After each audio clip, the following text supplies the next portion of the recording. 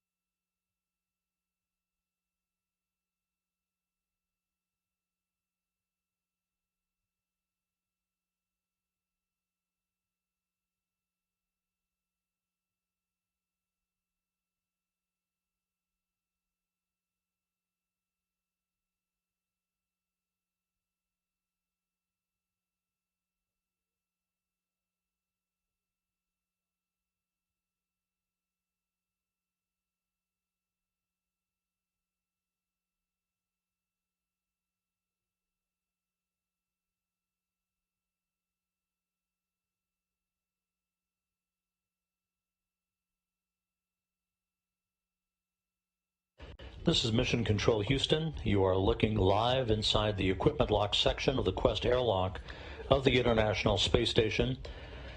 You're looking at NASA flight engineer Shane Kimbrough and his extravehicular mobility unit. His crewmate, Megan MacArthur and Mark Vande Hei, are across the threshold that separates the equipment lock from the crew lock section of Quest. Thomas Pesquet of the European Space Agency is already inside the crew lock. Shane Kimbrough soon to be moved inside to join his spacewalking colleague for today, as we are about 15 minutes away from the start of the depressurization of the crew lock section of Quest. That will be the precursor for the start of today's spacewalk by Pesquet and Kimbrough to install the first of a half dozen new solar arrays to augment the power system of the International Space Station. Today's work to be conducted on the far left or port truss of the station at the P6 truss, the first truss element of the station to carry a solar array that was launched aboard the Space Shuttle Endeavour in December 2000 on the STS-97 mission.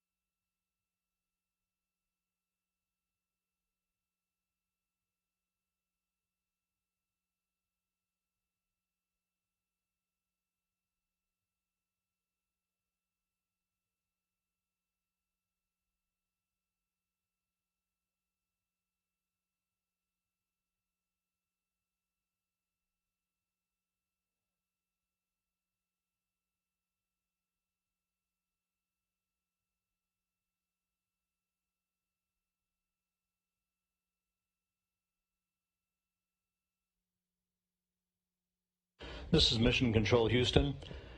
Both Thomas Pesquet and Shane Kimbrough now inside the crew lock section of the Quest airlock. Aki Hoshide in the foreground, assisted by Mark Vandehei, now beginning to close the hatch that will isolate the two spacewalkers for today. We're about 7 minutes away for a go for the depressurization of the crew lock section that will be done in a two-step fashion.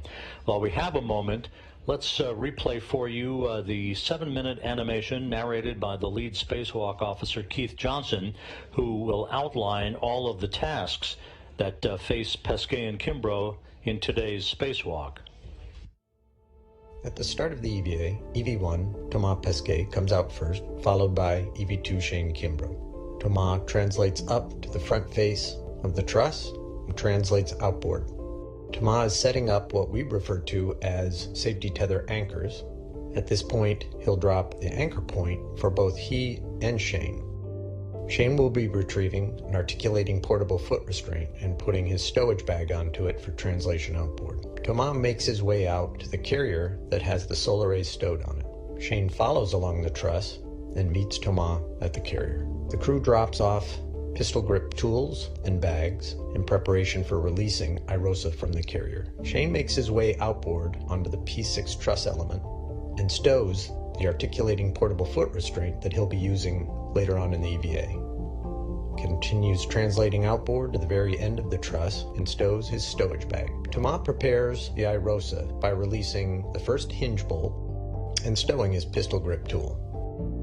Thomas makes his way outboard and releases an anti-rotation device which keeps the primary bolt locked in place during launch loads. Thomas retrieves a handling aid for IROSA. We refer to this as a scoop. Meanwhile, Shane retrieves a crew lock bag and installs it on the lower support truss of the mod kit. He retrieves another scoop, another handling aid, and installs it on the mounting bracket of the mod kit. Shane retrieves one of the two sets of cables and pre-positions them for future installation. Shane retrieves his pistol grip tool and makes his way back inboard to join Thomas. Thomas prepares the release bolts down to the last few turns.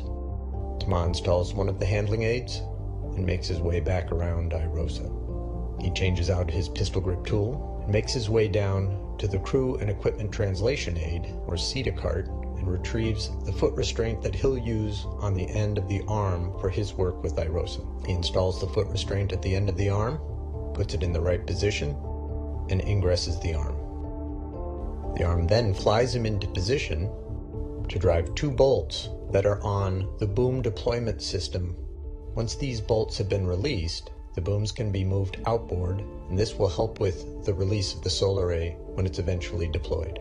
Thomas drives two of the outboard launch restraint bolts that hold the tube in place, and the arm maneuvers him for release of IROSA from the carrier. Meanwhile, Shane makes his way over to the carrier and gets into position for release. Shane drives the last few turns on the release bolts, and now the IROSA solar array has been released from the flight support equipment. He installs a handling aid, and Thomas is able to slide IROSA off of the carrier and remove it. Meanwhile, Shane is keeping an eye on the whole system to make sure that IROSA does not come into contact with the RMS grapple fixture, and away Thomas goes with IROSA. Meanwhile, Shane gets off of the carrier and translates outboard. He'll stow Thomas' safety tether hook in preparation for when Thomas comes off of the arm, and he'll continue his path outboard. He stows his pistol grip tool, makes his way to his foot restraint, and ingresses. While he's getting into his foot restraint, Thomas is continuing his path, holding on to IROSA while the arm flies him as far outboard as it can reach. He hands off the IROSA to Shane. They swap tethers. Shane has control of IROSA and is left holding it, while Thomas goes back to his egress position. He gets out of the arm, changes his safety tether, and makes his way back to where Shane is holding IROSA. He then rotates Shane into position so that IROSA is handed off to the next point. Thomas ingresses his foot restraint and receives IROSA. Shane egresses his foot restraint, moves outboard, and gets into position to help Thomas install IROSA onto its final location on the mod kit. One of the two handling aids is removed before installing onto this mounting bracket. The two crew members work together to align it and put it into a soft capture feature. Once it's installed, the other handling aid is removed, the final hinge restraint bolt is loosened, and iROSA is now able to rotate into its fully deployed, fully extended position. The two crew members work together to swing it into the single tube. Once it is in position, Shane stows the two handling aids. Thomas gets into position to drive the hinge bolts. These two bolts hold the two halves of the iROSA solar array into a single tube. These bolts are delicate pins, so the final torque to get them into position is done with a hand tool so that we don't over-torque those bolts. Once that's in place, there are 8 mounting bolts that hold all of the iROSA solar array onto the mounting bracket. Thomas will drive the first 4, followed by Shane driving the second set of 4. Shane and Thomas will work together to install the electrical cables that hook up to iROSA. One set goes to the right side and the other set goes to the left side, and they are finally hooked up in place on the legacy solar arrays. That's done during eclipse. After those cables are installed, the crew gets into position to drive the final 2 bolts that are holding iROSA in the pre-deployed position. Once these 2 bolts have been driven, iROSA is free to extend itself into its deployed position. After the crew's verified that the solar array is in the right position and it's fully deployed, they drive 2 tensioning bolts. This allows the sail to be tensioned into its final configuration. Once iROSA has been fully deployed, there are some checkout steps that are performed to make sure that everything is hooked up correctly, and the crew cleans up the worksite. They retrieve the handling aids and the pistol grip tools, and they prepare for the second EVA in the series. To do this, they take their foot restraints and move them to the other side of the P6 truss structure. This will be the worksite for the second EVA. Each crew member has their own foot restraint, and they'll move them to the other side. The crew repositions the stowage bag that's holding the other set of cables to the other side of the truss, pre-positions it for the next EVA.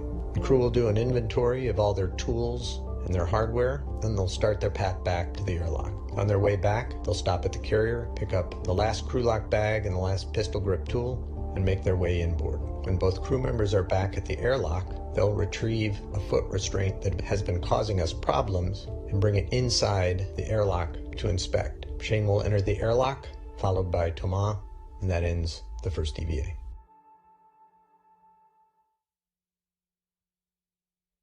And for both of you, monitor your seat pressure gauge is less than 5.5. And if it ever gets above 5.5, stop the depress. Copy, EV1. Depress pump and ISO is open. Copy, open. And let us know when the crew lock at 6.0. Expect an alert phone. You don't have to let us know, but expect an alert phone.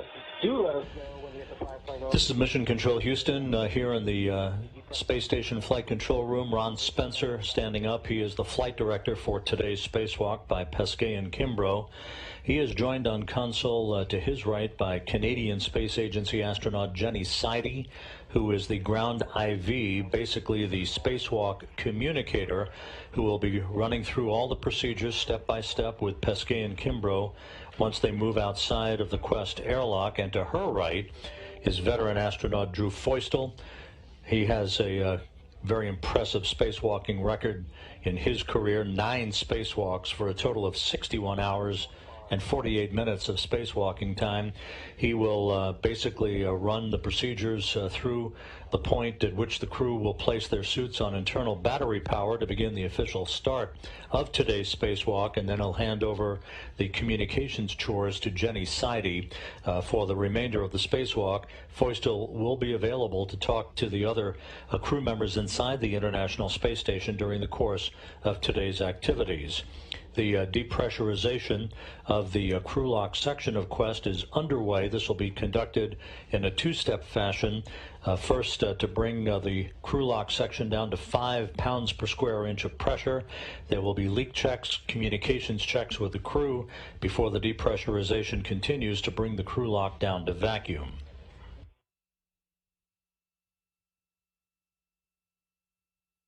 P4.8.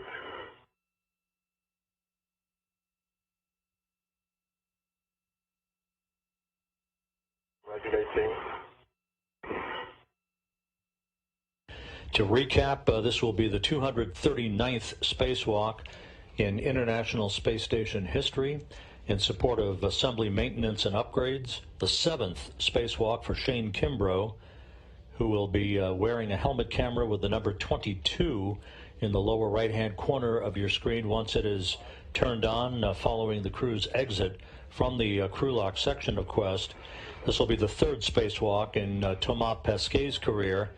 He will be wearing helmet camera number 20, and both crew members outside will be also equipped with high-definition helmet cameras for even better enhanced views of the work that they'll be doing outside. Pesquet, as extravehicular crew member number 1, will wear the suit bearing the red stripes. Shane Kimbrough's suit as extravehicular crew member number 2 is unmarked. 10 PSI.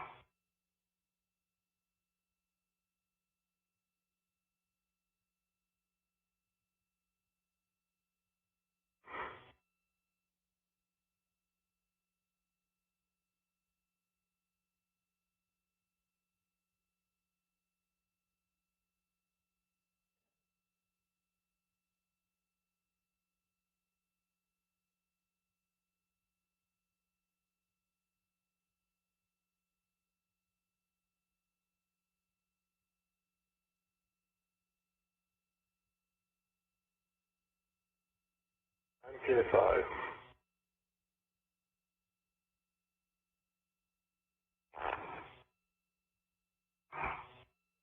5 on my suit. Yeah, same here.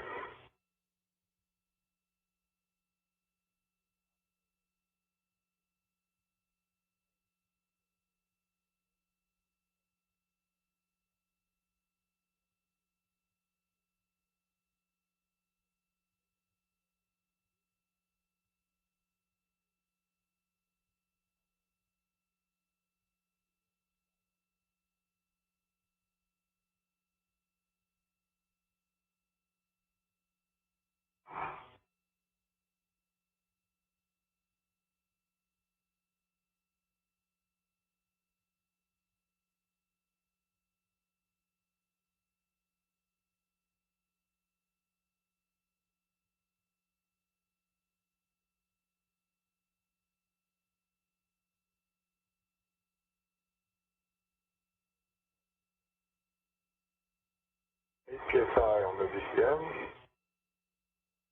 Let's see.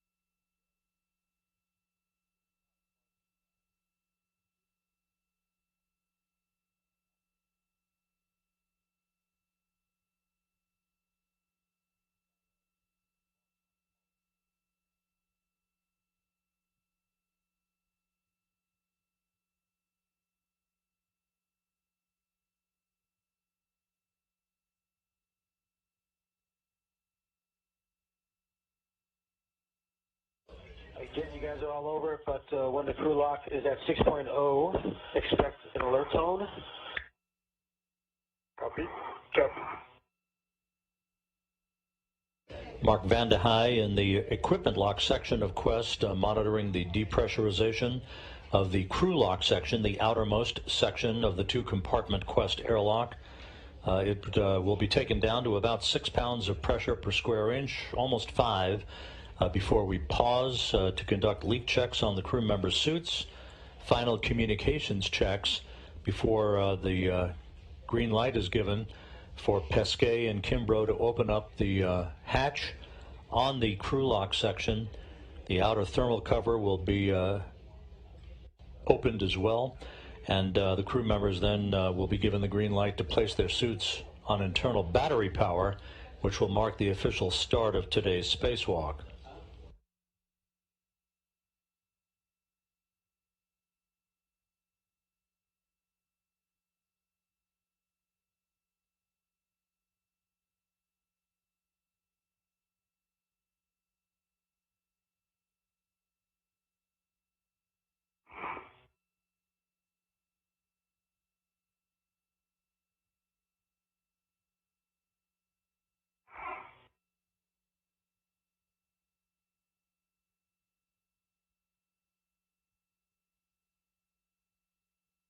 One, approaching 6.0.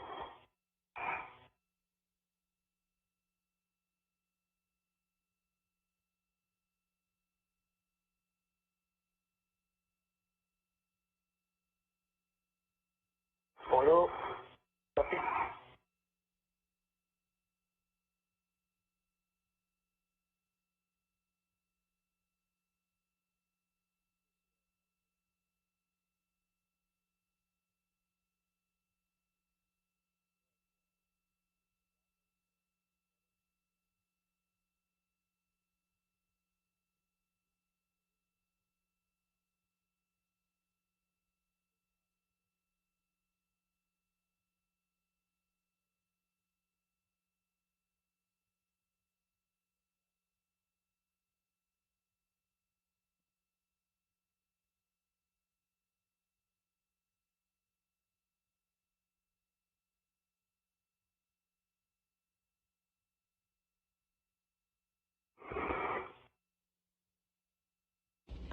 Once the two spacewalkers have placed their suits on internal battery power, Pesquet will be first out of the Quest airlock. He will be joined just a few moments after that by Kimbrough, and the two will begin to check out all of their equipment, make sure their tools and tethers are properly configured before they make their way over to the work site on the far left side of the truss of the International Space Station at the P6 truss of the complex. iPhone 1.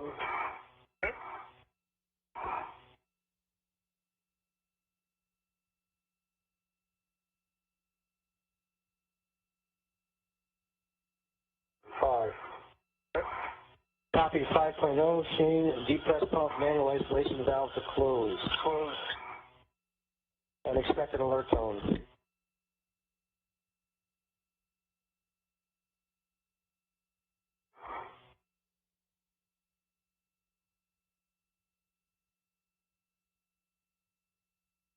Alert for now. Shane, did you get the depress pump manual isolation valve to close? Six. Closed. And I didn't copy. Yes. Closed. Closed. Okay, for both of you, on your GCM, switch the display to status until leak check question mark is displayed, and then display to yes. Hold for a few seconds and follow the displayed instructions. Copy. Copy. Good check question mark.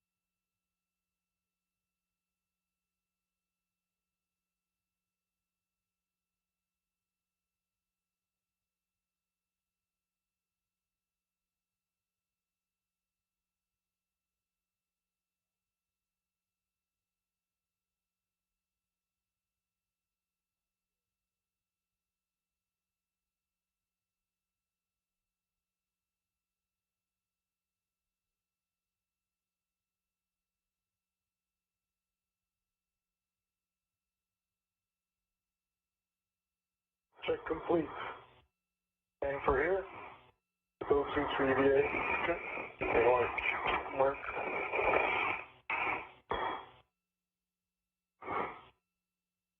Copy. Both of your leak checks are complete, and you're in the process of moving your O2 actuators to EVA.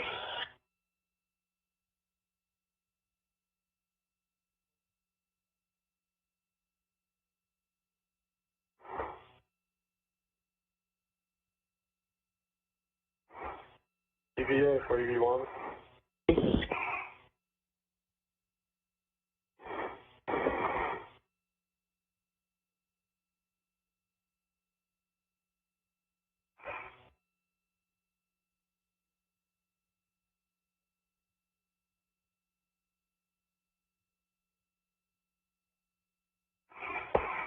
So look on an EVA, but it's not showing it. With ECM. Good lock.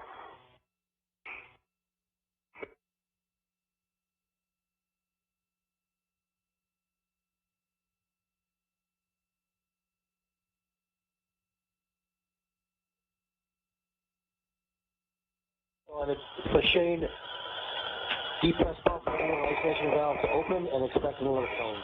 Okay, it's open. Copy open. The emergency MPEV is now open.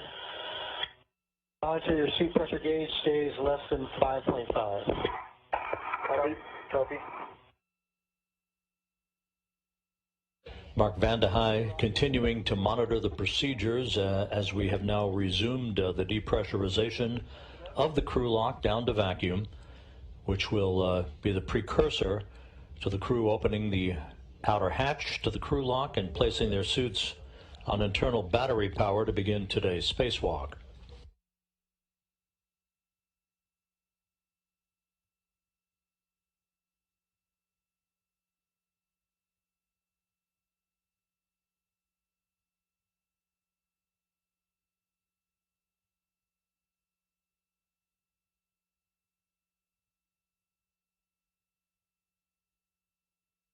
Point oh.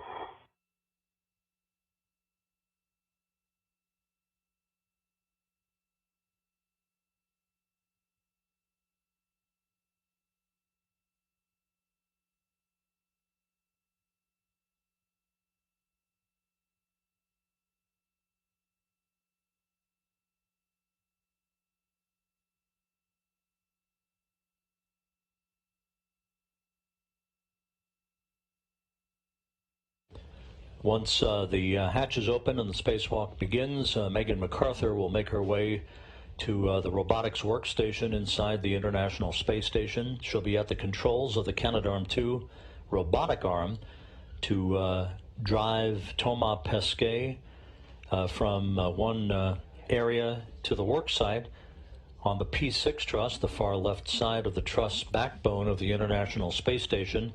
He will be carrying that first IROSA array, the ISS Rollout Solar Array, once it is removed from a flight support structure to which it is attached. The second of these two solar arrays, the first pair of solar arrays, will be the subject of Sunday's spacewalk, again by Pesquet and Kimbrough, as they work to hook that one up to the 4B channel of the P6 truss. The today's array work will service the 2B channel of the P6 truss. These are the first pair of 6 such IROSA solar arrays that will augment power for 6 of the 8 power channels on the International Space Station.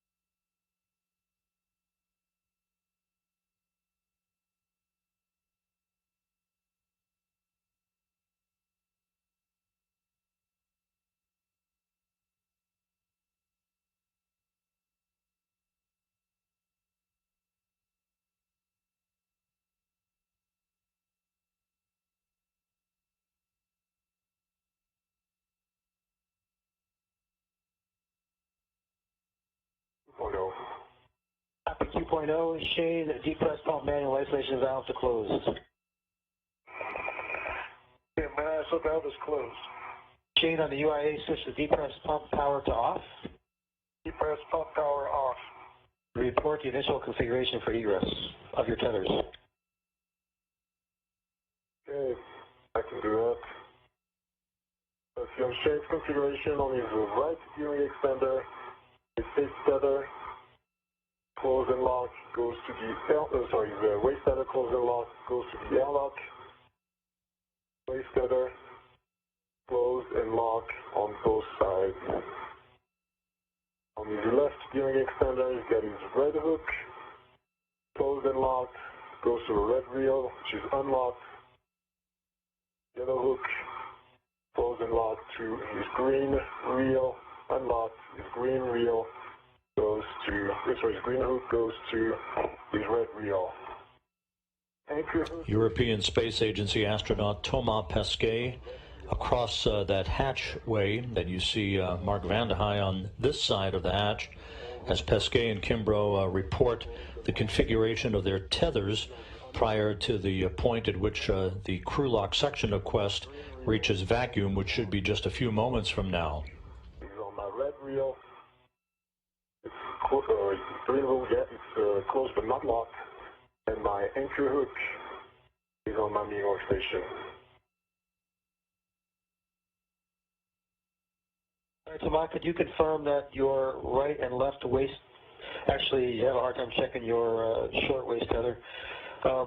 Check that your waist tether on the same side as your safety tether pack. The waist tether small hook is closed and locked on the gearing extender. That is correct, Mark. The left side where my safety tether pack is, and my waist tether closed and locked. And on the other side, my gearing closed and locked. Would you confirm that the airlock waist tether, the one that's directly attached to the airlock gearing extender, has both of its hooks, the large and small hooks, closed and locked? That is correct. Small hook closed and locked, and large hook closed and locked on Shane's large hook closed and locked. Hey, Houston, do you have anything you want to double check with them? That is a good tether config. Thank you all. All right, thanks. Good work, gentlemen. On both your DCMs, when the crew lock DPDT is about 0, expect an alert tone. And then tomorrow, when the EV hatch delta pressure is less than 0.5 psi, you are going to open and stow the EV hatch. Mark.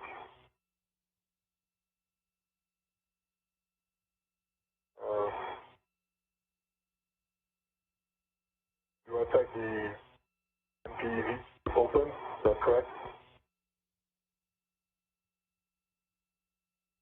The emergency MPEV is open right now. It is open, okay.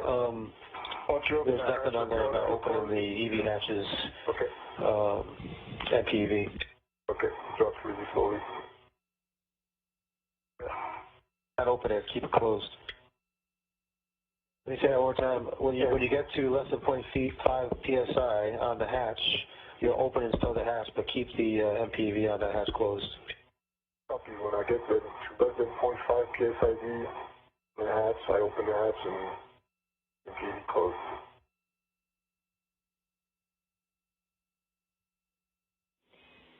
The airlock, Houston, we have about 8 to 10 minutes until we're at a time where the delta P is going to be less than 0.5. So we'll be following along with you, and I'll give you direction on that hatch when we're ready. Okay, Jenny. Thanks. Good morning, Jenny. And hey, while we are waiting on this, thank you to Mark and Megan and Ike for, I think, doing a fantastic job in getting us ready to go out the door. That was really nicely executed. I'll extend this to all the prep shift. I don't know if those guys are still on console. If they are, congrats on the job well done. If they're not, please pass the word. Hey, Tomas, thanks. It was certainly an honor for all of us to be able to participate in this event you're working on today to help improve the space station. We are all looking forward to continued success as you do your hard work today. Mark.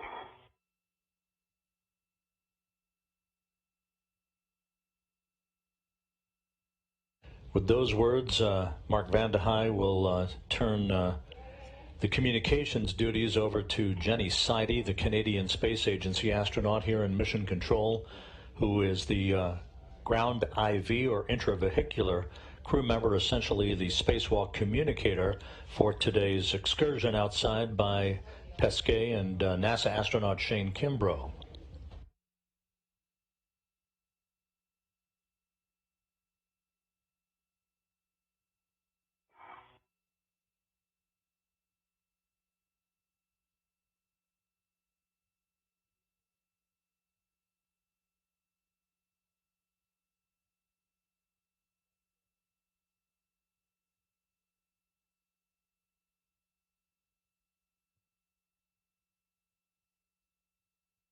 So, Bob, just to put on the belt and suspenders to make sure we got everything possibly covered. What is the current status of the MPEV on the EV hatch? It is closed, Mark, closed. Okay, thanks. Thanks for checking.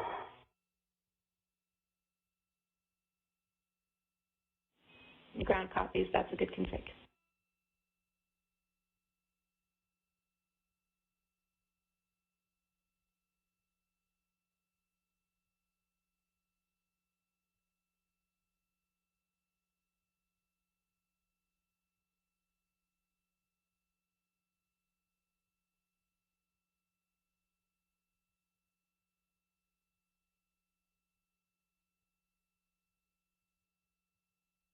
We're in a brief handover between satellites on the tracking and data relay satellite system.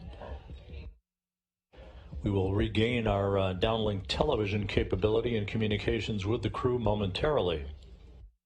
Everything has proceeded by the book throughout the overnight hours, setting the stage for the start of today's spacewalk, the 7th out of the International Space Station this calendar year.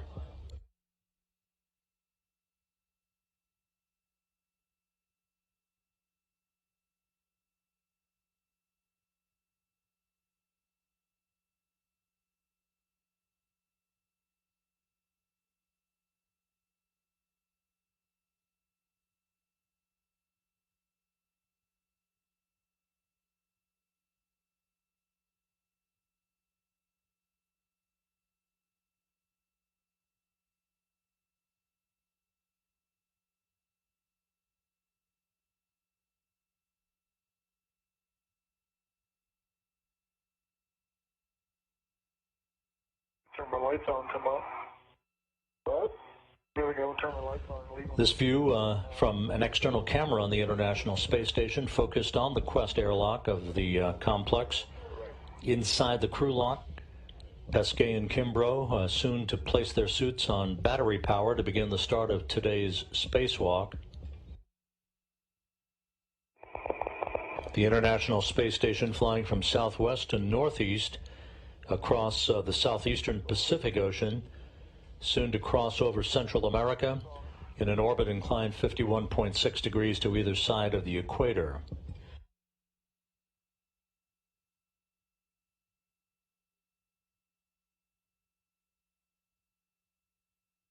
I see point 8, PSID on the hatch, manual gauge. Copy, Thomas.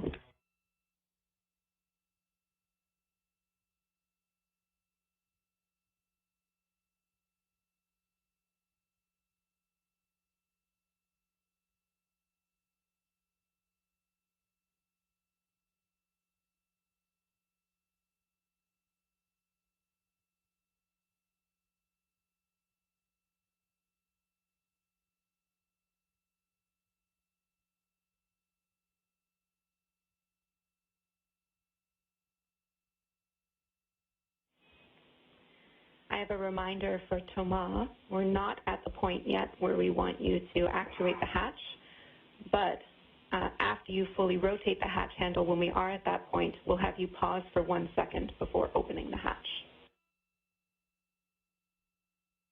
Copy, Jenny.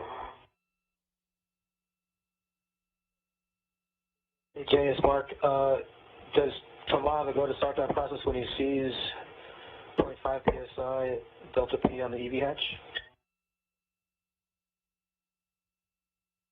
Or does he have to wait till you call him? Checking. I'll check with you, Jenny, in any case.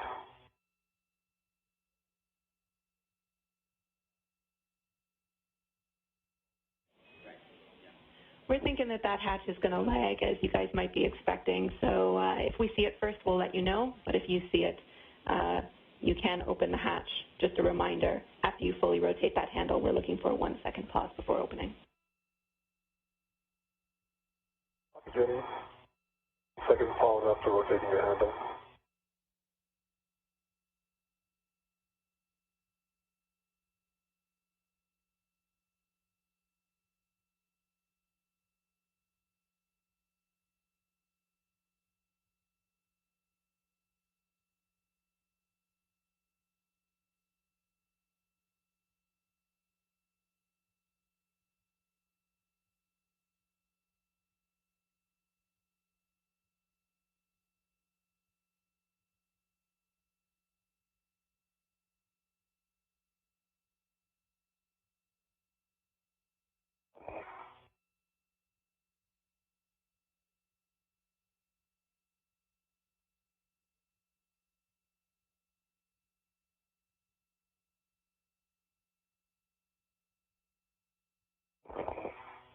You're at point 6. Copy, Tomas.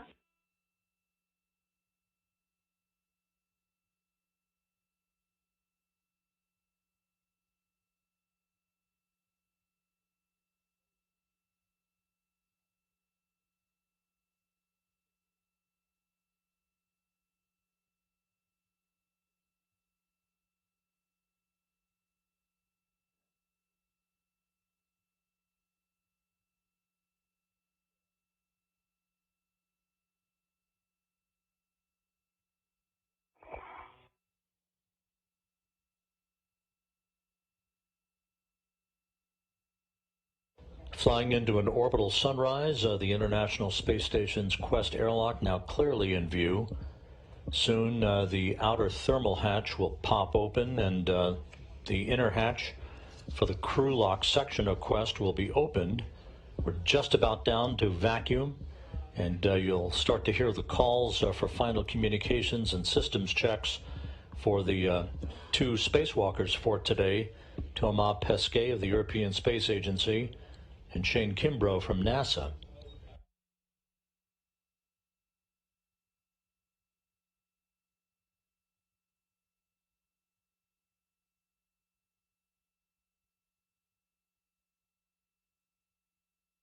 As mentioned earlier in the broadcast, these two astronauts conducted two spacewalks together during Expedition 50 in January and March of 2017.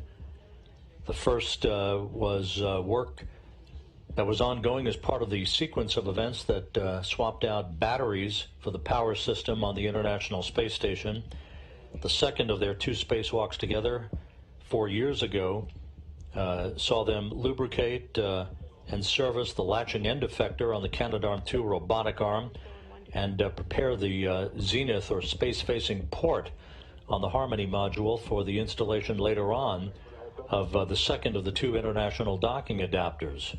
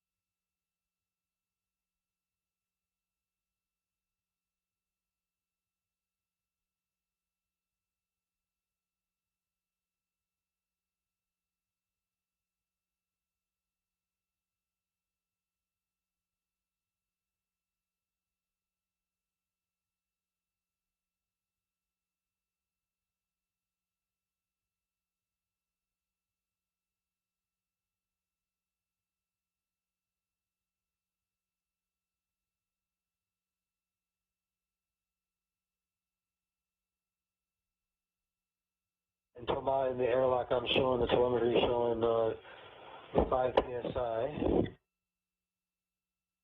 Copy. Correction. 0.5. Less than 0.5 psi. Copy, Mark.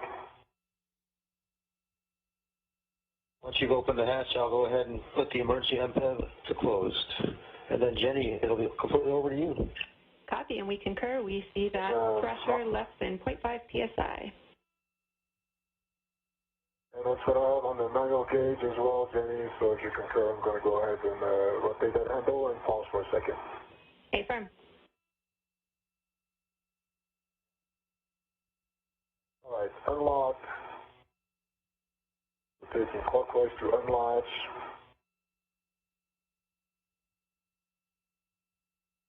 Hard stop. I'm going to pause.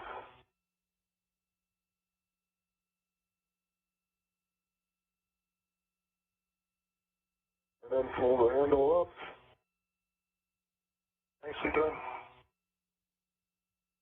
And the hatch to the crew lock section request now open at 7:09. We're standing by now for final systems checks and the suits being put on internal battery power to mark the official start of today's spacewalk. Want to move it? Yeah, can you move it a little bit to that? There you go. Forward and if I get to.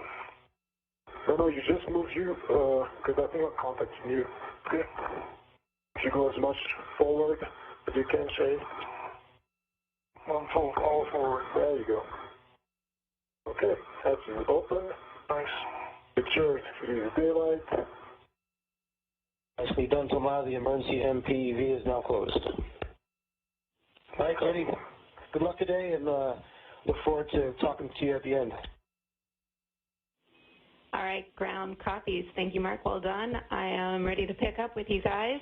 On your DCMs, switch power to BAT, stagger your switch throws, and expect a warning tone. Check display switch functional. Copy. Power to BAT.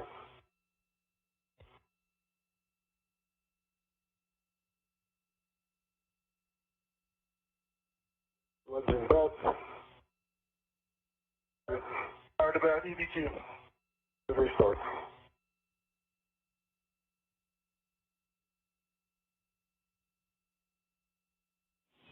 Copy, power to BATs. Looking for a good display on Shane as well. Display. Good reset. On the UIA, switch power for EV1 and EV2 to off, OFF, and check for LEDs off, OFF.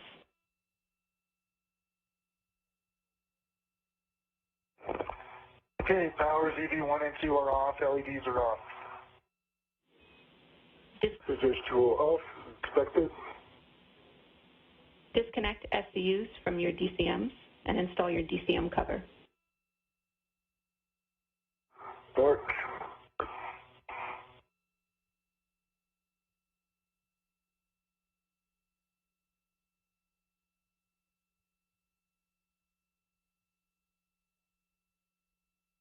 View disconnected, cover in place, and for EV2.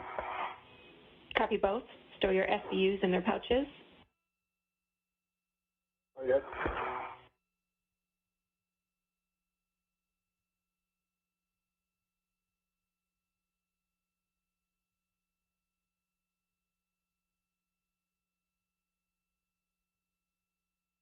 You want us to use in the pouch.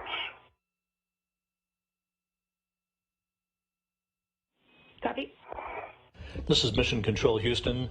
Thomas Pesquet of the European Space Agency and NASA's Shane Kimbrough have placed their suits on internal battery power at 7:11 a.m. Central Time, 8:11 a.m. Eastern Time, marking the official start of today's spacewalk, the 239th in support of space station assembly maintenance and upgrades. Again, start time for today's spacewalk officially measured at 7:11 a.m. Central, 8:11 a.m. Eastern Time.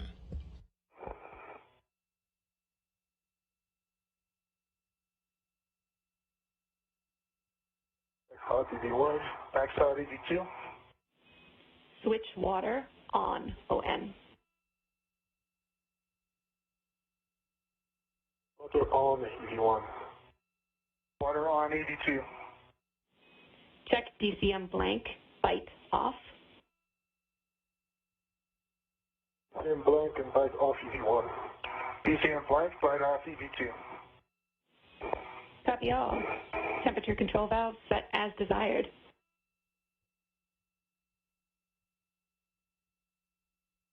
The voice you're hearing here in Mission Control talking to the two spacewalkers is that of Canadian Space Agency astronaut Jenny Sidey. She is the ground IV, or the spacewalk choreographer, who will be working step by step through all of the procedures for today's spacewalk. The hatch is open to the Quest Airlock's crew lock section. You'll be seeing Thomas Pesquet wearing the suit bearing the red stripes as extravehicular crew member number 1. He'll be emerging just a few moments from now once he and Kimbrough have completed an inventory of all the tools they'll be taking outside with them. All right, copy. And with that, we are ready, Thomas, for you to open the hatch thermal cover. Copy, you'll bring the hatch thermal cover, CAT, to the gearing. And Thomas, you'll be stowing the hook on the stiffener tether point and cinching the snap strap until snug. Copy.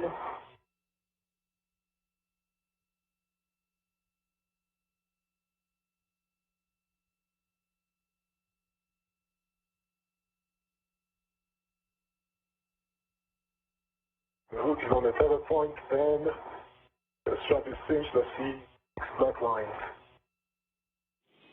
Copy. We are expecting. The thermal cover is open. Copy. The outer thermal cover on the Quest airlock opens just as the International Space Station flies 258 statute miles over Miami. I go to egress. Affirm, Thomas, you can egress the airlock with crew lock bag number 1. We'll have you verify the forward hatch pit pin is engaged.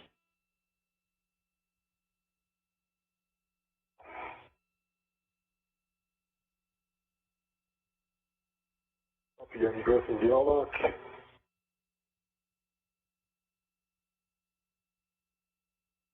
Forward hatch pit pin engaged. Up and down local feather. My crew lock bag. Copy. You can get that crew lock bag on your VRT, and when you're ready, give Shane a go for egress.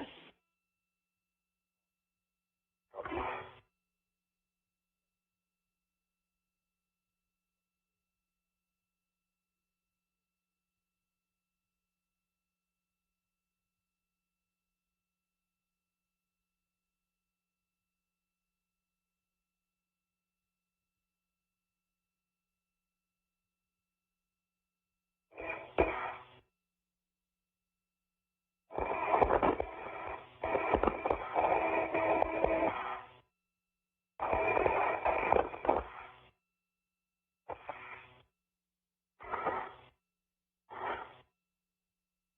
Come back in. A little bit.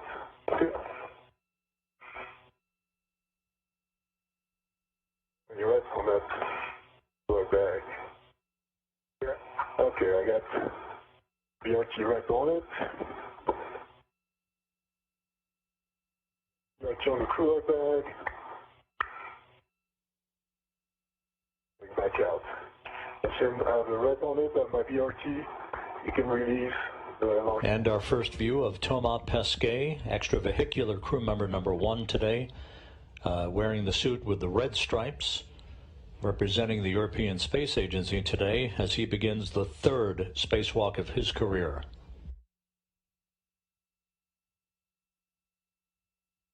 I got it. Got it. Nice.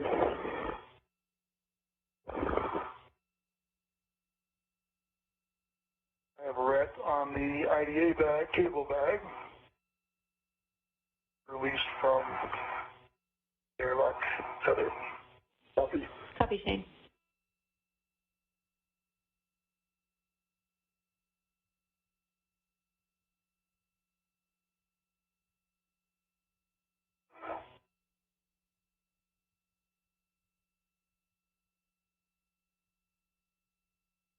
know when you're ready, Thomas.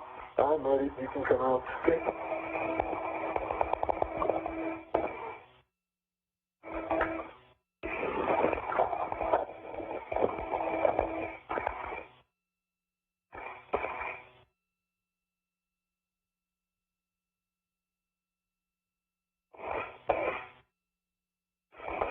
Good talking. Yeah. Yep. Straight, you'll be good. Yep, nice.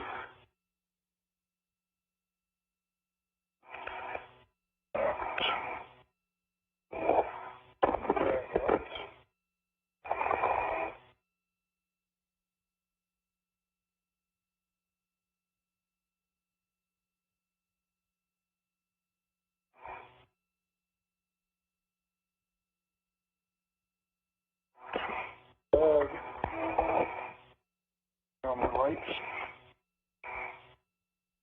Go ahead and close the whole cover with you. Yeah, I gotta come back. You gotta come back. That's right. The bats are on my lights. Yeah. Copy. Now that you're both egress, you can turn on your HECAs, and we're ready to copy Rotate your right shoulder. buddy check when you are. Stand by, Jenny. Rotate to your right shoulder, Shane. What's that? To your right shoulder. Rotate. There you go. Good. Thanks. Okay, Jenny, can you say that again? Okay, I copy. You can turn on your HECAs when you're ready, and then I'll copy buddy checks when you're ready.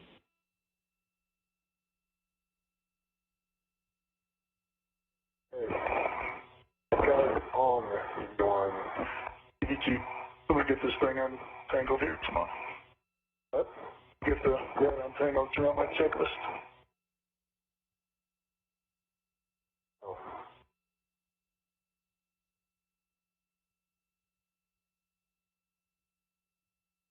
Let's see.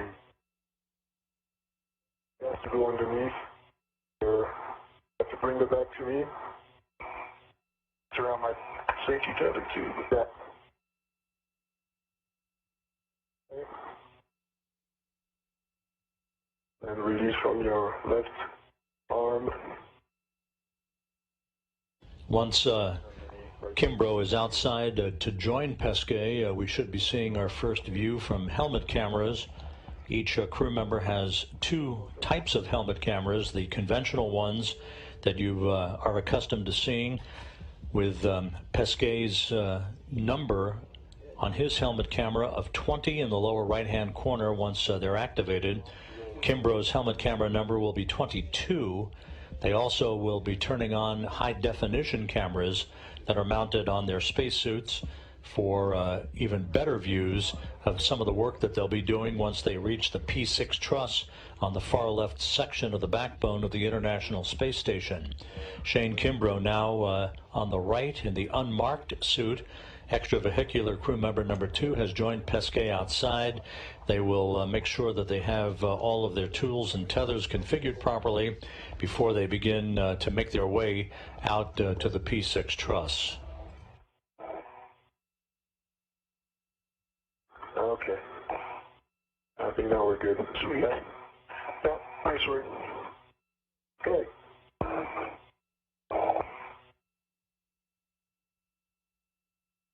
So, you ready for body checks? Ready? On you, I see 2 green LEDs. And going down, I see 3 tabs up. And then look at your left shoulder. 3 tabs up for BRT. 2 handles down. And I see the waist tether is going from your right steering extender locked black on black to the L up waist tether locked black on black, both the big hook and the small hook. Looks like a good stick. Okay. And you got the IDA bag on your mini workstation, right? Yeah, that's what it is. Alright, I see 2 green lights on you. Lights are on, visor down. Mini workstation tabs, 1. And 2 are up. BRT tab is up. Safer handles are down. I see your safety tethers just out your left side there. It all looks clear. Your product bag looks good behind you. I think you're in a good config. Okay, sounds good. With that, Jenny, if you agree, I'll make my way to P1.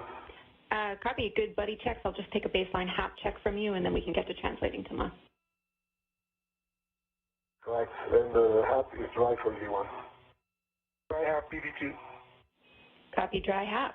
With that, Thomas, you're right. You can translate to P1. We're looking for Bay 12. I'll have a mile marker for you when you're ready. And Shane, you'll be attaching the cable bag bundle to the APFR in airlock with 12. Copy.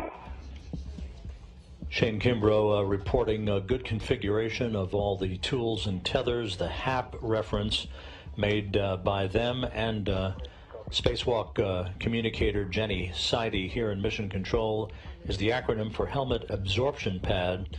That is the device in the spacewalkers' helmets to do exactly what it's implied, and that is absorb any perspiration or other condensation that may build up inside their helmets during the course of the spacewalk. The two spacewalkers placed their suits on internal battery power at 7:11 a.m. Central Time, 8:11 a.m. Eastern Time to mark the official start of this spacewalk. The 239th for station assembly maintenance and upgrades, the 7th for Shane Kimbrough, and the 3rd for Thomas Pesquet. All right, I'm on phase 1. The fixed bed is clear. My report. Copy, Thomas. You're looking for mile marker 9180. 9180, copy, Jenny, thanks. Good words, just under the FHRC.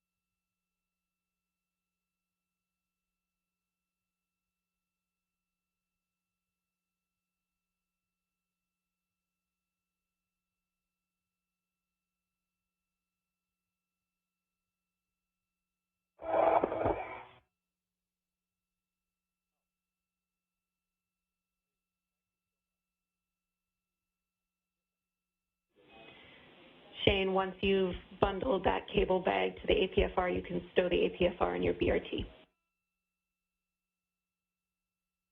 Yeah. All right, it's bundled on there. Our first helmet camera view from Thomas Pesquet as he begins to make his way down the port truss of the International Space Station, incrementally using handrails to make his way towards the ultimate destination, which is the P6 truss, where he and Kimbrough will begin to work to remove the IROSA, the ISS rollout solar array, from flight support equipment that's mounted on the truss of the station to begin the intricate process of unbolting a variety of mechanisms that will lead to the deployment of that array later in today's spacewalk.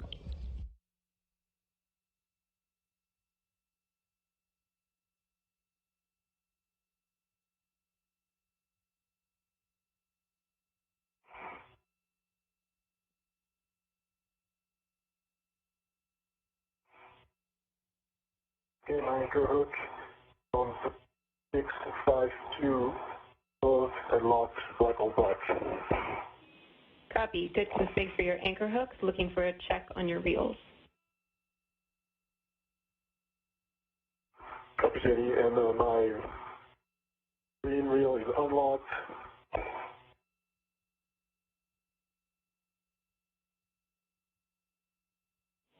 My red reel is unlocked. Copy. Green and red reels unlocked. You can tether to EV2's anchor hook. Copy.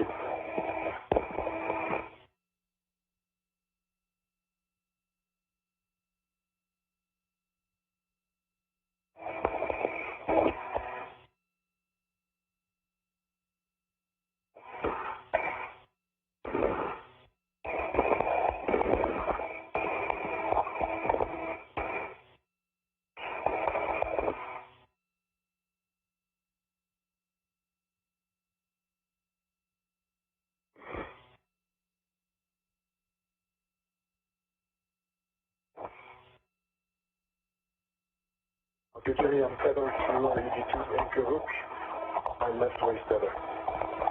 Copy, Thomas. You'll be attaching EV2's anchor hook to 3651, which is nadir of the handrail you placed your anchor hook on.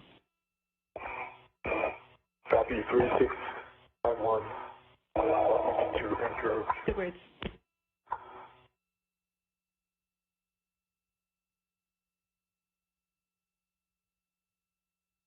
EV2 anchor hook is on 3651. The gate is closed, slides are locked, black on black. Copy. That is a good load path. With that, I see Shane has picked up the APFR at the airlock. So when you're ready, Thomas, you can give Shane the go to release his tether from the airlock waist tether. Shane, you're tethered to 3651. The good anchor hook. You have to go to pick up your waist tether and begin exercisation. Okay, copy that. Thanks, Thomas.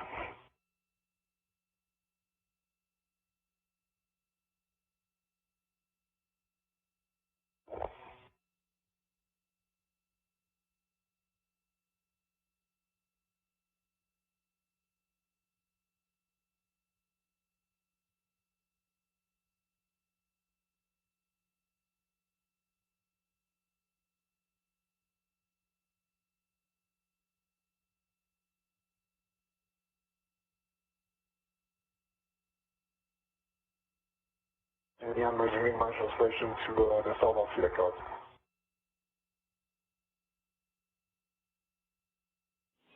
Say your last.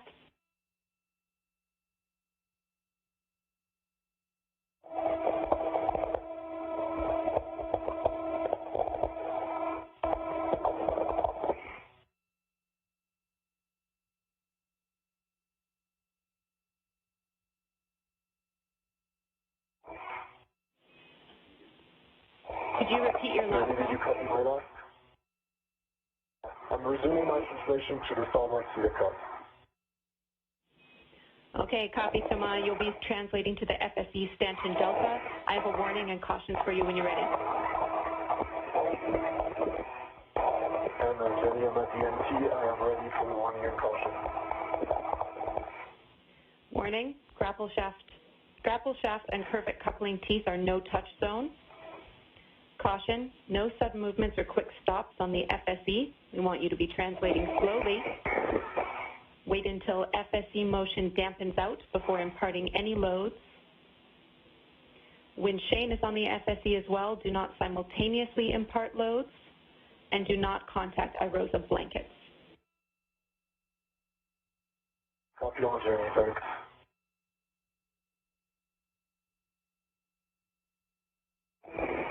And I'm at the starboard Sierra card. Copy, Thomas. I'll make my way up. Yes.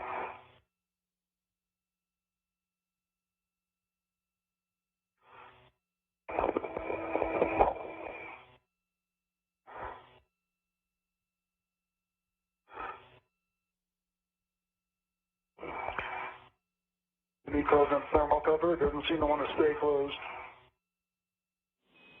Copy, Shane. You're closing the thermal cover.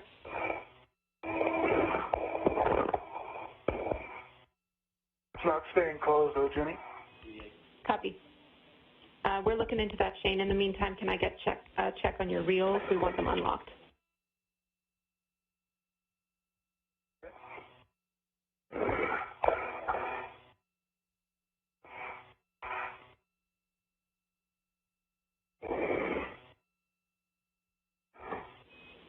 And Thomas, we see you on the FSE. You're looking to stow your pull-off bag on the tower handrail. Copy, stowing your cooler bag on the tower handrail on the FSE. Shane Kimbrough,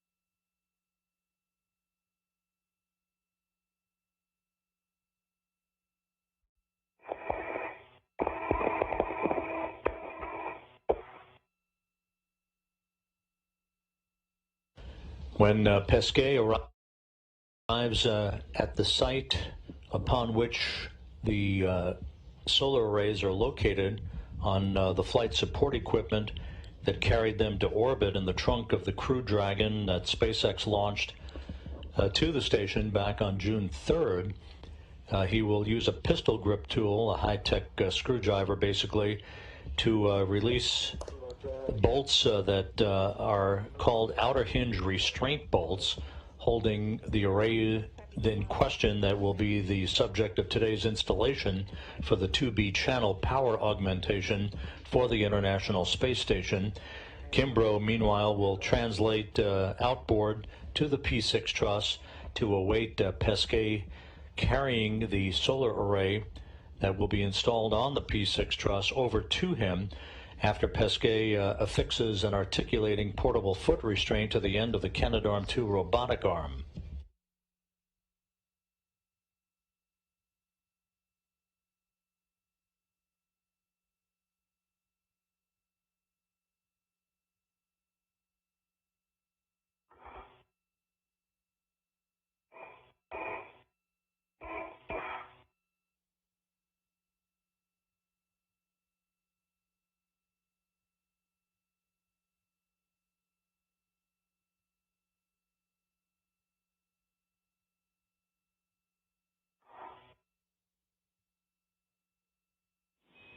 And Shane, from what we see, it's holding well now. Do you think if you were to translate outboard, it would stay where it is? Looks pretty good to us. Yeah, looks good to me. I can't tell where it's, attached or not, but it looks solid. Copy. All right, Shane, you can start your translation out to the FSE. Thanks.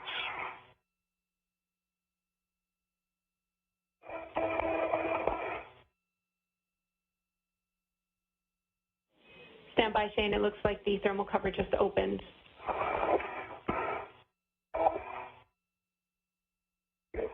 Standing by. Okay, Jenny, my crew lock back is stowed, so I'll be ready for your PG steps. Copy, Thomas. You can ready your PGT. You'll be working on the outer hinge restraint bolt R5.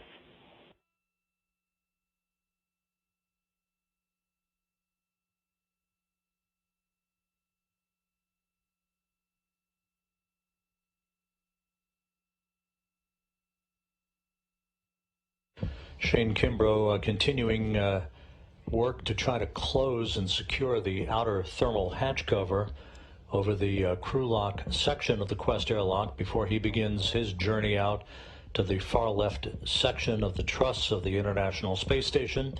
Thomas Pesquet making his way to the location where basically the carrier holding the first pair of Virosa ISS rollout solar arrays is located.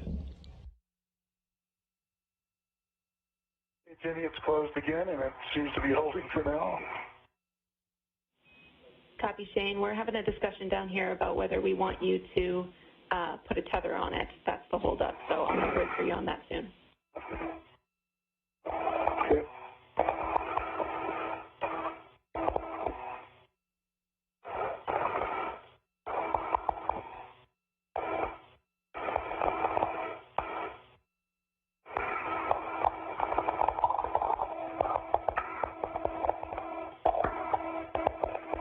Jenny, off my PGC and I'm ready for settings. Bravo 2, counter 2. Bravo 2, counter 2. Good words.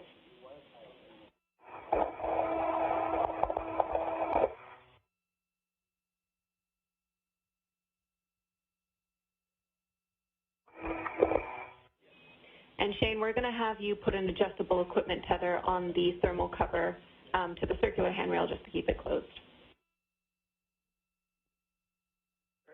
And work.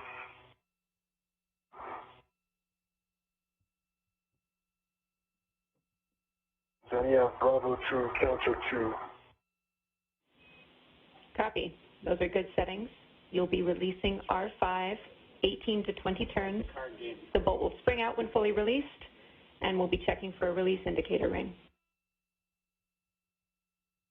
You're releasing I5, R5, sorry, 16 to 20 turns. Affirm.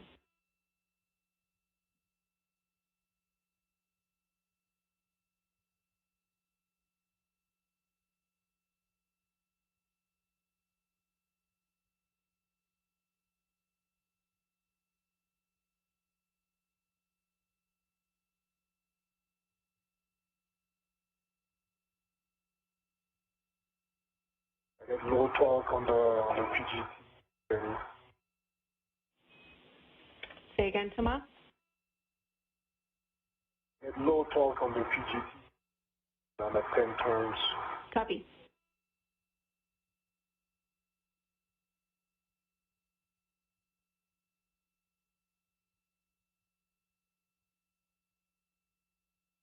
I got 17 turns. See the bolt popped out. I'll give it a couple more turns if you'll let me. Copy, Thomas, checking. R5 is released. Copy, R5 released.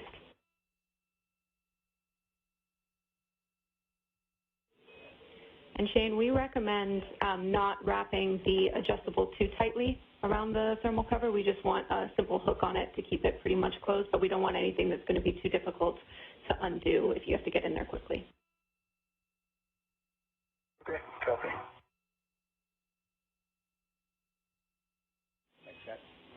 Shane, we recommend hooking to the loop, which is by your right hand on the circular handrail. That looks like a good point if you like. Copy.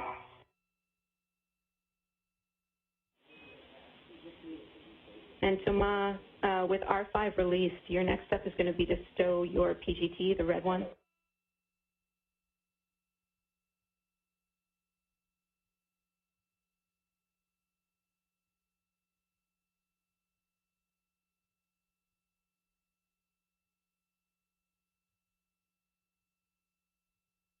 Ready, if that works for me, I think I'm doing a socket swap, correct?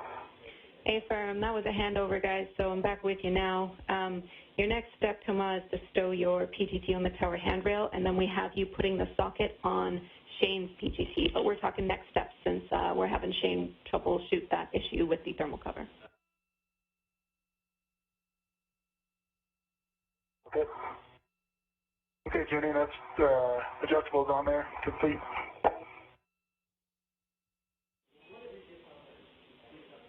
Copy, Shane. We're still getting your helmet cap back with us after the handover, so we'll get eyes on that adjustable shortly.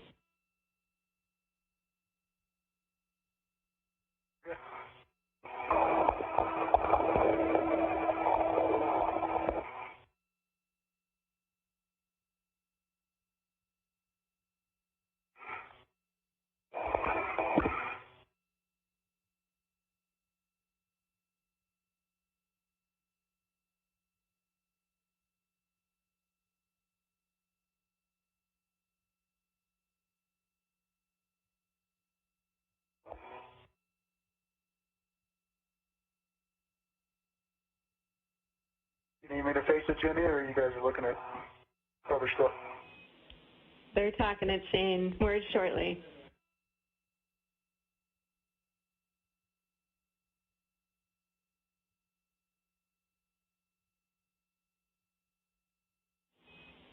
My PGT now the red going to reveal 13 on the tower. Copy, Thomas. We'll have next steps for you shortly. And Shane, we're taking our time here because we want to make sure that we're really in a good config. So we're going to have you tether it such that the tether point that you're using is far from the hinge on the thermal cover. So at the actual opening, so toward your left.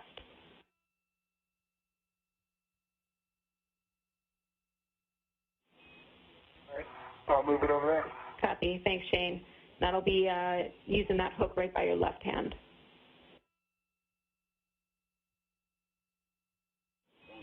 And And that's not the correct hook, Shane. We're looking for the hook, which is by your right hand, to move to the hook on the circular handrail near your left hand. Oh, okay, gotcha. Gotcha, wanted me to move the whole thing, I'm sorry. No problem, we're on the right track.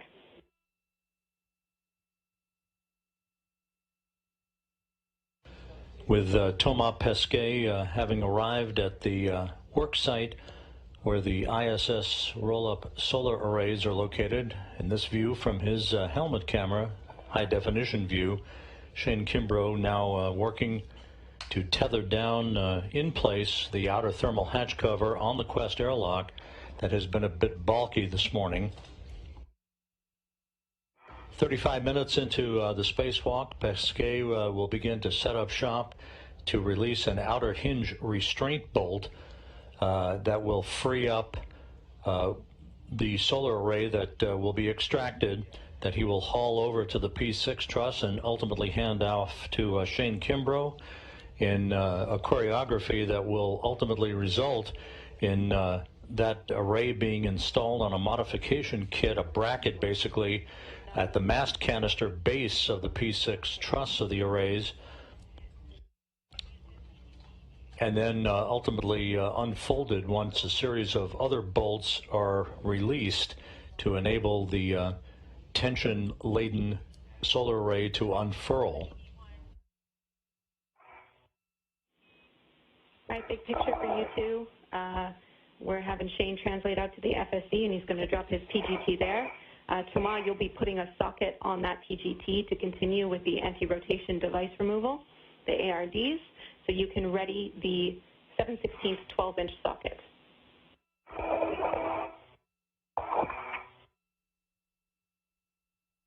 7/16 12-inch socket on machine.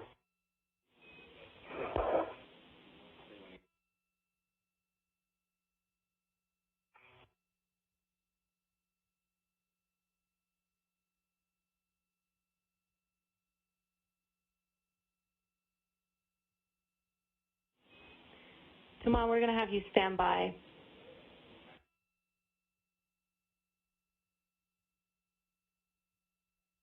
Standing by, Jenny.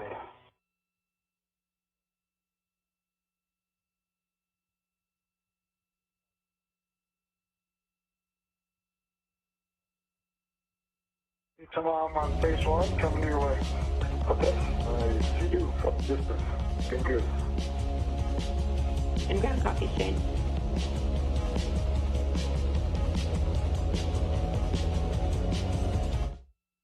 And Jenny, you're breaking up. Copy, Thomas.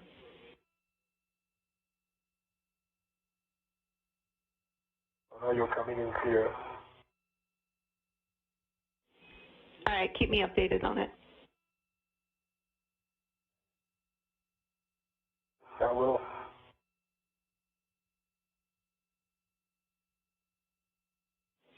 And tomorrow we're just keeping an eye on your Medox, wanting it to come down a little bit, which is why we had you stand by for a little while. We're pushing with the nominal timeline now, so we're seeing your Medox return to a good level now. Okay, sounds good. Thanks for keeping me honest. No problem. Shane's around three minutes or so away. Yeah, I see him coming in between the two high rows of beautiful sight.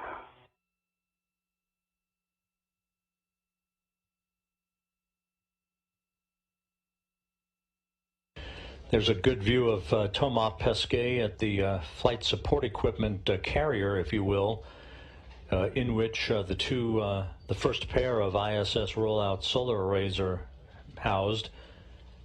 He will begin work very soon to begin loosening bolts and anti-rotation devices, as they are called, basically launch constraints that held the arrays in place when they were launched back on June 3rd in the trunk of the Crew Dragon cargo vehicle that SpaceX launched on a Falcon 9 rocket from the Kennedy Space Center to bring to orbit. Those arrays arriving at the space station on June 5th and then robotically removed from the trunk of Cargo Dragon and mounted at that payload attachment fixture for the time being, awaiting the start of today's spacewalk. In the foreground is the trusty Canadarm2 robotic arm that astronaut Megan MacArthur will be operating a short time from now to move Thomas Pesquet to the P6 worksite as he carries the arrays manually, the first solar array, to hand off to Shane Kimbrough before it is mounted on a bracket at the base, at the mast canister base of the P6 solar array structure.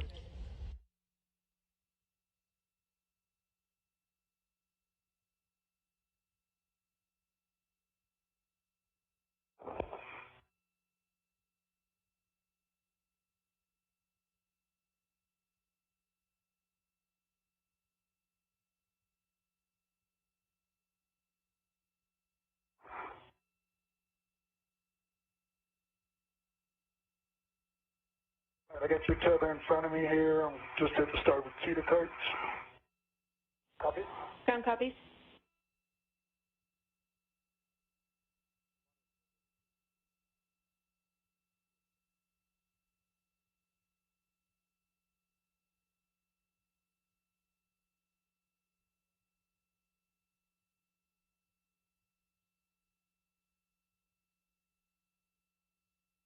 Your feet there, Tomas. My feet. Nice.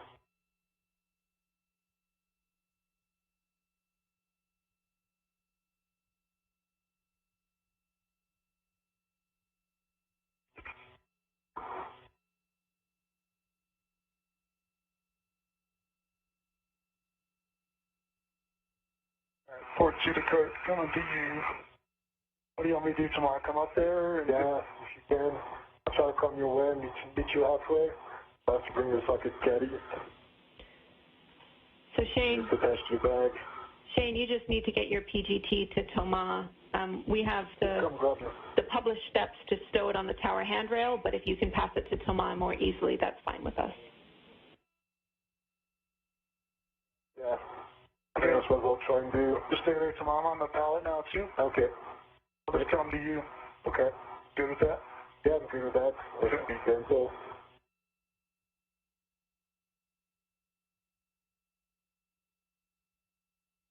Nice and smooth.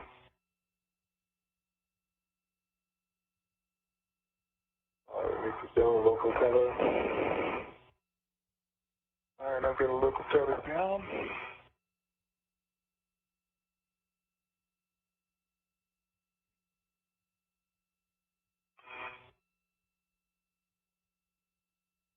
Nice.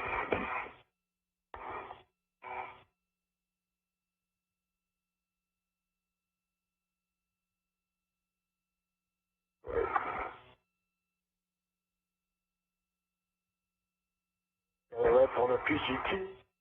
Have the PGT. There you have it. Image of yours.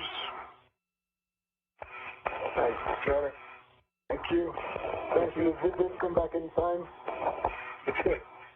All right, let me move slowly off of here, and I'll let you know when I'm clear. Yeah, I'll wait for you to be gone before I move.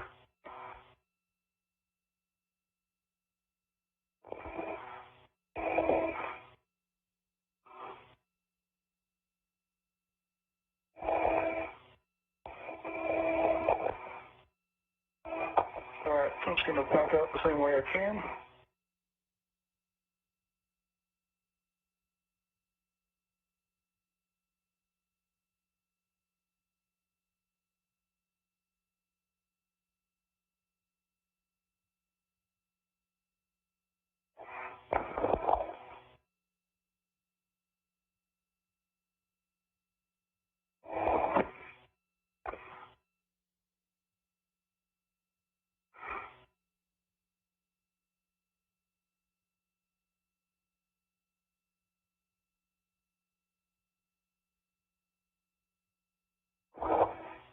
So,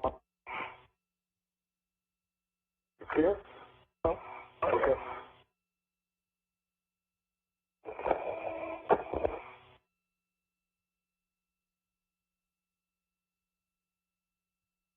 reoriented here.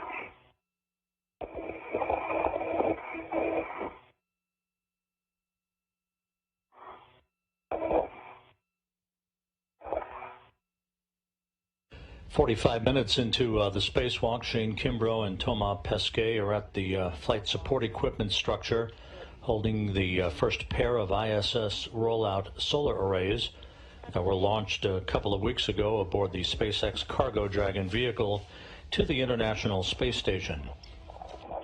Each one of these arrays weighs 750 pounds of mass, of course weightless in orbit. Each new solar array will produce more than 20 kilowatts of electricity, eventually upping the power capability of the station by some 120 kilowatts. This is the first of 3 pairs of these arrays that will be installed at various truss structures of the station. Today and on Sunday, in the second of this first set of spacewalks, the 2B and 4B power channels of the P6 truss will be augmented by these arrays. They do not replace the older legacy solar arrays. They simply augment the power output of the existing arrays. The next 2 sets of arrays will be installed on the P4 and S4 trusses, and then ultimately the final pair on the S6 and S4 truss structures of the International Space Station. 6 of the 8 power channels on the station to be augmented. Those are the channels that have indicated the greatest set of degradation over the course of some 2 decades of use at the International Outpost, and also accommodate the highest usage loads for various payloads and scientific experiments and new modules to arrive at the International Space Station.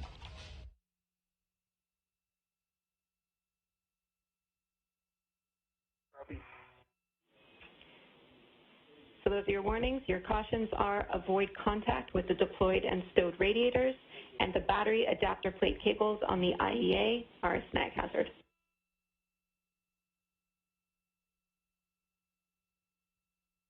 Okay, copy that. Thank you.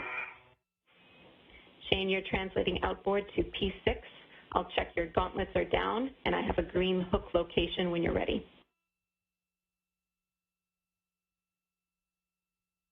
Okay, gauntlets are down and ready for the green hook location. P6, handrail 5312.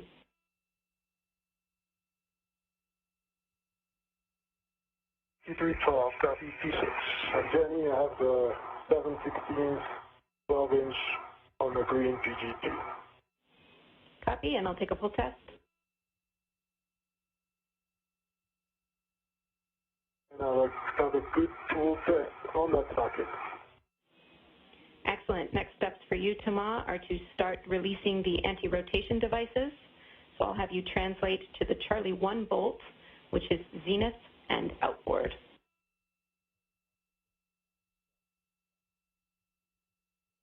Translating to the Charlie 1 bolt, zenith, outboard. Affirm, that'll be stanchion Charlie.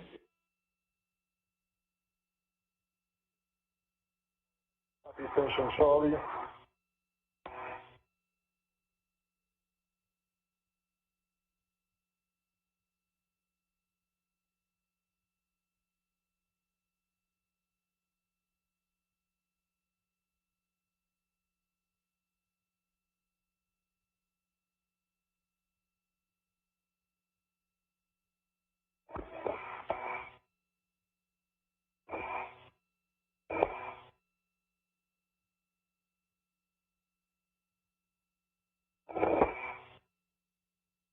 Thomas Pesquet will be attaching an articulating portable foot restraint at the end of the Canadarm2 robotic arm that he will ultimately plant his feet in, to be driven by astronaut Megan MacArthur, who will operate the arm from a robotic workstation inside the station. He will carry the first ISS rollout solar array over to the P6 truss, where Shane Kimbrough will set up another articulating portable foot restraint, so he has stability in receiving a handoff of that array from Pesquet at the appropriate time. To attach an adjustable equipment tether to the ARD tether point.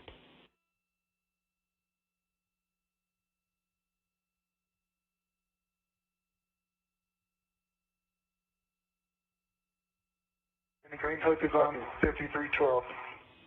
Copy, Shane. You can translate outboard to P6 with 18.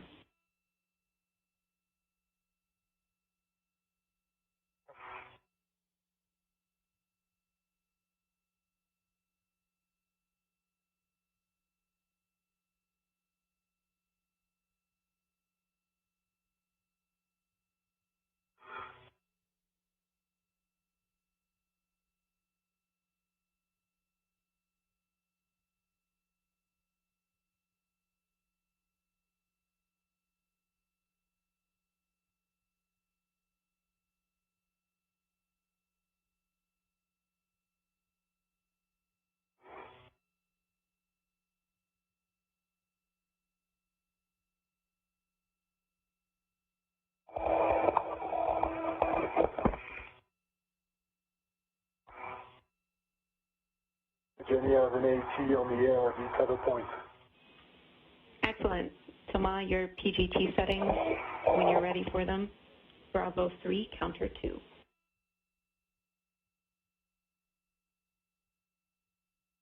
Bravo 3, counter 2. Copy.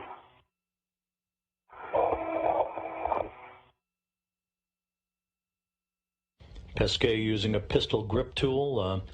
He will use it for about 18 to 20 turns until a outer hinge restraint bolt is released.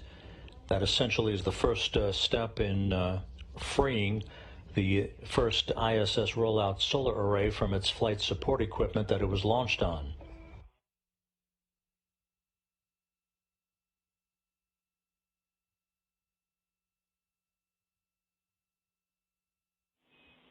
Obviously, you guys can see that it's nighttime. Just a reminder to adjust your visors if you need to.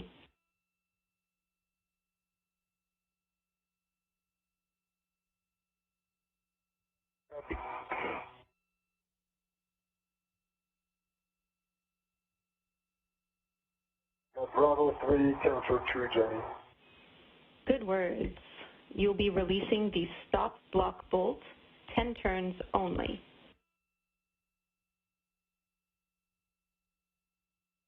The stop block rules Compre are 1 and turns only. Affirm. 4, 5.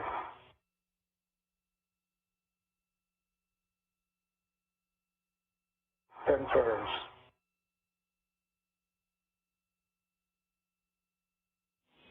Copy, 10 turns. You can release the ARD. Jenny, I got 12 o'clock. Sorry, block on. Okay, release the ARD. Sorry, Jenny, 12 o'clock on the APFR and with 18. Lock on black, good pull test, good twist test. I'm going to work on the settings now. That's right. Copy, that's a good install. Clocking of 12. We're looking for Fox, Fox, Fox 4. That's Shane Kimbrough installing his articulating portable foot restraint at the P6 truss work site. That will be the place where he receives the array from Thomas Pesquet once that array is freed from its flight support structure.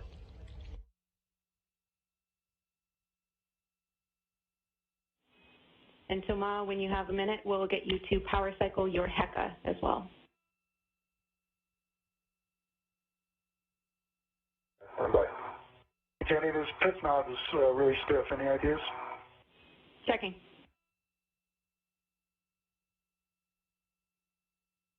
Okay, I got the ARD. We'll bring it back to my main workstation. Copy, Thomas. The mini workstation end effector might be useful here.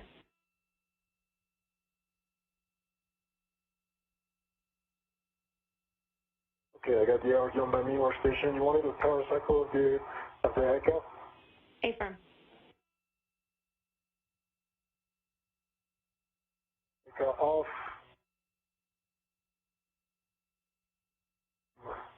Green LED.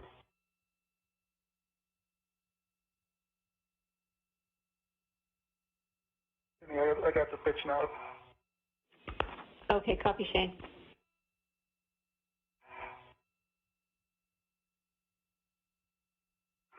I'm ready to retalk the ARD bolt and if you have settings.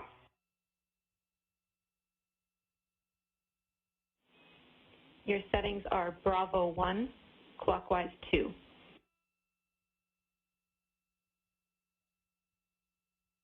Bravo 1, clockwise 2. Good read back, and we're looking for turning this bolt to torque, like you say, expecting around 10 turns. Okay, 10 turns.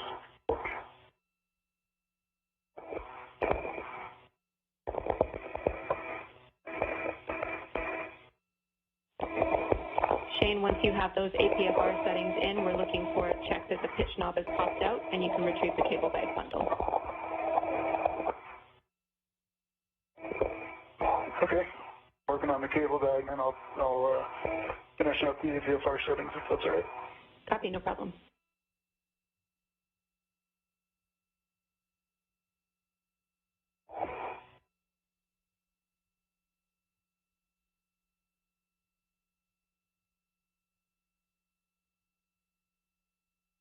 Then you have green light, 11.9 on the torque. On that 5.5 revs, I think maybe you see my icon because the stop block has rotated a little bit, and now it's pushing against the bolt of that, the base of that extension that holds. So there's kind of a 6 millimeter difference from where it was before when it was flush against the beam. Does that make sense? Yeah, I follow what you're saying, Thomas. We're checking on that, but for now I copy the torque of 11.9, a green light, and like you said, 5.5 turns to torque. Right.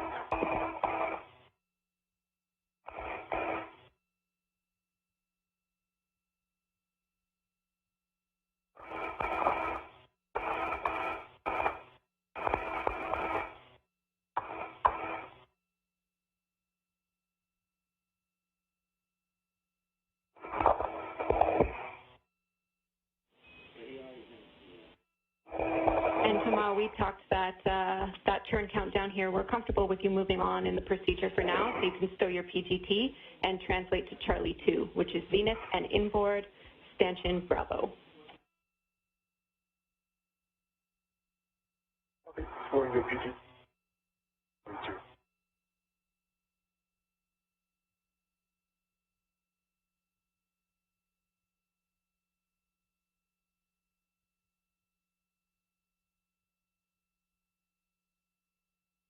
How you doing, Shane? I'm good. I'm finishing up the APFR. Got the crew light, or the cable bag. I'm on PRT now, and final settings here. Awesome.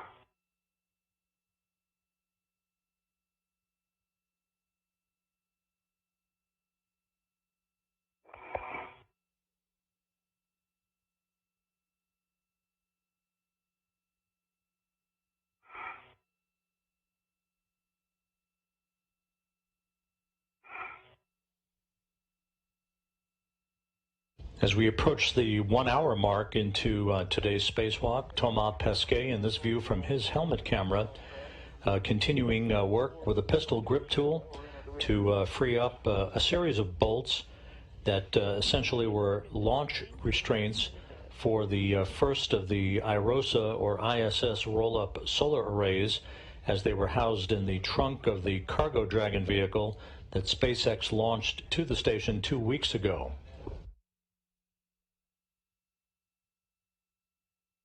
Knob is popped up. Copy. That is a good config, Shane. You can translate outboard to handrail 5307, where you'll be stowing the cable bag. 5307, copy.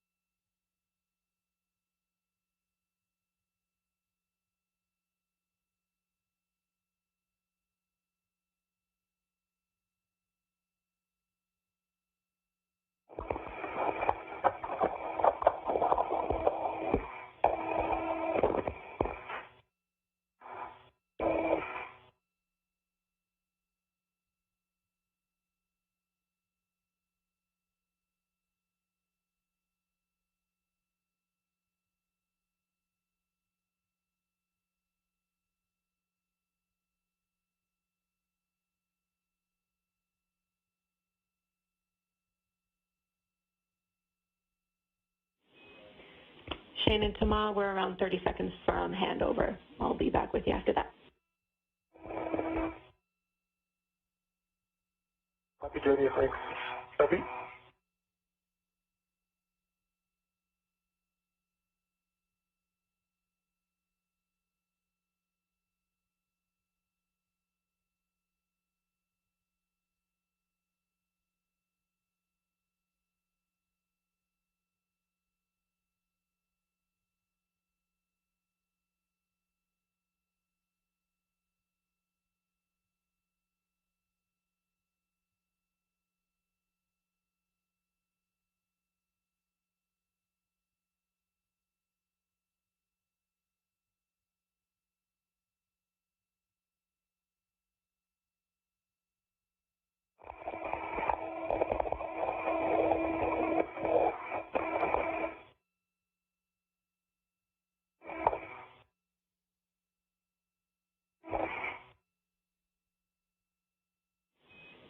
We're back with you after handover. Hi, Jenny. I have my the free hook from my AT of my main workstation is now on the ARD.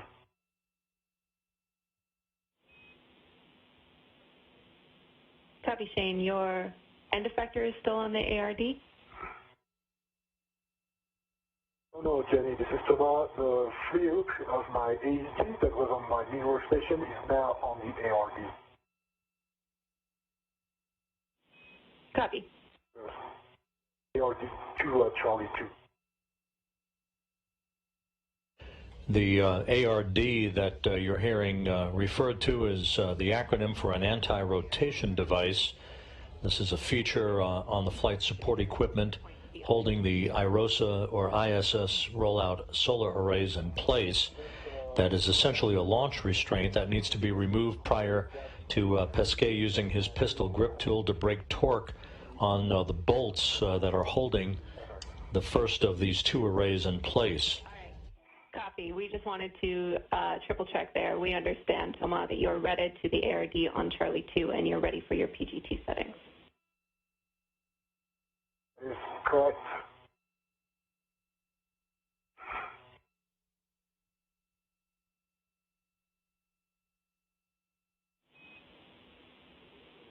Thomas, your settings are Bravo 3, counter 2. Bravo 3, counter 2. Good read back. And Shane, you'll be stowing the cable bag on handrails in that corner of the IEA around handrail 5307. Make sure that you position the hinge ISS inboard. Copy. Working on that. So we got two tethers down, working on the third now. Copy. Jenny, I'm ready for 10 turns on the ARD bolts. Affirm, 10 turns only. That'll release the ARD. You try SSC 13, that's in node 2.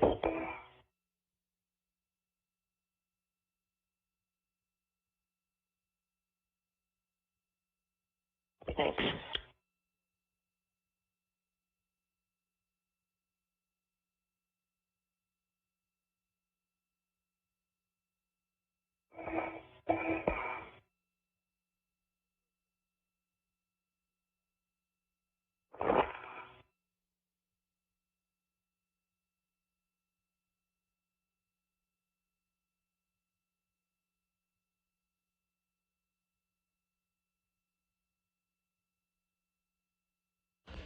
Again, Pesquet right now using a pistol grip tool to release what is out at the P6 truss, stowing a bag of power cables on a handrail that will be used later in the spacewalk by Kimbrough and Pesquet to electrically connect the new array to the power system of the International Space Station.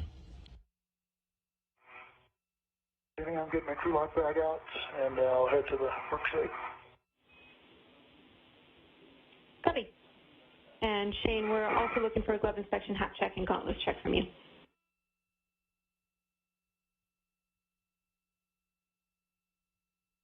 Okay, white glove, no change, looks good. Left load, no change, looks good. Dry hop, and gauntlets are down. Copy. Those are good checks, Shane. When you have the crew lock bag, you can translate to the left mod kit. I have some cautions for you when you're ready. Okay, go with the cautions. Standby 1, Shane. I see your ARD is released as reported. Thomas, your PGT settings to drive the stop block bolt to torque are Bravo 1, clockwise 2. So ARDs released. There's a lot of friction on those ARDs. It's the same for both. This is a back. Copy, a lot of friction. And then can you give me those settings again, Jenny? Please. Bravo 1, clockwise 2. Bravo 1 and clockwise 2. Okay. Cautions for you, Shane. No sudden movements on the mass canister or mod kit. We'll have you translate slowly and avoid cyclic loading. Copy all. You'll be stowing the crew lock bag on the left lower strut handrail closest to the mounting bracket, the lower handrail stanchion. Yeah.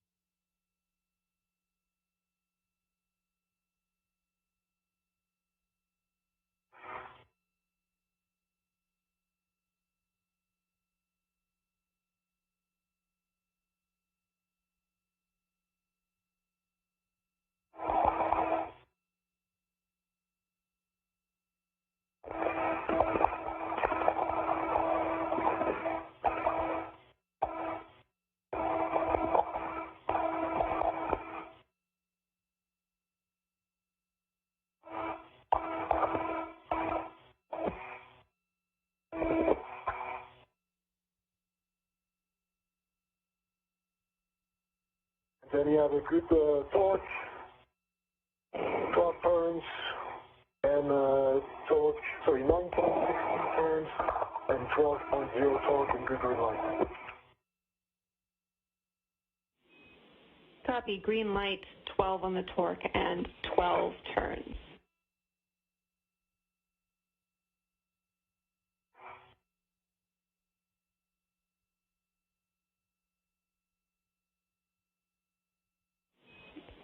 Tomas, you can stow your PGT, and then we'll put you back to the crew lock bag to stow those ARDs, retrieve the scoop, and do a socket swap.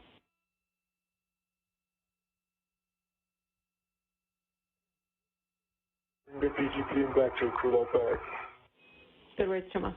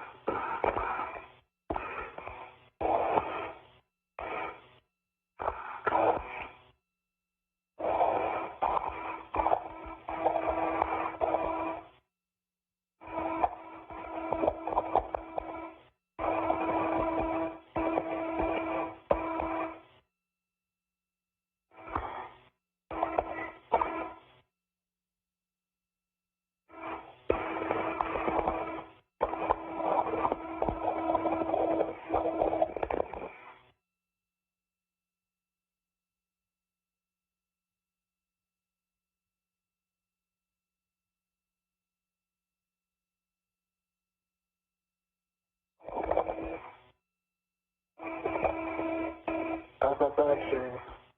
What's that? How's that bag? Oh, it's good. We got the crew lock bag out now, working on that. All right. Ground copies.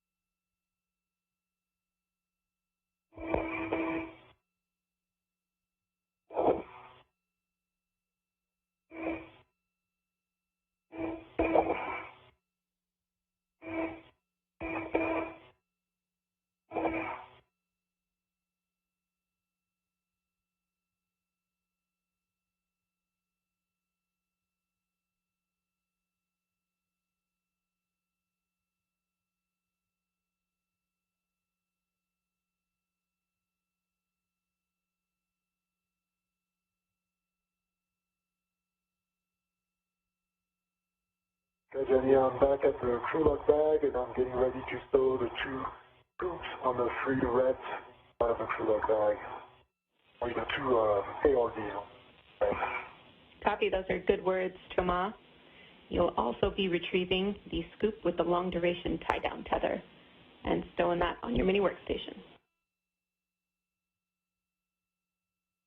Copy.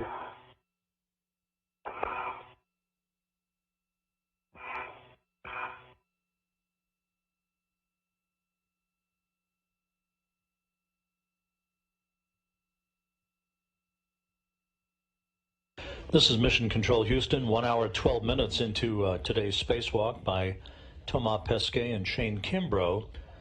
The 2 spacewalkers are working in the very, very early stages of their respective tasks that will result in the removal of the first IROSA roll-up solar array from its flight support structure. You can see in this image that large support structure that was housed in the trunk of the SpaceX Cargo Dragon vehicle that carried it to orbit back on June 3rd when it was launched from the Kennedy Space Center, arriving at the International Space Station 2 days later. Make sure it stays redded to the crew lock bag, and you'll install it with the handle pointing inboard. Copy. Pesquet next will use a pistol grip tool to break torque on 2 bolts on that flight support equipment structure holding the IROSA array in place. Shane Kimbrough is still working in the final steps of setting up shop at the P6 truss with an articulating portable foot restraint that he will be awaiting the arrival of Pesquet in. Pesquet will set up a foot restraint of his own at the end of the Canadarm2 robotic arm, and then place his feet in that foot restraint, pull the array out of the flight support equipment structure, and haul it over to where Kimbrough is for a handoff. Kimbrough will then rotate that array in the proper orientation to await Pesquet's arrival so that the 2 crew members can work with each other for the ultimate installation of that array on a modification kit, essentially a bracket that was installed at the base of the mast canister of the P6 truss array structure on a previous spacewalk. Okay, I see the micro square here. Copy, Thomas. Yeah, we see that in your WVS. Make sure that you have the scoop with the long-duration tie-down tether, which you do, and that goes on your mini workstation. That's shade, Jenny, but I'm working on this. Copy. Okay. So then, Shane, I copy that you have the scoop, which is staying ready to the bag, and you're going to be installing it on the root beam microsquare.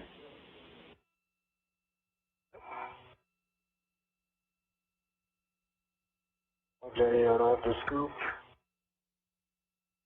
with the long duration on the crew lock bag. Put that on my mini workstation. Copy, Thomas. Following that, we'll have you do a socket swap.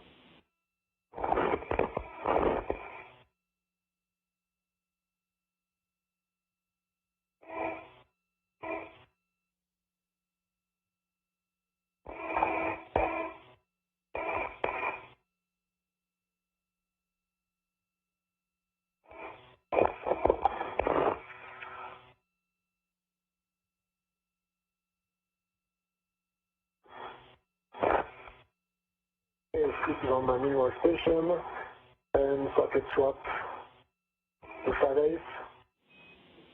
That's exactly right, Thomas. We're looking for the 5/8 12-inch socket on the PGT. Copy. 5/8 12-inch socket for Shane.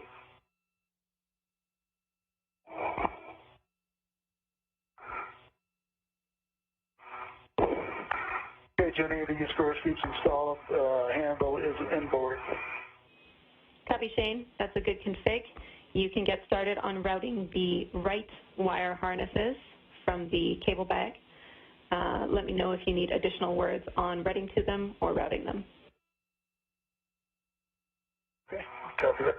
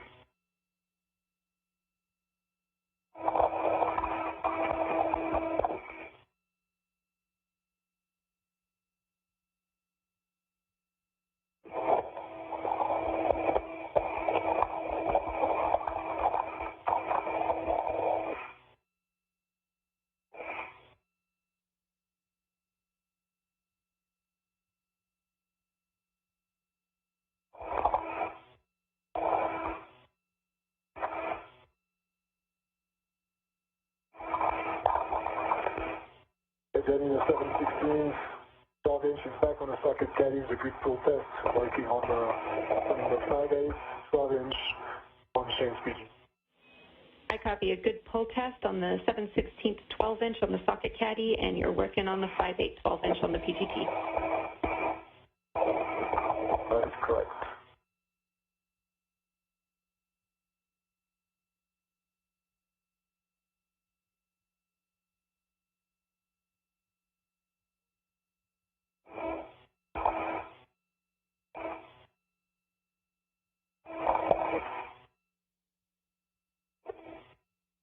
Alright, the 5/8 12 inches on the PGT with a good pull test.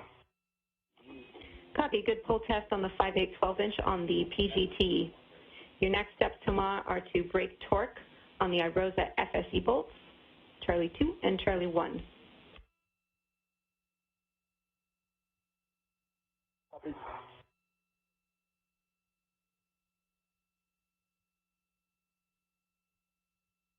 Jenny, I have a ret on the red cables, so I'm going to release the ret from the back and then take them up to the line cable.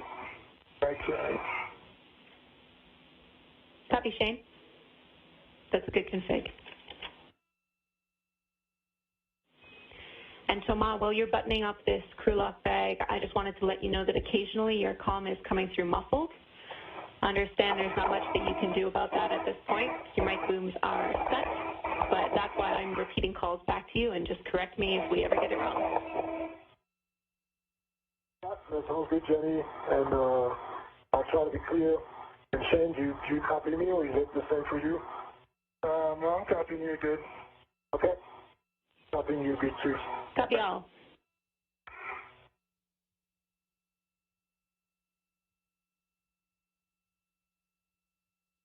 You're sure it's not my French accent that's throwing you off? You're Canadian, you can handle it.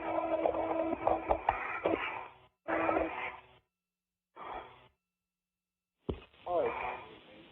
Thomas, you'll be translating to Charlie 2 to break torque. Okay, Charlie 2 to break torque. A-firm, that's Zenith, and inboard or extension Bravo.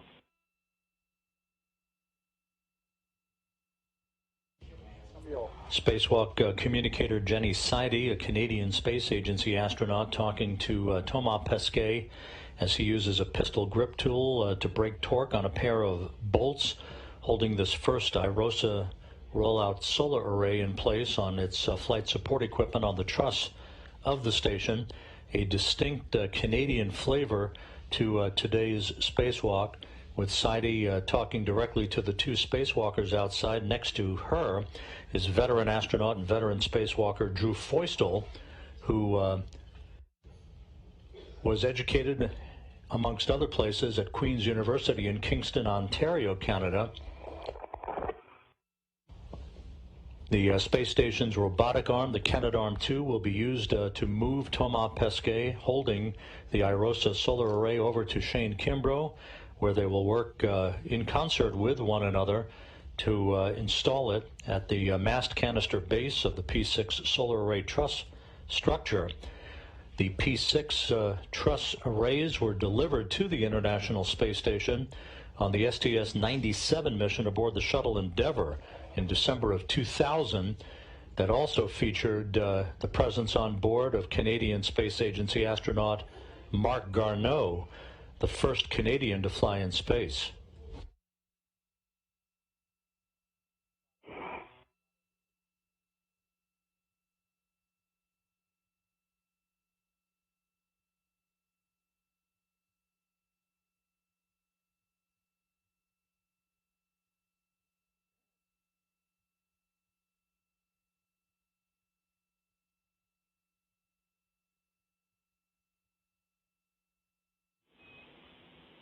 Tomas, now that you're at Charlie 2, let me know when you're ready for PGT settings.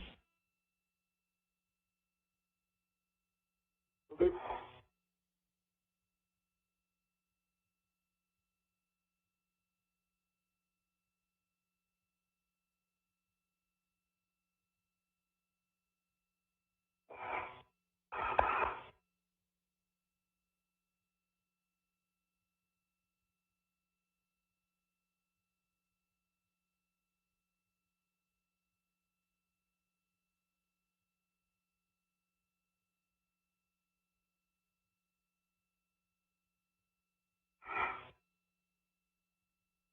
Jenny, I'm at Charlie 2, Shane's PGT, green PGT, Painéis times 12 inches, 12 inches, and I'm ready for settings.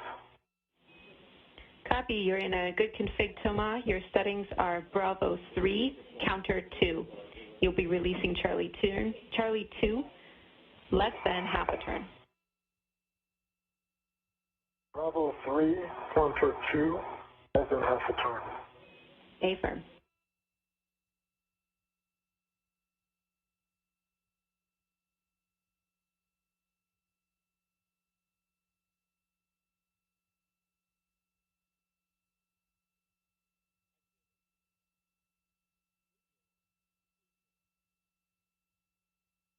Okay, less than half a turn on Charlie 2. Copy. Half a turn on Charlie 2. You can stow your PGT and translate to Charlie 1. Okay, stowing and moving on to Charlie 1.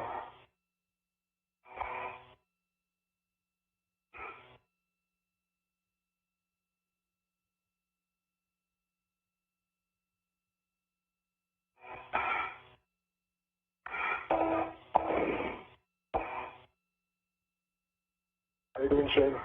Good, I got the first cable tied down and just looking at the distance before I do 3 turns on it. Good. Nice. Let's work. Ground copy, Shane.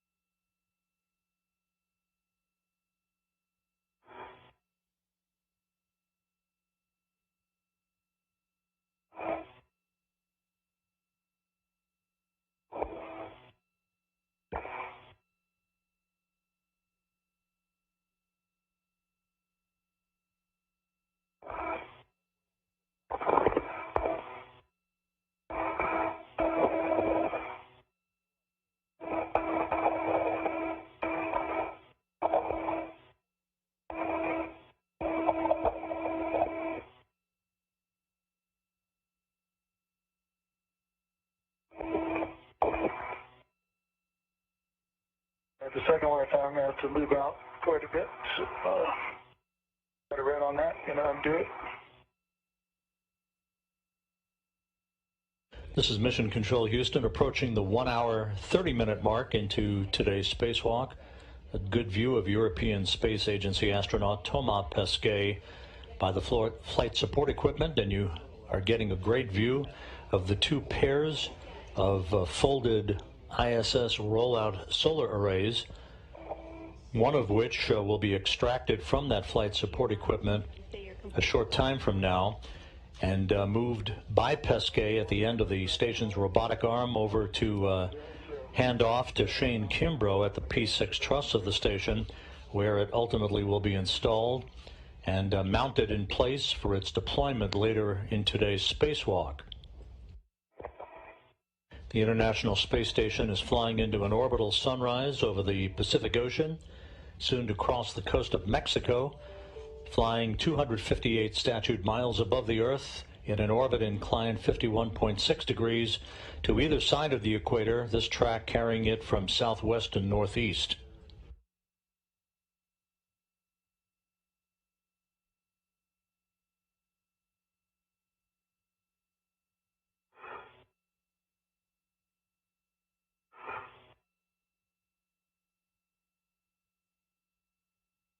Jenny, I'm in position for Charlie 1.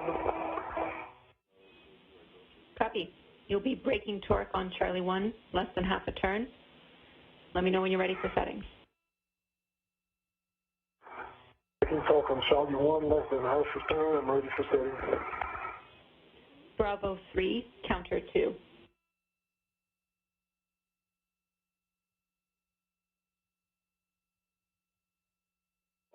Bravo 3, counter 2. Good read back.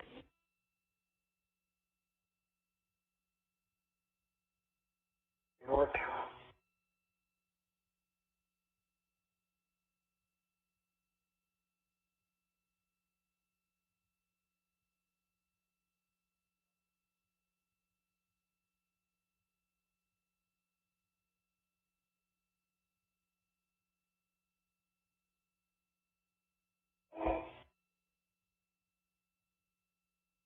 Less than half a turn on C1.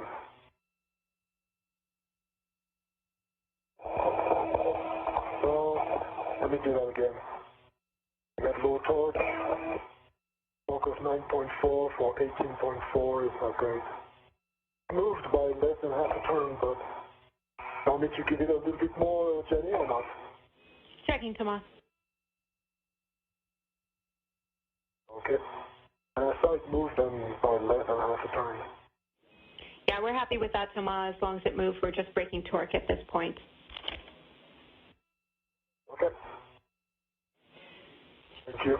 So now you'll be releasing Charlie 1 27 turns only, and I have new settings for you. Copy 27 turns on Charlie 1, and I'm ready for settings. Bravo 3, counter 3. Bravo 3, counter 3.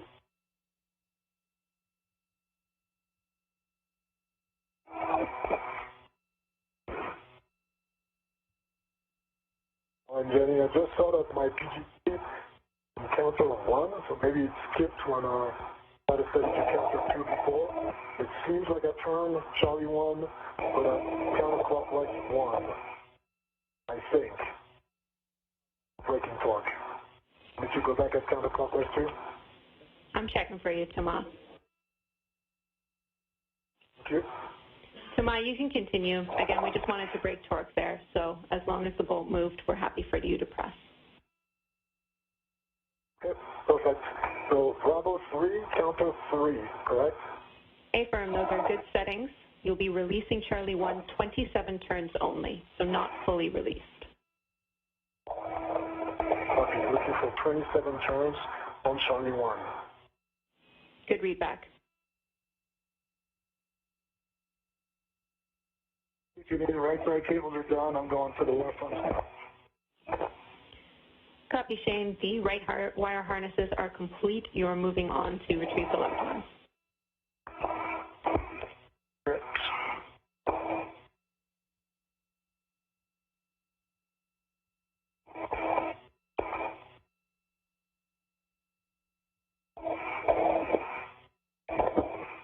ready at 27 turns on Charlie 1. Copy, 27 turns on Charlie 1. You can stow your PGT, and we'll have you translate back to Charlie 2. Stowing the PGT and back to Charlie 2.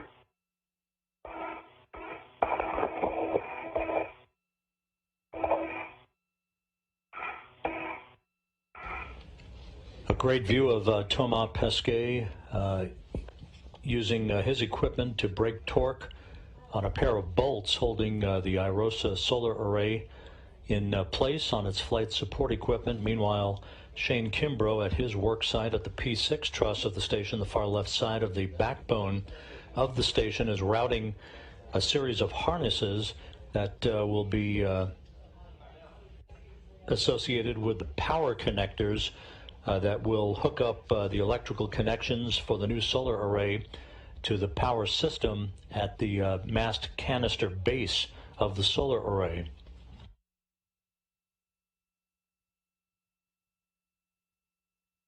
Jenny, I got a rep on the white cables in cab side. I'll release the rep from the back. Copy, Shane.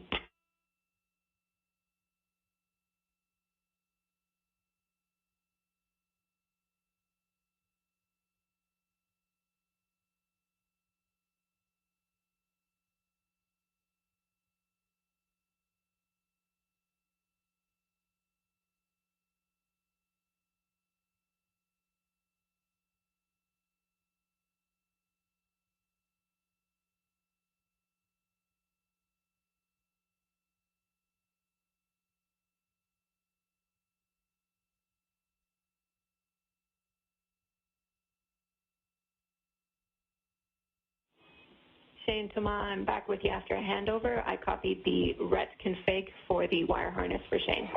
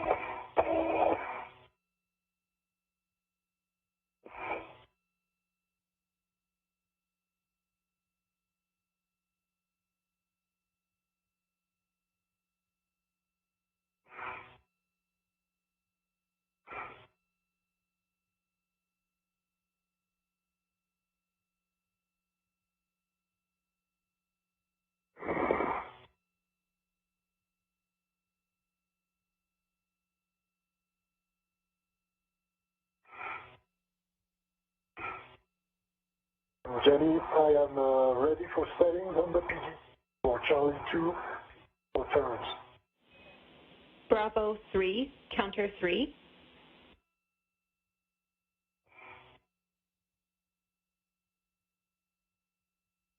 Bravo 3, counterclockwise 3. Affirm, and you'll be releasing Charlie 2, 51 to 54 turns. The bolt will spring out when fully released. 51 to 64 turns, copy, on Charlie 2. Affirm.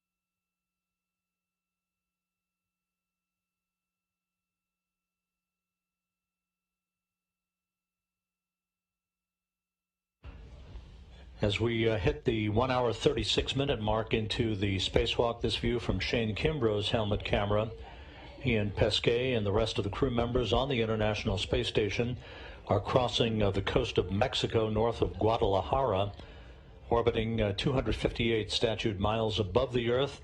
Pesquet using a pistol grip tool to break torque on a pair of bolts holding the ISS rollout solar array in place on a flight support cradle that was delivered to the station with the first pair of solar arrays on the SpaceX Cargo Dragon vehicle 2 weeks ago. Kimbrough, meanwhile, is routing a series of cables that will ultimately be used to hook up electrical connections between the new array and the electrical ports at the base of the P6 solar array truss structure. Actual was 6.9. At the end, it was very, very low torque. It was higher at the beginning. Okay, Thomas, I copy Charlie 2 released with 57 turns. You can stow your PGT. Copy. Stowing your PGT.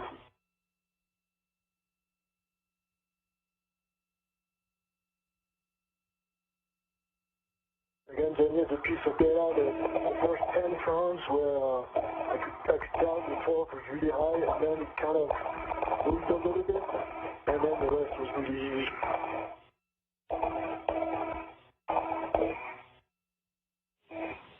Okay, we copy, Thomas, the change in torque you felt when you were released that bolt.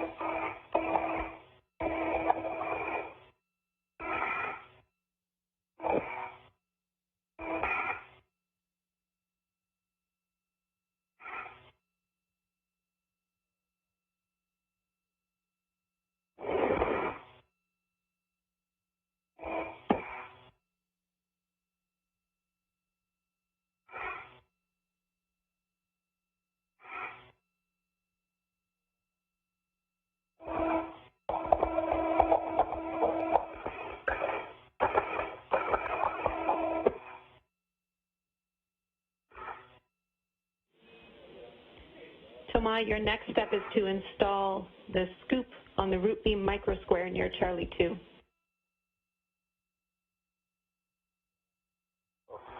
I'll be installing the scoop on the root beam microsquare at Charlie 2. A-firm. Yep. And remember that scoop is going to be installed at a 45-degree angle toward you. 45-degree angle. Jimmy, I got the first cable wire tied down. Don't have to move the second one. I'm just like the other one, so give me a minute here. Copy, Shane.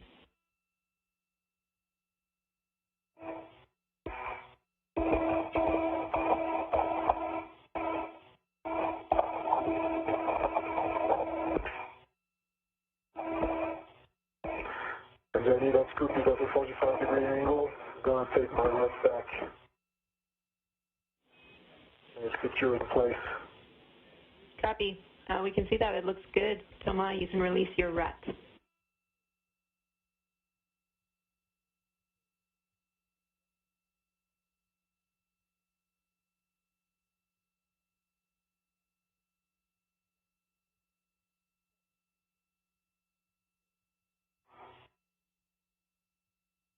Okay, and I'm going to go back to the other side, Jenny, if that's correct. A-firm. Both sides. That is right, Thomas. You are headed back to the tower handrail where you will swap PGTs. So stow Shane, retrieve yours, and then I'll take glove inspection half check. Good.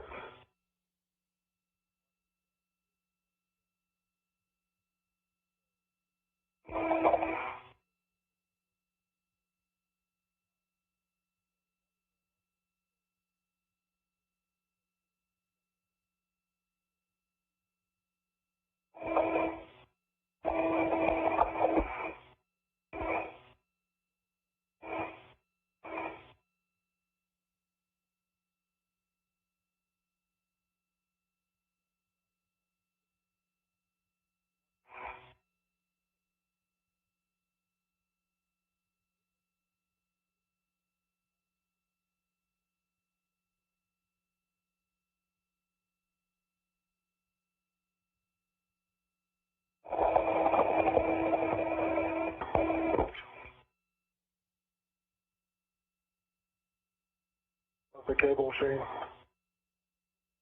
Just moving this wire tie again, and then I'll tap this one down and we'll be good to go.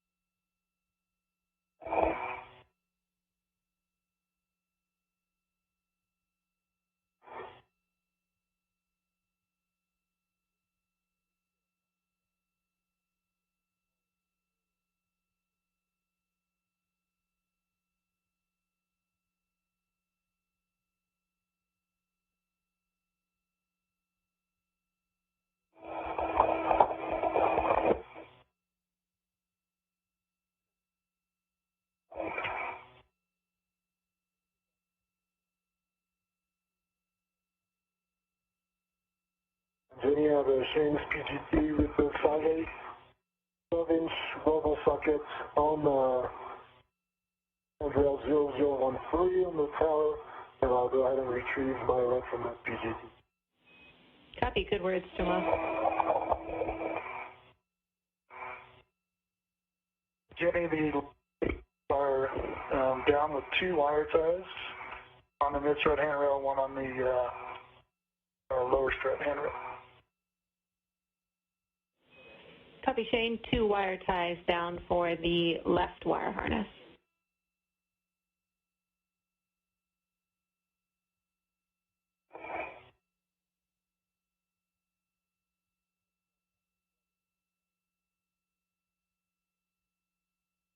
Do a little cleanup here before I head back.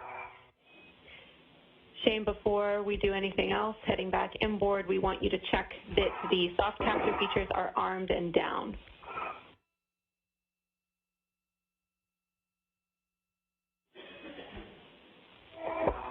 Okay, the one in right in front of me, the left one is not, so I'll put it there. Copy. Shane Kimbrough at the base of the P6 solar arrays that were delivered to the International Space Station. A little bit of sticking up. The first set of solar arrays to arrive at the station back in December of 2000 on the STS-97 mission aboard the shuttle Endeavour. Verify that the strut MLI is clear for IROSA install.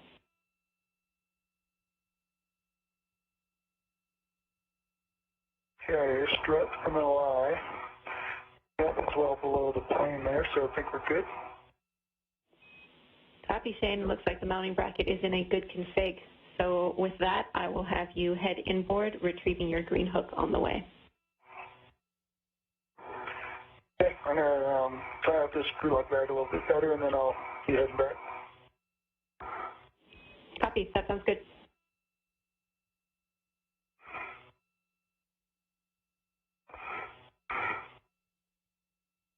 And then you have my PGT on the 9-meter station, and Shane's PGT on the handrail to the right. Copy, Tomas. That's a good config. I'll take a glove inspection and a hap check. Okay, gloves are good, no change, absolutely no damage whatsoever, and the hap is dry. Copy. No change to your gloves and a dry hap. You can move on to SSRMS setup steps, which has you first translating to the starboard seat of cart. Copy, and translating to the starboard seat of cart. 1 hour, 46 minutes into the spacewalk, Pesquet has released these two bolts holding the IROSA solar array that he is just behind on its flight support equipment structure. Two bolts that he used a pistol grip tool to release. Next up for Pesquet will be the setup of an articulating portable foot restraint at the end of the Canadarm2 robotic arm as the International Space Station passes just over the capital of Canada, Ottawa. Copy, Shane. It looks like you'll have time here, Shane, because I'm not in the APFR yet. No worries. Long ride.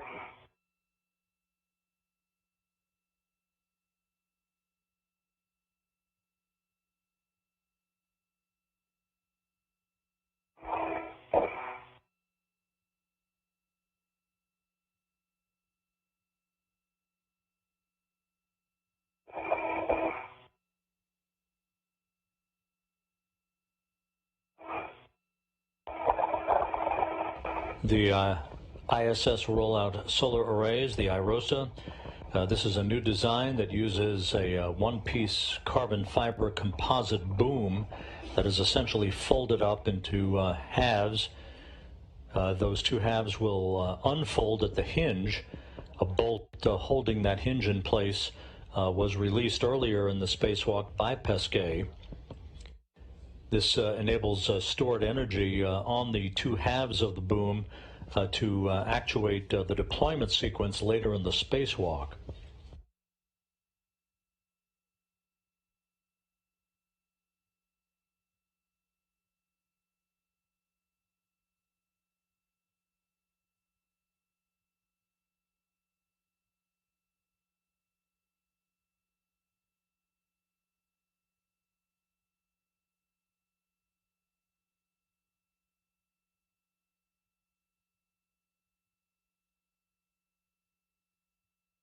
Jenny, on a SIDA card. Starboard SIDA card, I see APFR in width 5, which is the medial-most one. Good words, Thomas. That APFR should have an ingress aid. You're to retrieve it and translate back outboard. Copy.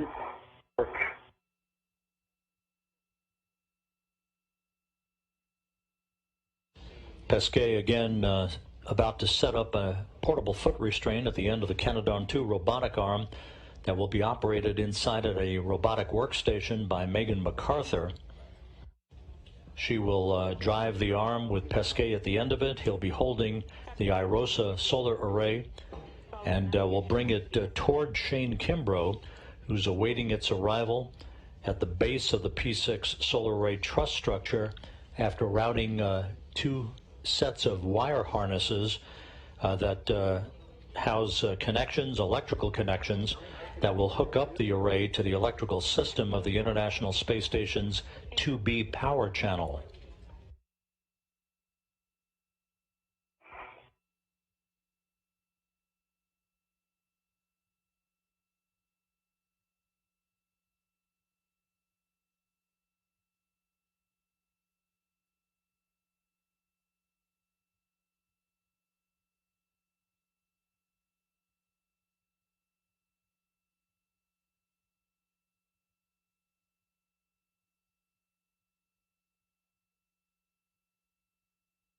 Okay, I have my BRT rope on the APFR tether point.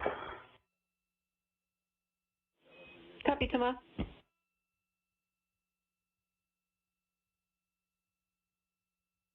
I have the APFR.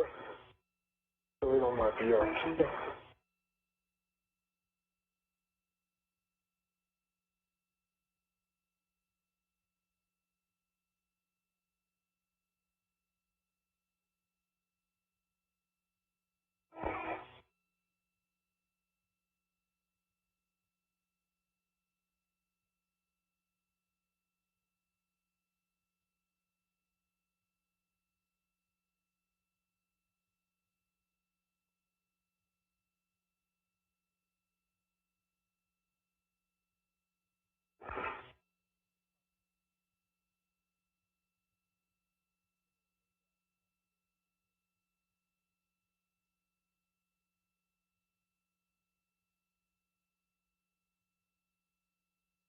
Okay, PF5 on my BRT, and I'm making my way back to PSSE.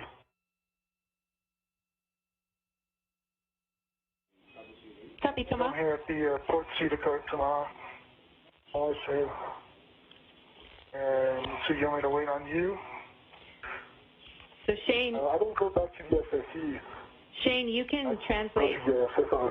You can translate to the FSE. You'll be at the grapple tower, and Thomas, you're actually just translating to the port Cedar Cart, where you'll give SSRMS a go for the install position. All right, sounds good.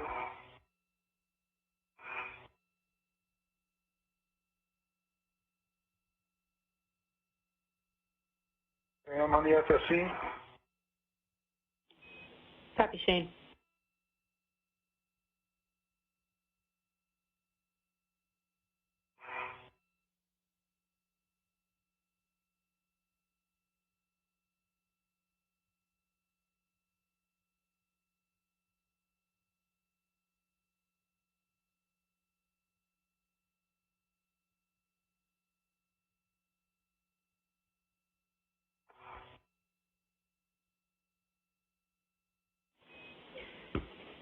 Shane, I'll take a glove inspection and a hat check from you, and then we're talking about next steps. Okay.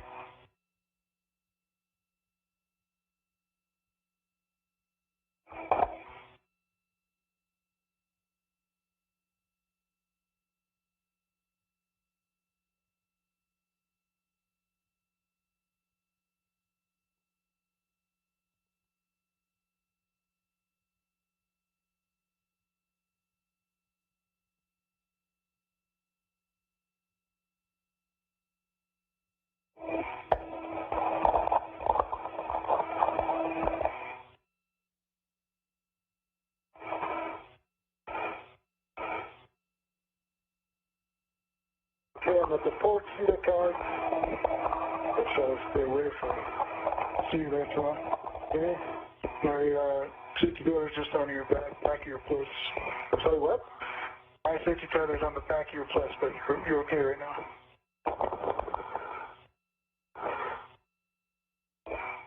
Okay, it's coming up. There you go. Nice.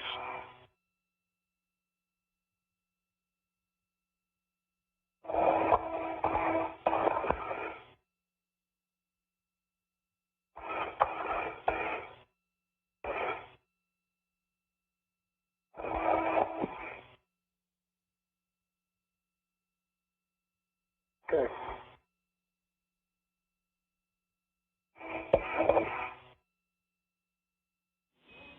I have a big picture update for both of you when you're ready.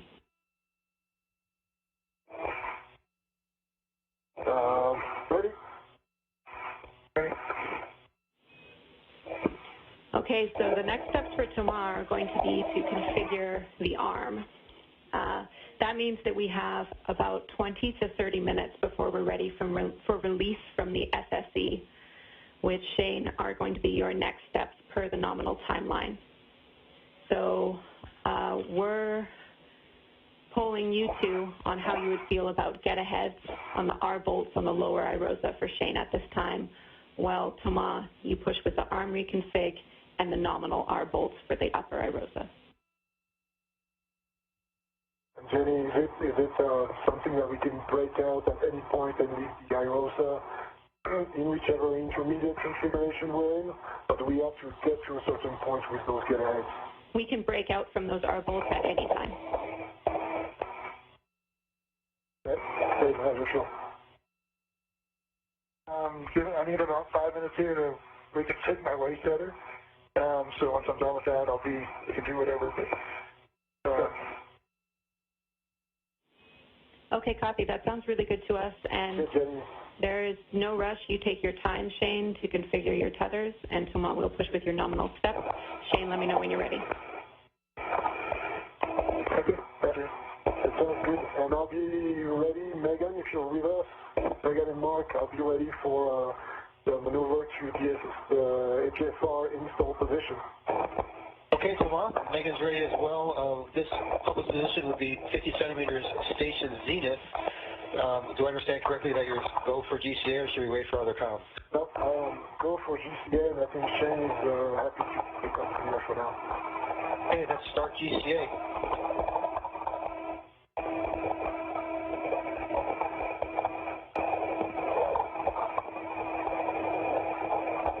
Bring motion. Good motion. Good motion.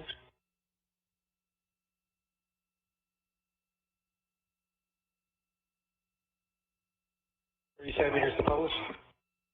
Continue.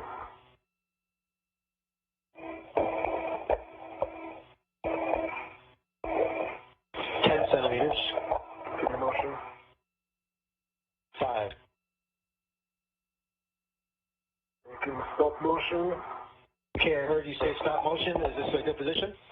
If you can give me maybe 10 to 15, or let's say 20 station aft, sorry, and 20 more station zenith. Is it okay if we go with the zenith first? So 20 more station zenith? Yeah, 20 more zenith is fine. Starting motion.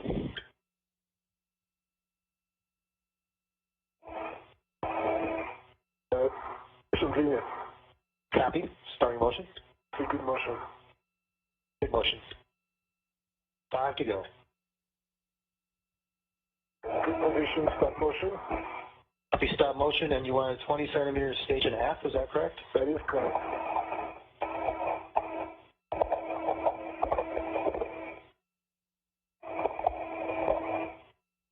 Motion.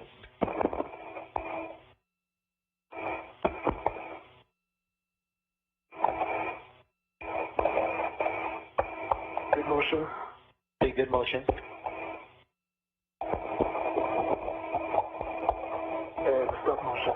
Motion. Okay, that's the good position, GCA complete. GCA complete. Brakes are on, go for APFR install. Copy, go for APFR install. Thomas, we understand brakes on. You do have a go to install that APFR. Let me know when you're ready for settings.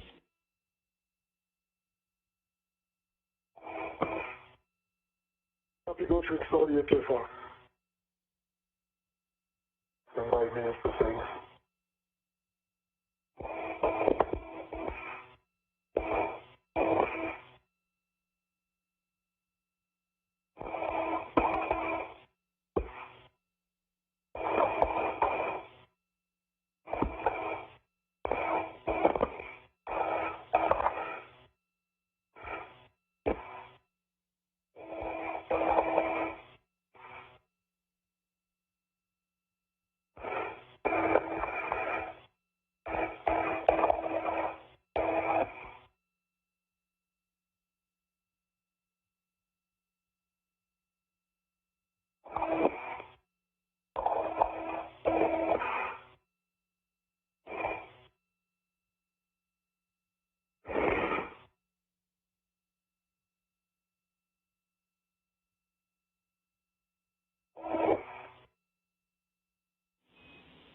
And Shane, when you have a spare minute, understand you're working with your tethers now. Could you please power cycle your HECA?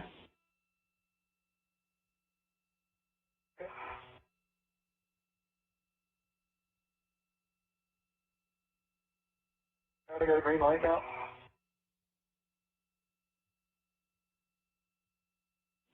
Copy.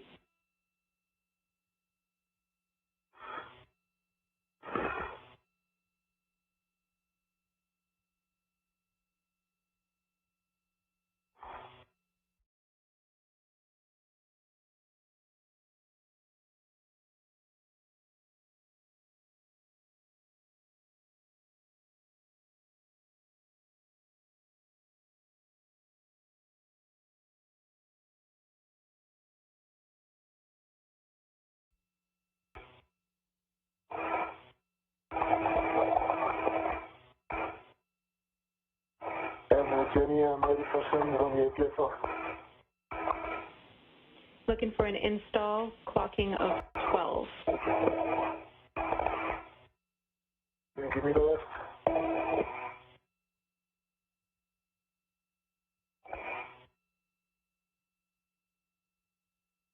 Can you go ahead with the rest of the settings, please? Papa Papa, Fox 6.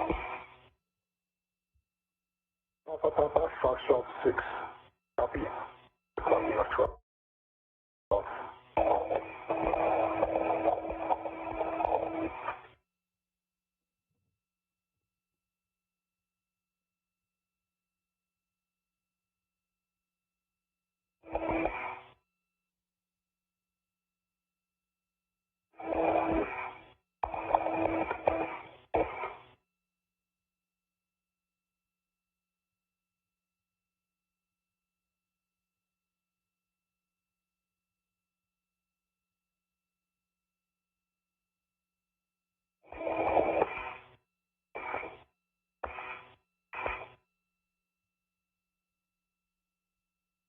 Journey of 12, Papa Papa, Foxtrot 6, and sorry, I was Papa Papa, Foxtrot 6, I'm going to go ahead and install for the clocking of 12. Copy, good words.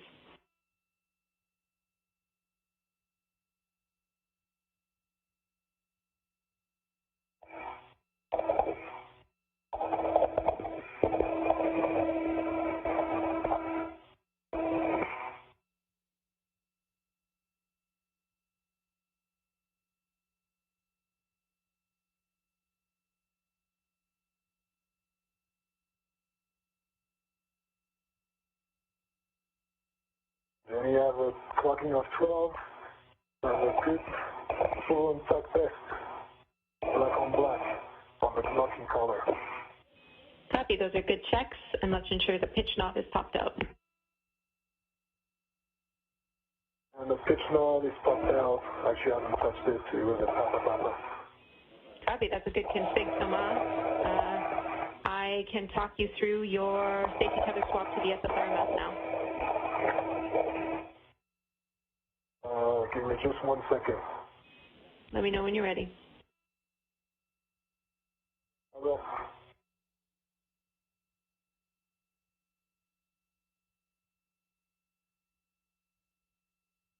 Hey, Jenny, I got my tether stuff figured out, so what the timing looks like. Copy, Shane. The timing still looks good, so I'll get a glove inspection and a hap check from you, and then I have your first get-ahead words ready. Okay, left glove's good. Right glove, I have a little black smudge on the middle finger. See that? A little bit no damage or anything. Looks like just like a grease smudge or something. Copy. Dry hat. Copy, and dry hap.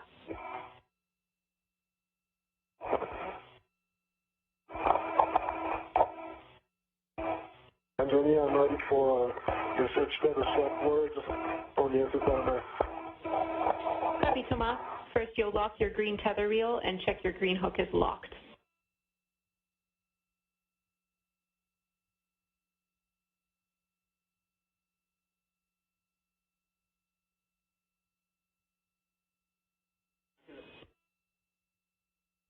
Green reel is locked.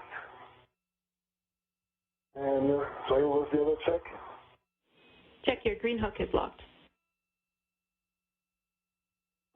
2 hours, 5 minutes into today's spacewalk, continuing to receive breathtaking views of Thomas Pesquet at the flight support equipment structure on the truss of the station, housing the first pair of IROSA or ISS rollout solar arrays, one of which will be installed at the base of the P6 solar array truss structure this morning to begin the augmentation of power capability for the international outpost.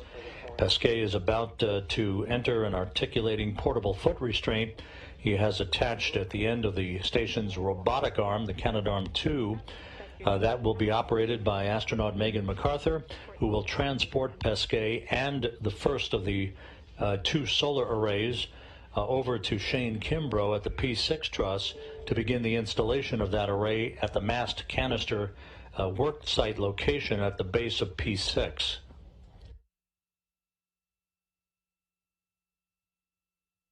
hook is attached to the portfolio card's medium handrail, and I'm going to go ahead and unlock my green reel. Good words. It's done.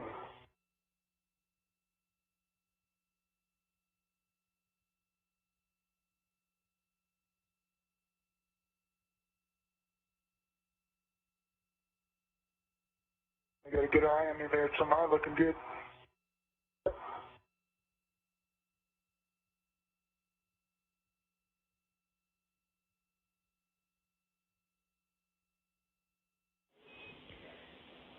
And Shane, we're just finishing up with Thomas' tether swap at this time, but I can send you to the crew lock bag to retrieve the socket caddy.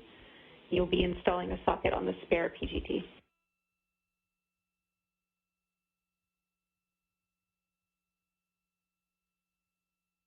All right, that sounds like a lot.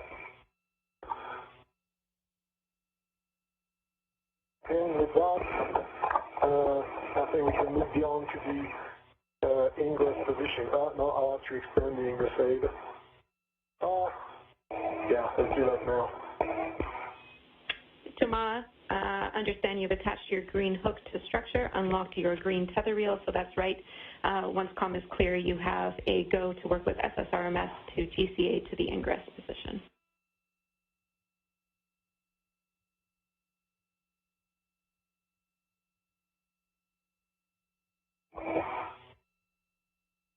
Copy.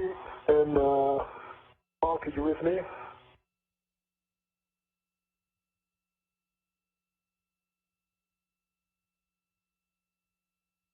Mark from Thomas? Go ahead, Tomai. We're calling the wrong loop. We've got a published position 10 centimeters station forward and 50 centimeters station nadir, if that works for you. That seems to be perfect. So with that, you can, is that a GCA? I think it's a GCA. Affirmative is a GCA. With that, we'll consider that start GCA. That is a start GCA.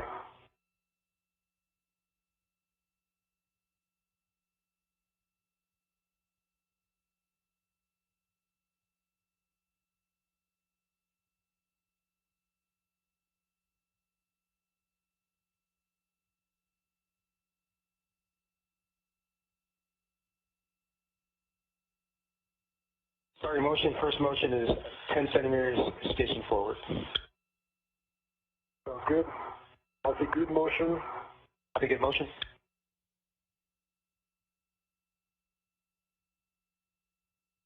Okay, Tomai, correction, we're going 70 centimeters station nadir.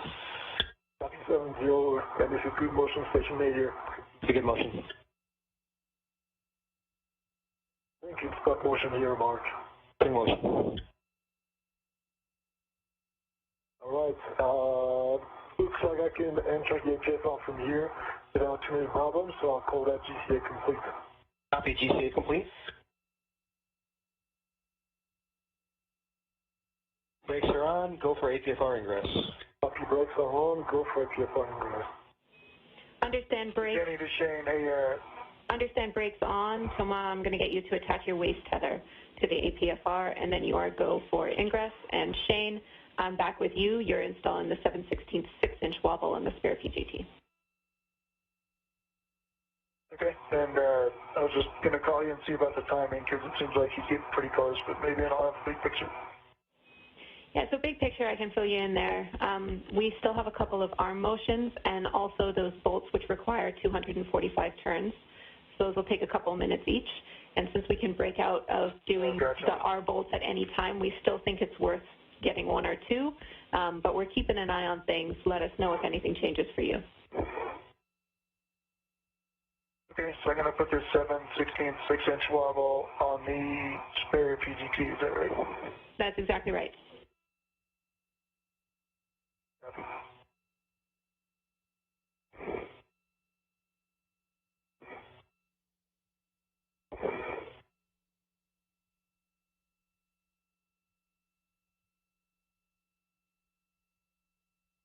Okay, so it looks like both heels are in.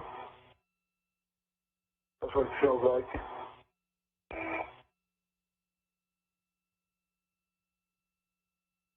That's my waist tether on Yes, it's on that, Jenny. Copy. And if your tools and tethers are clear and your ingress aid is stowed, you can maneuver to the back-off position. My ingress aid is stowed, screws and tethers are cleared. There's a Shane set tether here, but I'll try to keep it out of the way. And Shane, I don't know if you have a visual. I don't know. I can't be there in just a minute if I break it or this. I'll just have a look that your set tether is clear and everything's looking good. See the line here.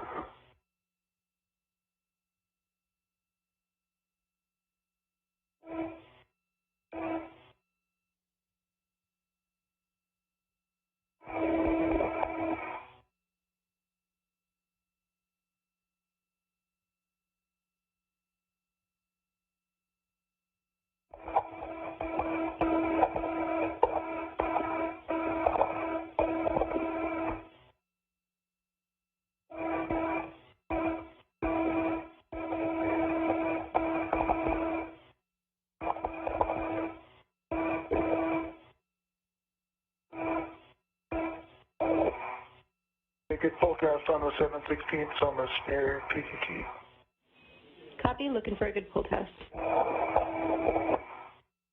Forecast is good. Copy, Shane. Good pull test. So, Matt, the way we see it on the arm is we've got to move you a little bit to get to a spot that'll still be a GCA because you're so close to structure. So we've got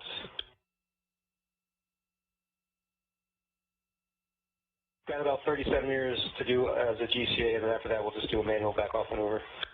Okay, that sounds good, and I would be nadir, right? That GCA. Affirmative. Let me know when you want to start that GCA. Prior to GCA, I'm going to pass instructions to Shane. Go ahead, Jimmy. Thank you, Shane. You're going to be working near stanchion Bravo, which is inboard and zenith, and we're going to be releasing R5.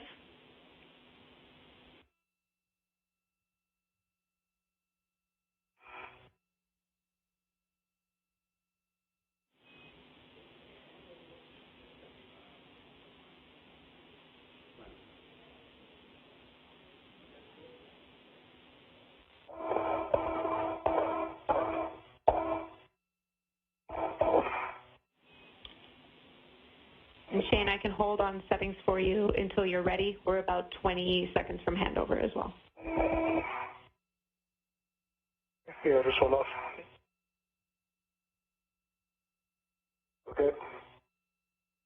And but during the handover, I think we can start the GCA, or Mark, if you agree.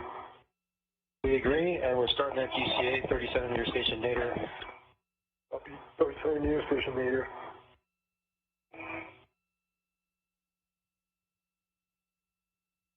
Two hours, 15 minutes into today's spacewalk, Thomas Pesquet and Shane Kimbrough are working together on different tasks, but essentially it's all the same work to prepare for and conduct the release of a series of bolts for the IROSA, or the ISS Rollout Solar Arrays Boom Deployment System, and a launch restraint that is holding the boom in place on the flight support equipment pallet, if you will, that the arrays were carried up on during launch 2 weeks ago on the SpaceX Cargo Dragon vehicle. There are two bolts that must be released for the boom deployment restraint system. There is an additional pair of bolts that release an outer deployment restraint capability. Basically, they're freeing up the IROSA array, the first of the two sets of arrays carried to orbit, so that Pesquet can transport the first of the arrays over to Kimbrough at the P6 worksite for its installation on a bracket, or a modification kit, as it is called, that was erected and installed on the International Space Station on a previous EVA. The view is better, but I think it's good. I do not have a view right now. Yeah, I think it's good, Mark. We can proceed. I think right in front of me. Okay, so we're working on that.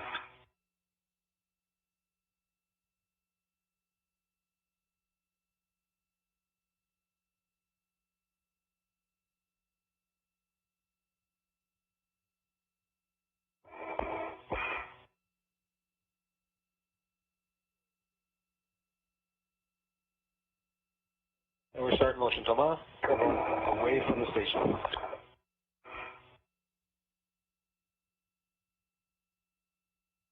Good motion.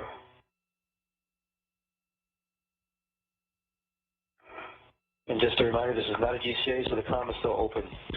We agree. Shane, let me know when you're ready for PGT settings.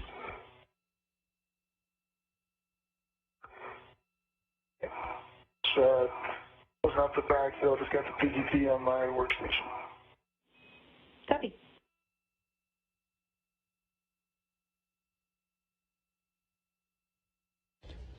Inside the International Space Station, NASA astronaut Mark Vande Hei has joined Megan MacArthur at the robotics workstation.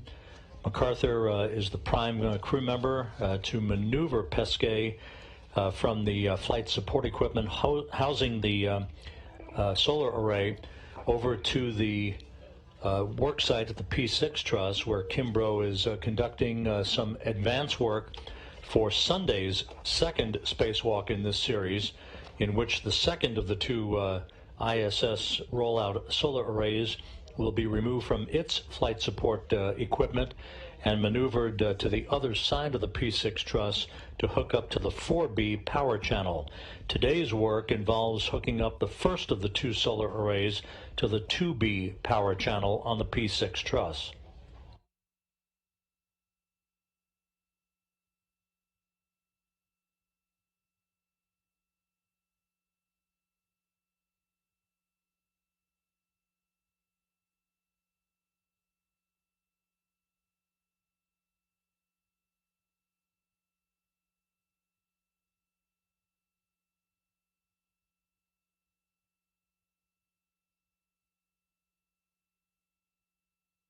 How you doing, Shane? Good. How are you, Thomas? I'm good. I see you there. My tether's well clear now. Nice. Thanks. Yep. Coming over to the Bravo side. I'll see you next Becca. Brings back some memories. All right, Thomas, we're setting up for a joint whole cast. Copy, Mark. I'm ready for motion.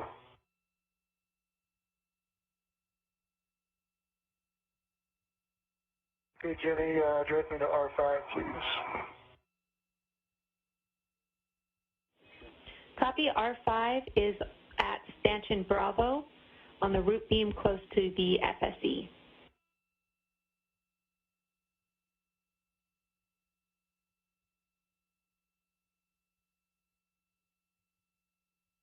Okay, and which way, if I'm driving it, is it driving it nadir? Or outboard?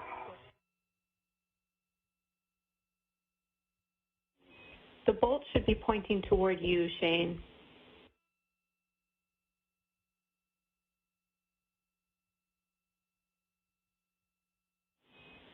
Looks like you're in the right position to see it. And I'm on the zenith. A-firm, you're on the zenith. Label? Zenith inboard side. So it's on the root beam facing you, close to stanchion Bravo. Correct.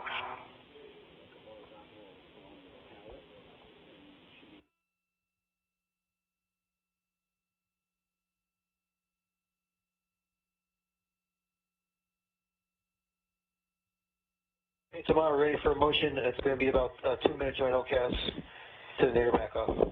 I am ready for motion, Mark. Thanks for the heads up.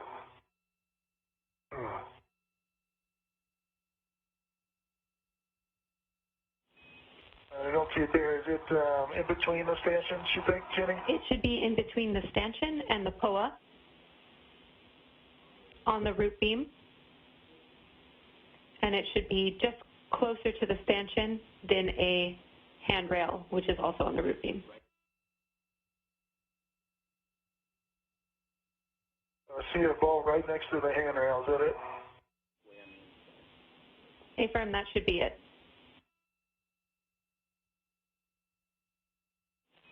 Copy. And that should be BRT setup.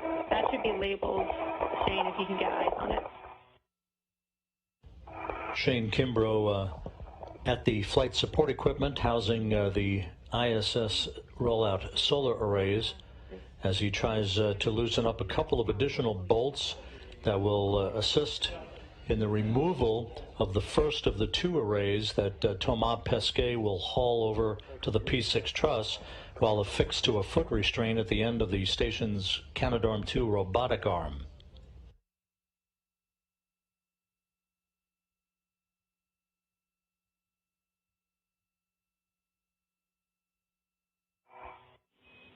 A 2-minute heads up for you guys. We're headed toward a night pass.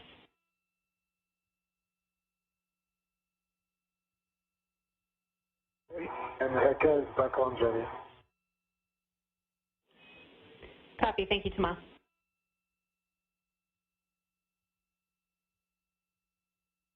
Okay, Jenny, I'm ready for settings. Bravo 2, counter 2. And you'll be releasing that bolt 18 to 20 turns. It'll pop out when released.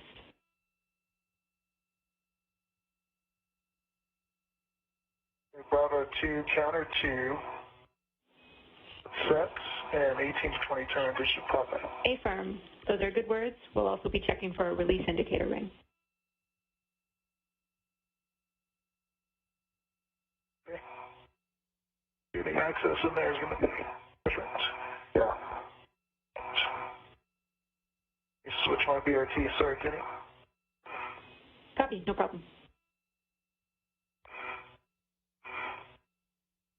No rush at all, Shane. This is already a get ahead.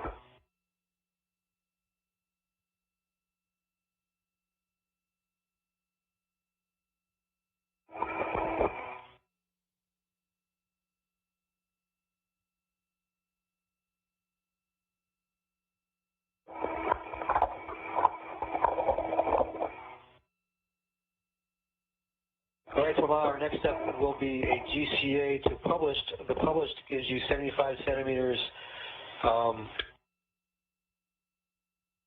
which is body in, 75 centimeters body in. Does that work for you?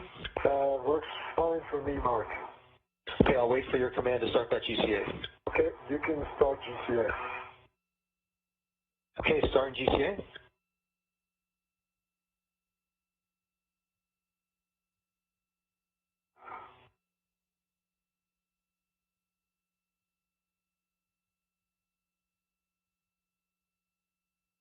Motion. Motion. Copy, good motion.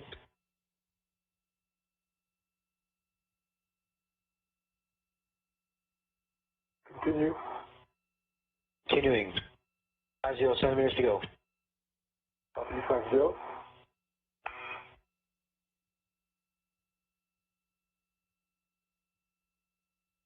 $25 centimeters to go. Motion, Mark. Motion.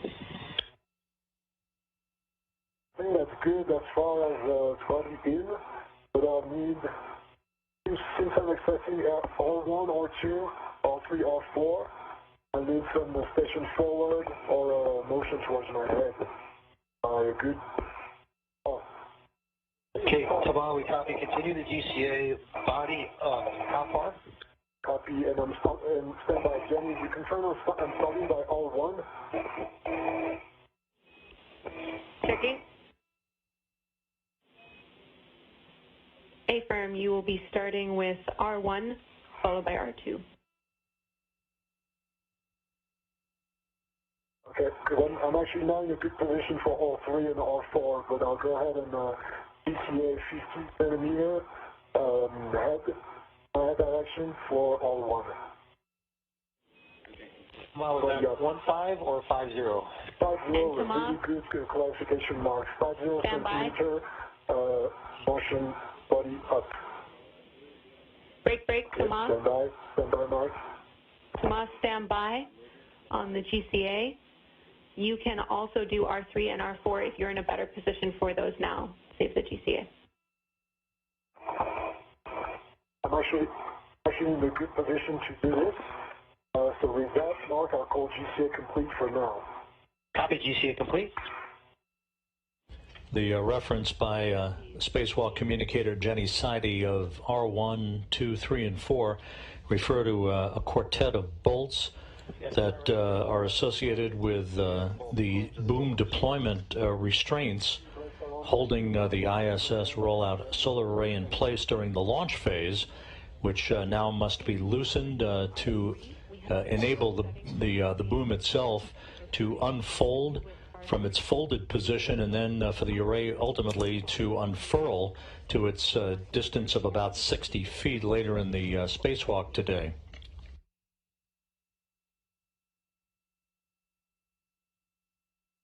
Copy. Alpha 3, clockwise 3, and then PGT 30, sorry, should be 0. Good words. Jenny, I can't reach that R5 with any position I've found so far. Copy, Shane. We're talking that. The power blocks me here. You know, the power blocks. Right? Jenny, I'm going to go ahead and start all 3. 245 turn, is that correct? 245? Affirm, 245 turns on R3. If you call out your turns, we'll keep it in sync with you in the ground. Okay. Alpha 3, clockwise 3, 245 turns on all 3. Use your frequent turn count at the beginning and then less frequent as I progress. Copy.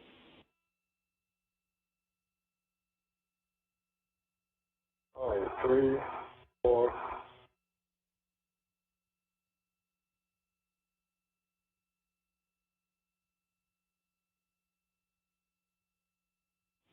15. And Shane, we're talking that issue down here on the ground. Again, we're in no rush for our get-ahead, so we're taking that into consideration, and we're around 30 seconds from handover.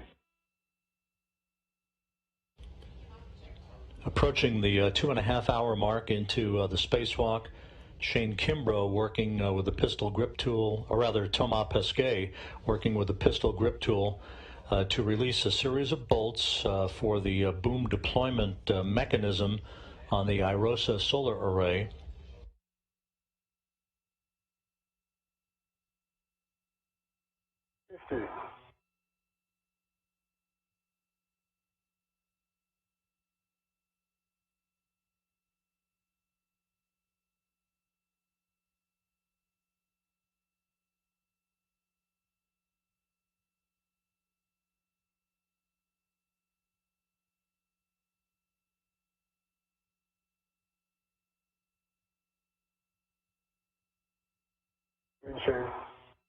I'm good. I'm just hanging out. I can't access this bolt, so they're thinking about it.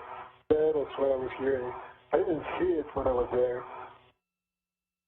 It's just too deep, and the power blocks me getting in there. You think we can get to it once the upper IROSA is gone? I think we'll need a longer extension. Oh. And we're back with you after the handover. Shane, we copy. You think you might need a longer socket for that bolt, is that right? Yeah, it's going to have to be, like, I don't think 12 will get there. I think it'll have to be longer than that. Okay, copy.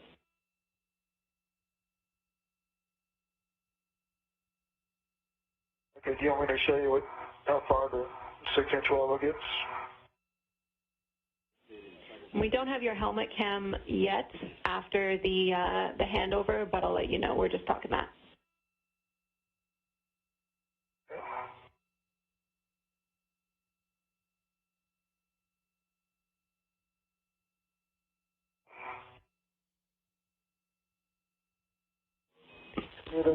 turns. Copy, Thomas. Shane, we have your helmet cam back if you can show us. Yeah, I'm showing you now. It's probably 6 to 7 inches short, I think. I'm wedged in here against the power and the B side beam. Okay, copy, Shane. Thank you.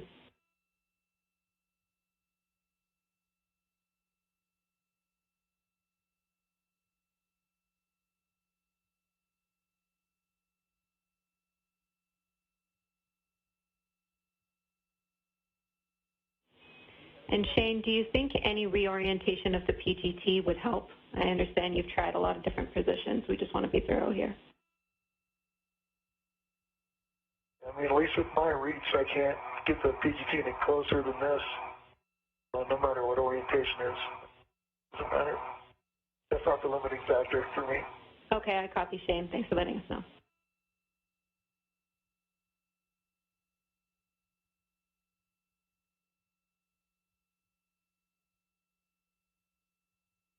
.30 turns 230.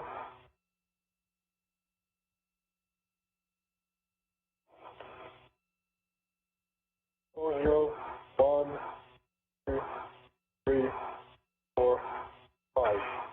245 turns on R3. I'm not in a position to see the indicator right now. Nope, can't see it.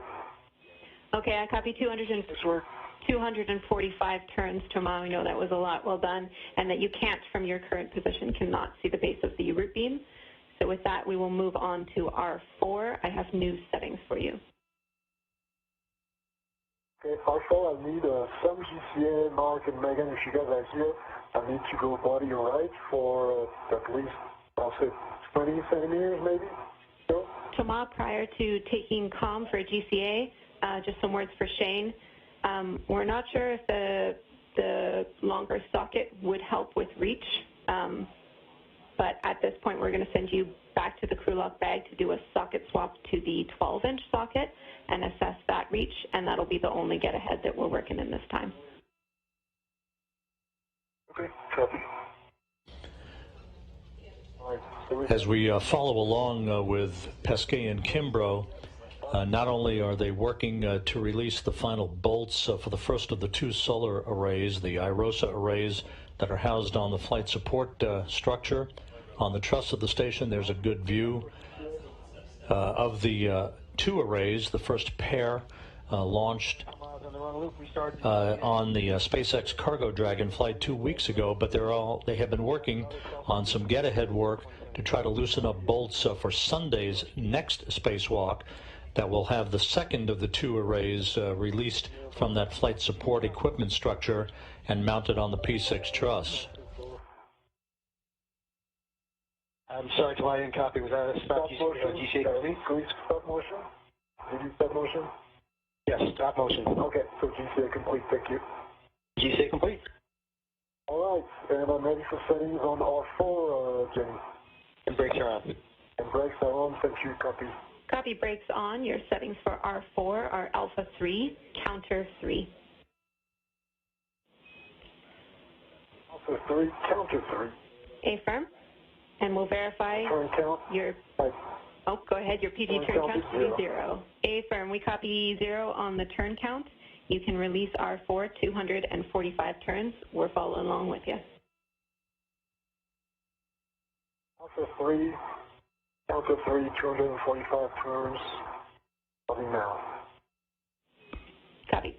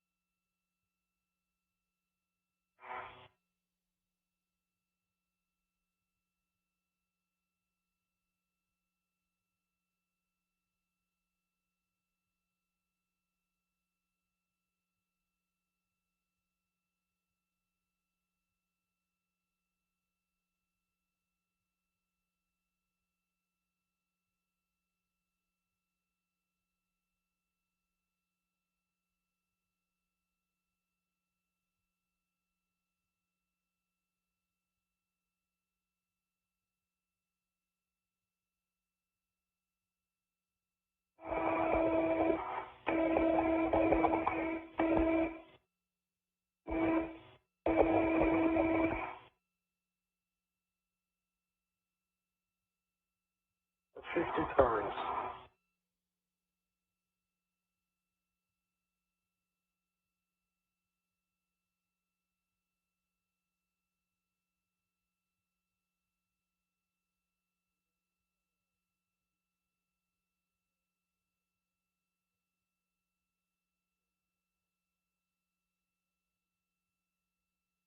Five.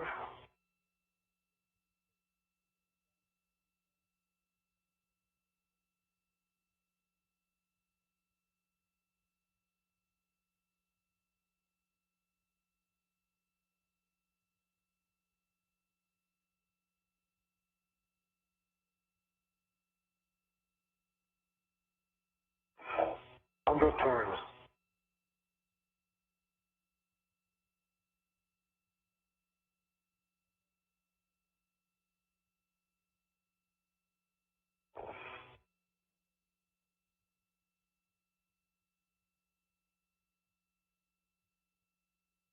Two hours, 37 minutes into the spacewalk, Pesquet and Kimbrough still working to release the final bolts that will free up the first of the two IROSA solar arrays from its flight support structure. That will enable Pesquet to begin transporting that array over to the P6 truss for its installation. A lot of turns, Shane.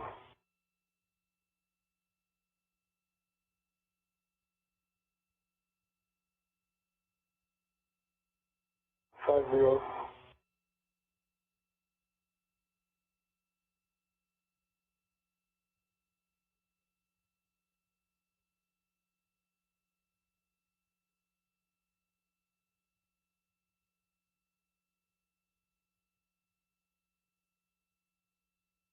Zero.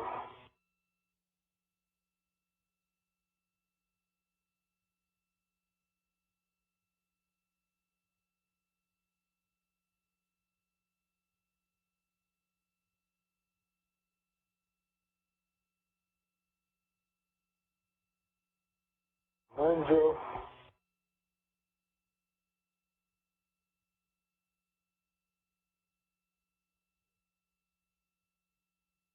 Good.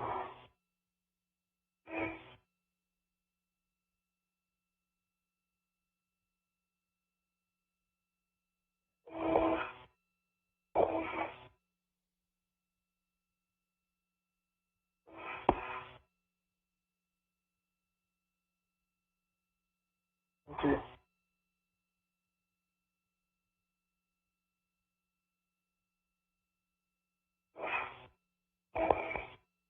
Three zero.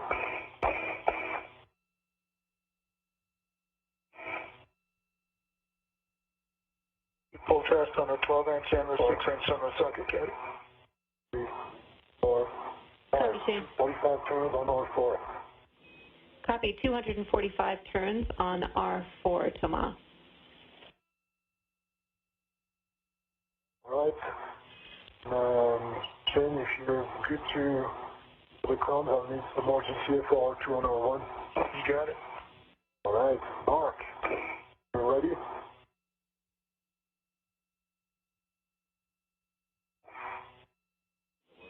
And your go for the GCA, we'll have Shane move back to the R5 socket or R5 bolt and test that socket for reach. Otherwise, you can GCA to R1 and R2.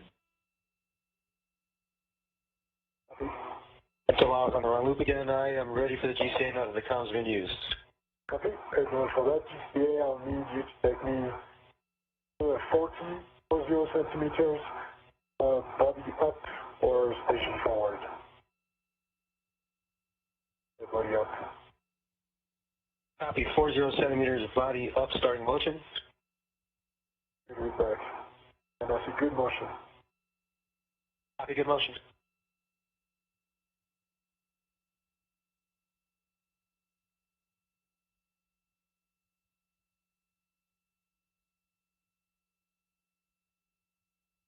Stop motion. Stopping motion. That's a good position. GCA complete for R2. Copy, GCA complete. Brakes are on. Copy, brakes on. Understand. Jenny, do you have settings for me for R2? A-firm, your settings for R2 are alpha 4, clockwise 2. Alpha 4, clockwise. Copy. A-firm, you'll be releasing R2, 10 to 13 turns, and the bolt will spring out when fully released. Copy. Alpha 4, clockwise 2, 10 to 13 turns on 3 on R2. And for R2, standby, Thomas, it's alpha 4, counter 2. Alpha 4, counter 2, good catch. Alpha 4, counter 2, 10 to 13 turns. A-firm, 10 to 13 turns. Work.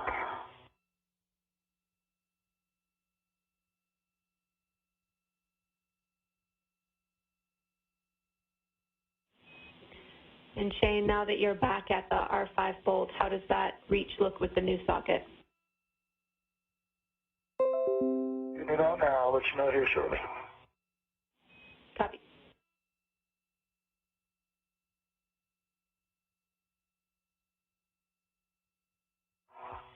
Jenny, R2, fucked out.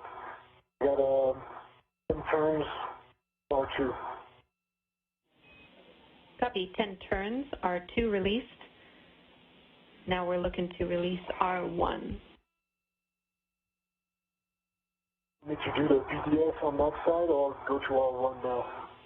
So you can do the BDS now that you've released R2, or you can do them both together afterward. It just depends on your reach with the arm. Okay. I'll do R2 now that I'm here. I might have to move to get to R1. Okay, copy. So if you rotate it now, just keep in mind that you need to rotate it slowly to the deployed position. And after rotation, it might not rest fully on the blanket in the rotated position. After you're rotating slowly to the deployed position. Good words. Jenny, I can barely get there, but I think once I get it on, I'll be able to turn it. Okay, copy, Shane. Alarm, you got me a turn? We have time to do that bolt now. So your settings are Bravo 2, counter 2. That's it. You'll be released. Slowly but surely, Thomas Pesquet is rotating the boom deployment system handle. Release indicator ring. That will ultimately enable the array to be unfurled, and for the array itself, which is basically folded up in its two sections of the boom folded up in half, will enable the boom to unfurl at the point at which it is installed at the base of the P6 solar array truss. That looks like a great view for us. You're welcome to move on to R1. Okay. And I'm ready to, Mark, if you can give me, okay, Shane, you're ready to give me GCA? Yeah, you got it. Okay, Mark, if you're ready, I would need 20 centimeters of body left. Copy, Houston, you need the com? You go for GCA. You can take the comp. Okay, we're starting the GCA, 20 centimeters body left. Starting motion. We're back.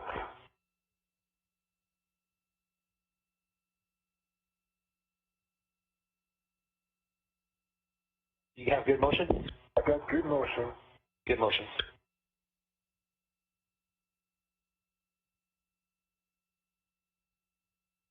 Okay, that's the 20 centimeters you asked for.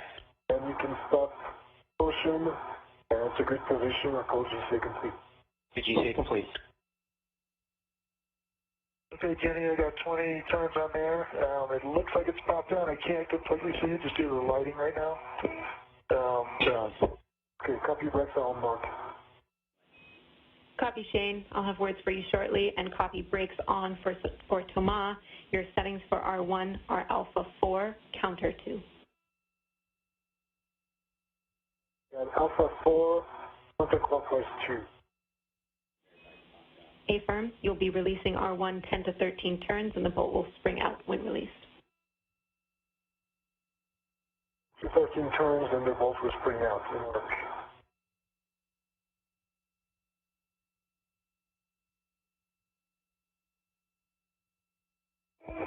Jimmy, it looks like the bolt is out to me.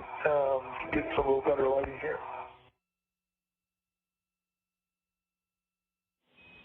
Copy, Shane. That sounds good to us. That's the completion of the get-aheads that we're going to do in this time, so you can stow that PGT. And then we're going to send you to look at the indicator on the base of the root beam that would have popped out when Thomas released R3 and R4.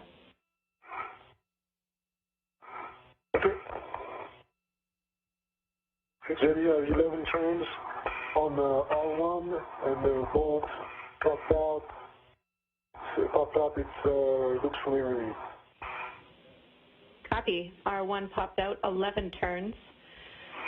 Same way that you did with the R2 boom deployment system, you can rotate the BDS associated with R1 to the deployed position slowly, and keep in mind it might not contact the blanket in the fully deployed position. Okay, I'm rotating R1 BDS.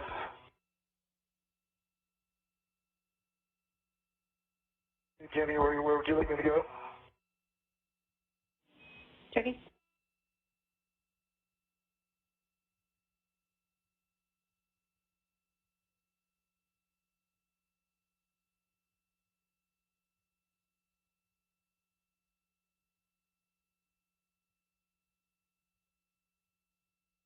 Jenny, the R1 BDS is fully deployed. Okay, copy, Thomas. You can give SSRMS a go to maneuver to the nadir back-off position. We'll be preparing for our ROSA release. If you need a GCA prior to taking the comm, I'll give next steps to Shane.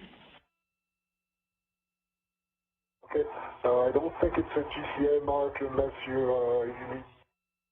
Nope, not a GCA. Once we get your go, we'll start that motion. Love my go. And we're working it. Your go. Okay.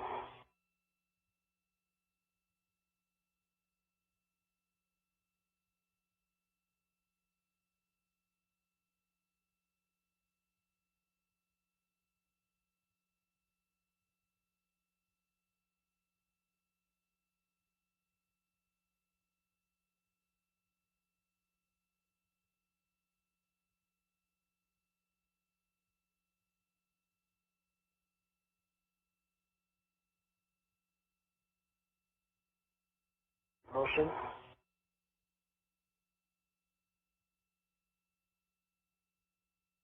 Copy.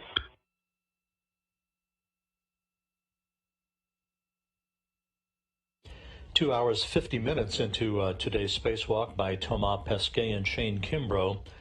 The bolts holding the first of the two ISS rollout solar arrays have been disengaged. The boom deployment system handles have been properly configured. You see Thomas Pesquet in this view with the red stripes on his suit at the end of the station's Canadian-built robotic arm in a foot restraint as we await the actual release of this solar array from its flight support equipment structure.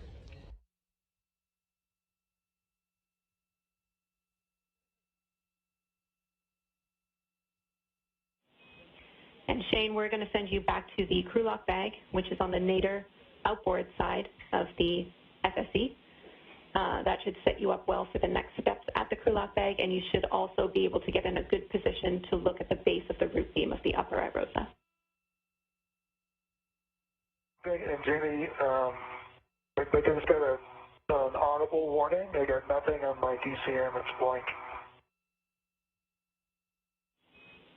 Copy of blank DCM. We're looking into it.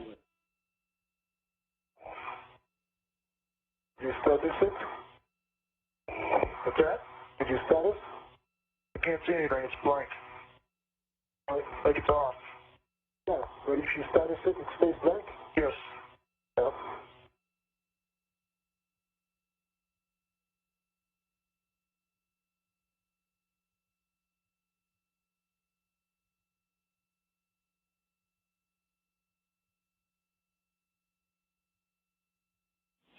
Shane, confirm that your DCM is still blank after the status. Correct. Copy. And looks like it's off. Contrast to max.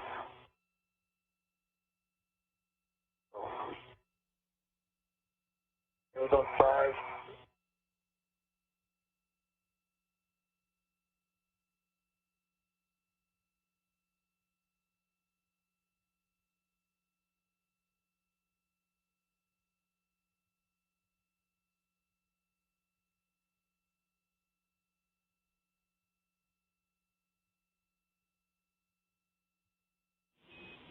And Shane, whether you go forward or back on that switch on your DCM, it's the same result? Affirmative. Copy.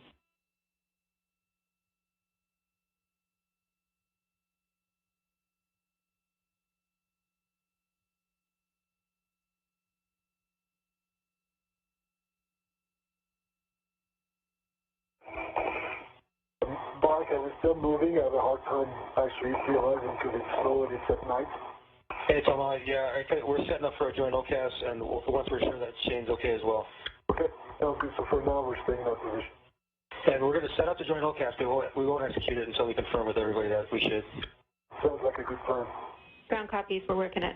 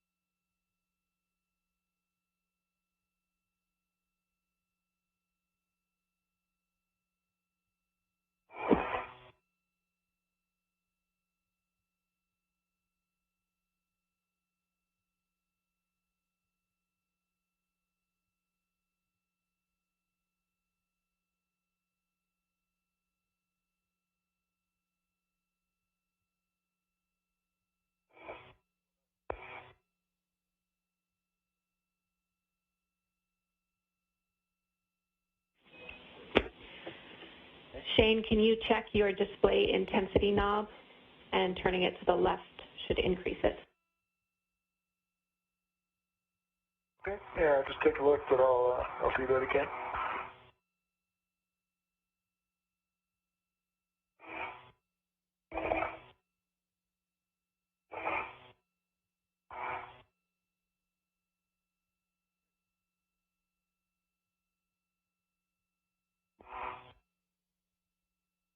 Okay, it's fully to the left and nothing. Copy, Shane.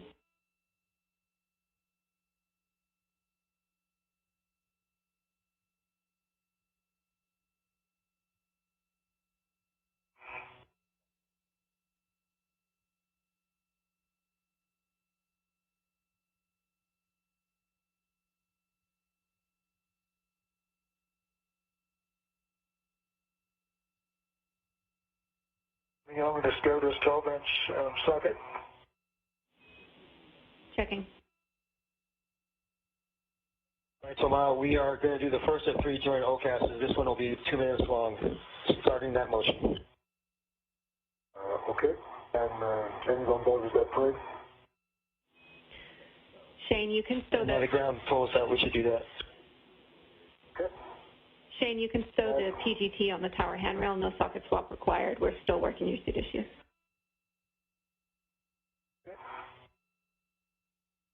In motion.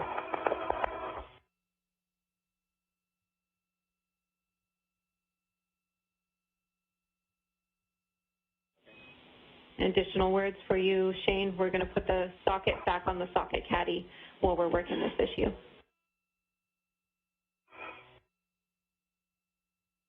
Copy, where do you want the PGT to go? You just temp stow it on the tower handrail.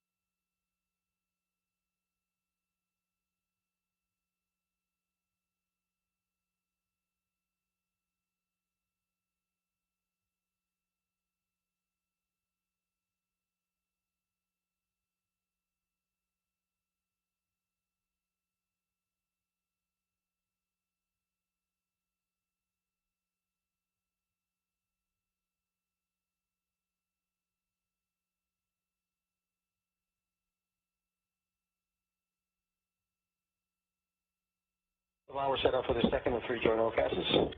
Copy.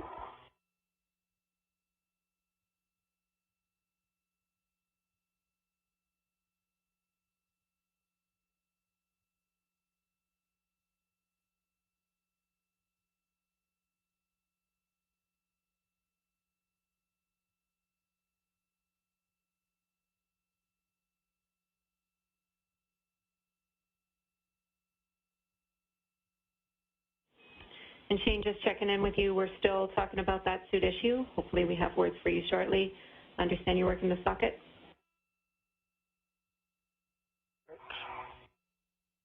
Got the PGTs on the handrail and working the socket now.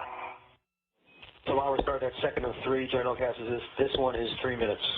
Copy. I'm ready. This is Mission Control Houston, approaching the 3-hour mark into today's spacewalk. The view of Thomas Pesquet in a foot restraint at the end of the Canadarm2 robotic arm as he is poised to begin the extraction of the IROSA roll-up solar array from its flight support structure. However, a couple of data dropouts have been noticed in Shane Kimbrough's extravehicular mobility unit suit associated with his sublimator, which provides cooling for the suit, and the display control module that provides him with an observation capability for the data that the suit is producing. This may only be instrumentation at this point, but we're double checking to make sure that there's no issue that would prevent the array itself from being extracted from its flight support equipment. How you doing, Tomas? I'm doing good. Crossing right overhead from you. Doing cool.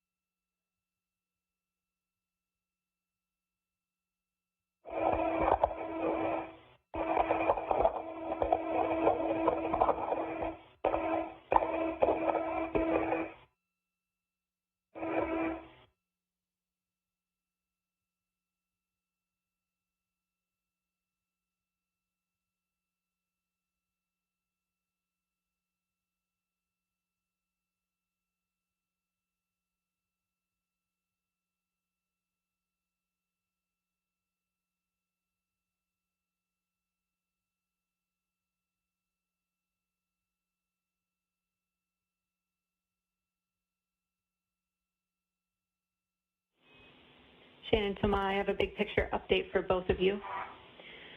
We are not committing to releasing IROSA from the FSD at this time until we have a really strong lock on exactly what is happening with your suit, Shane.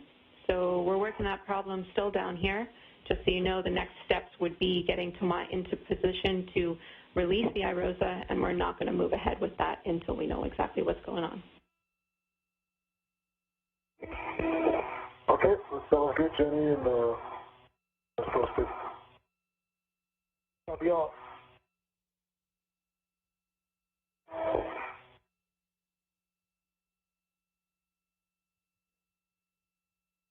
Jenny, just on my essay, if we had to do a warm restart on Shane's DTM, you would have to go back to the airlock and hook on the SAU, correct?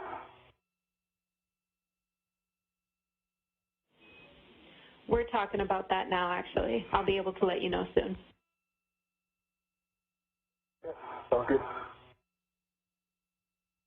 Spacewalk communicator Jenny Seide here in Mission Control, providing the two spacewalkers the big picture as we are at the point of releasing the IROSA solar array, but it is contingent on the flight control team being comfortable with the condition of Shane Kimbrough's suit and his ability to read data from his display control module, which is essentially a menu of suit system status that he has access to right in front of him to be able to monitor the condition of his suit, just as the flight control team here in Mission Control can monitor all of the systems for both Kimbrough's suit and Thomas Pesquet's suit.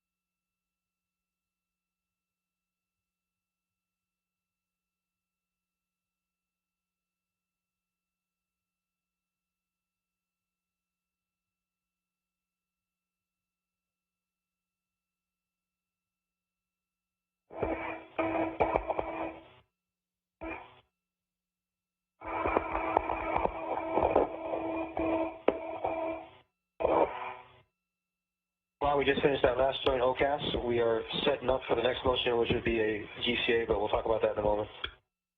It sounds good, and I'm right overhead to Rosa, and yeah, we work on the GCA.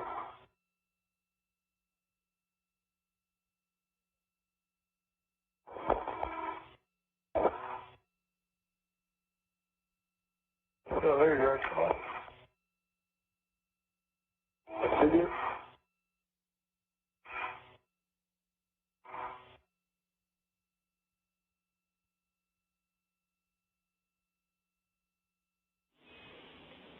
Hi, Shane and Tama. I have next steps and an answer for you on the suit for now, Shane. What we are going to do is have you return to the airlock at this time and connect to the SCU for a warm restart. Then we can assess the sublimator P issue, but we think that that will at least help us diagnose and get a good feel for exactly what's happening with your DCM. Tama, we are going to continue with the nominal procedure and hold until Shane is back and we sort out what's happening with his suit. Okay. Sorry, Shane, that you have to go back by yourself. No problem. The words from Spacewalk communicator Jenny Seide to the crew outside the International Space Station. The decision by Flight Director Ron Spencer here in Mission Control to have Shane Kimbrough return for a few minutes back to the Quest airlock to hook himself back up to an umbilical and do a restart of the display control module, which is a data center, if you will, attached to his extravehicular mobility unit. Ron Spencer, with his back to the camera in the blue shirt, Drew Feustel, veteran astronaut and veteran spacewalker, talking to Spacewalk lead officer Keith Johnson in the back row as they prepare for the next set of steps. This is essentially a diagnostic effort to restart this display control module, which is important, providing data to the crew members while they are outside in the void of space. Come on, we'll tag up. Actually, we can tag up right here. So Houston Station on 1. Just want to make sure we're in sync. We're going to go ahead and execute step 12 of the robo procedure to get Toma to the IROSA Zenith manual maneuver, or IROSA Zenith position, and want to check with you all before we press. Yeah, Station Houston, you are correct. We'll have you finish up 11 and 12. That would have us in a good position if we were needing to execute any additional steps to assist Shane, but for now that also puts you in a good position to continue procedures, nominal procedures. And Shane will go back to the airlock. We'll get him on the SU. We're going to check out a restart on the DCM, and we'll go from there. So we think that puts us in the best config to sort out the problem and then decide if we're going to carry on. Shane will be in a safe place. Okay, Toma, we're standing by for your command for the GCA. Okay, and Mark, just to clarify, to confirm that in case I had to go assist Shane, I would have to egress the arm here at the FSC and climb down on a pull-up. Is that correct? Or climb down on a cedar cart? You would provide this GCA and then egress the APFR in order to assist EV2. Because there's really not that many good handrails for me to egress at the SSC. I mean, on that phase that I'm on. I think it's doable, but I think better egress would be at a cedar cart before we started all this. But okay, now that we're here, I'm ready for GCA to the SSC. We copy all, and we understand we're putting ourselves in the best position. Copy your comments about the necessity to get off the arm if we are in that case, Toma. I just want to remind Shane, again, heading back to the airlock, about that adjustable, which is on the thermal cover that he's going to have to remove in order to get back in there and connect to the SCU. Thanks, Jenny. This is Mission Control Houston. The big picture here is that Shane Kimbrough is in absolutely no danger whatsoever. He is fine out there, just simply making his way back to the Quest airlock, to the crew lock section. We'll hook his suit back up to an umbilical and do a restart of the display control module, which is a data center, if you will, providing information to him while he's outside of the International Space Station on the condition of suit systems.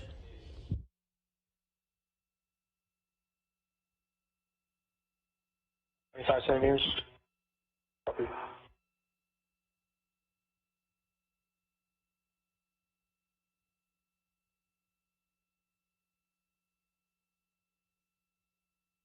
Ten. Copy. 5.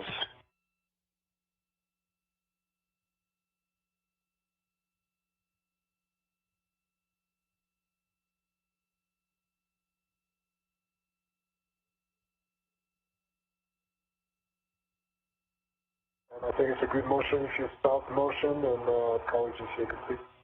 So done, that's the position. Copy GCA complete. Brakes are on. Feedbacks are on. Copy GCA complete. At this time, Thomas will get you to standby.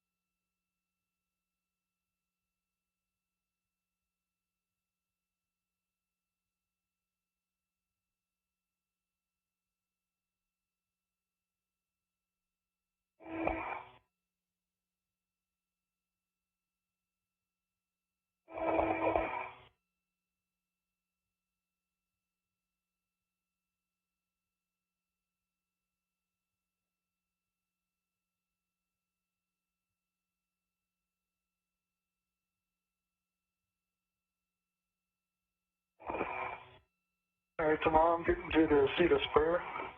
Okay.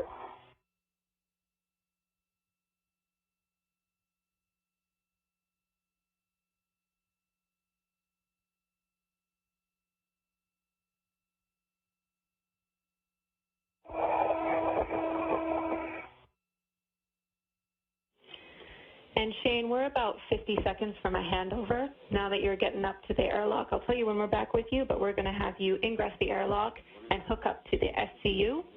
We'll be with you to perform a warm restart after the handover. And Thomas, if you want to follow along, we're on page 28 of the CUF checklist. Copy 28, one more stop for Compre. Copy all.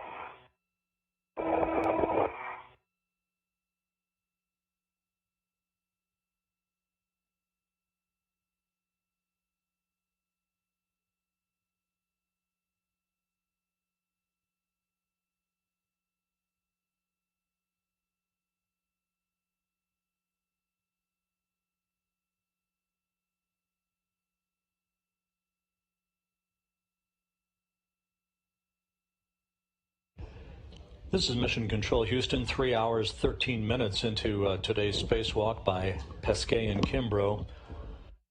We've temporarily lost our downlink from the International Space Station as we hand over between satellites on the Tracking and Data Relay Satellite System. Shane Kimbrough is almost back at the Quest airlock, where he will enter the crew lock section, put his suit on an umbilical, and do what is called a hot restart of his display control module. This is essentially a data box on the suit that provides suit data for him and other spacewalking crew members while they're outside of the International Space Station. There were some intermittent dropouts of data, and we want to make sure that that suit is providing cohesive and continuous data for the crew member outside before we press ahead with Pesquet, removing the IROSA solar array from its flight support equipment located on the truss of the station. All of the bolts have been released for that IROSA array. The next step, assuming everything goes as planned with the restart of this display control module, would have Pesquet removing the array from the flight support equipment and moving it at the end of the station's robotic arm over to the P6 truss, where he and Kimbrough would then work in concert with one another to install it at the base of the P6 solar array.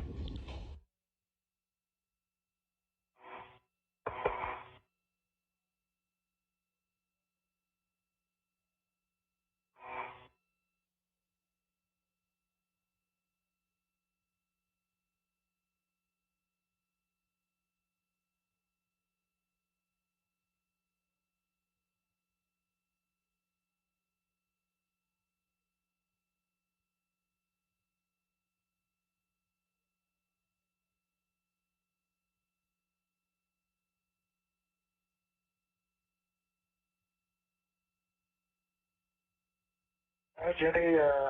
Connected to the RCU, and I'm on page 28. Okay, copy, Shane. So we're going to perform a warm restart now that you have that cuff checklist page open. And again, that's page 28 for Thomas to follow along. You will not be performing that cuff checklist. I'll be talking you through it. In a warm restart for comm failure, I'll lead you through the following steps, which will be step 4.3 to the end of the page to reset your DCM display. If you unexpectedly lose comm or encounter any issues, you can use the cuff checklist to complete the response.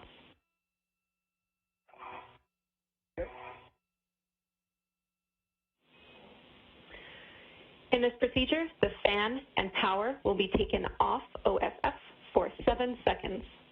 While the fan is off, you'll be without cooling and CO2 removal. Overheating and loss of visibility from fogging are possible, and there will be no comm until you take the power back to BAT.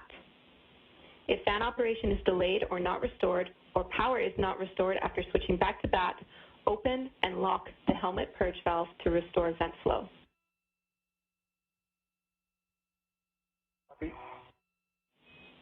Okay. Take a moment to confirm power and fan switch access. The specific actions will be to switch fan off, OFF, switch power to SCU, wait 7 seconds, switch power back to BAT, and switch fan back to on. When complete with the warm restart actions, all switches will be toward you.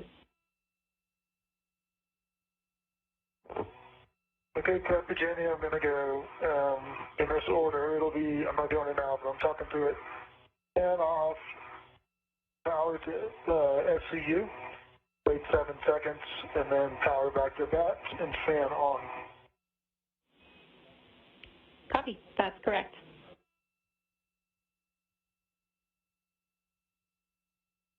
Good. Let me know when you're ready. Okay. Okay, Shane, we're ready for those steps, so you can switch fan to off OFF. Expect fan switch off tone for 7 seconds.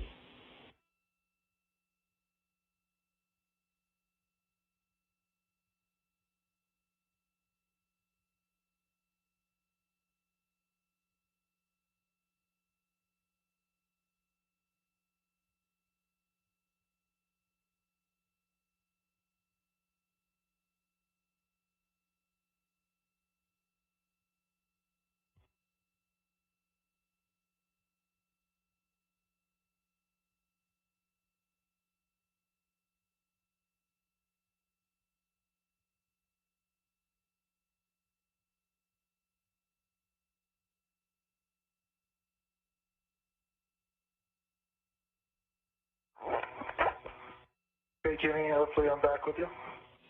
Copy, we have you loud and clear. I have in status, so I have things on my DCM now, which is great. Copy, you have things on your DCM, that's good news.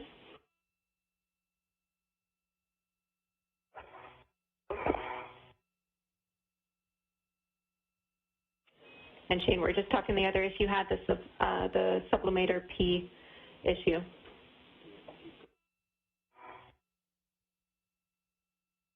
you guys saw down there was sub-P? Say again, Shane? What you saw, sublimator P? Yeah, we're just talking on the other issue that we had, but I'm glad that you can report that your DCM's back.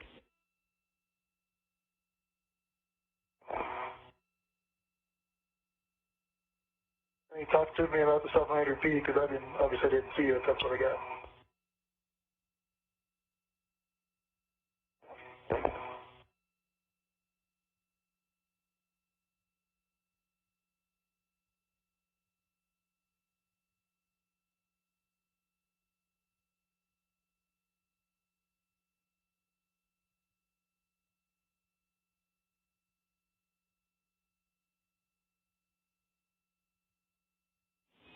We're talking it still, Shane. I'll have something for you soon.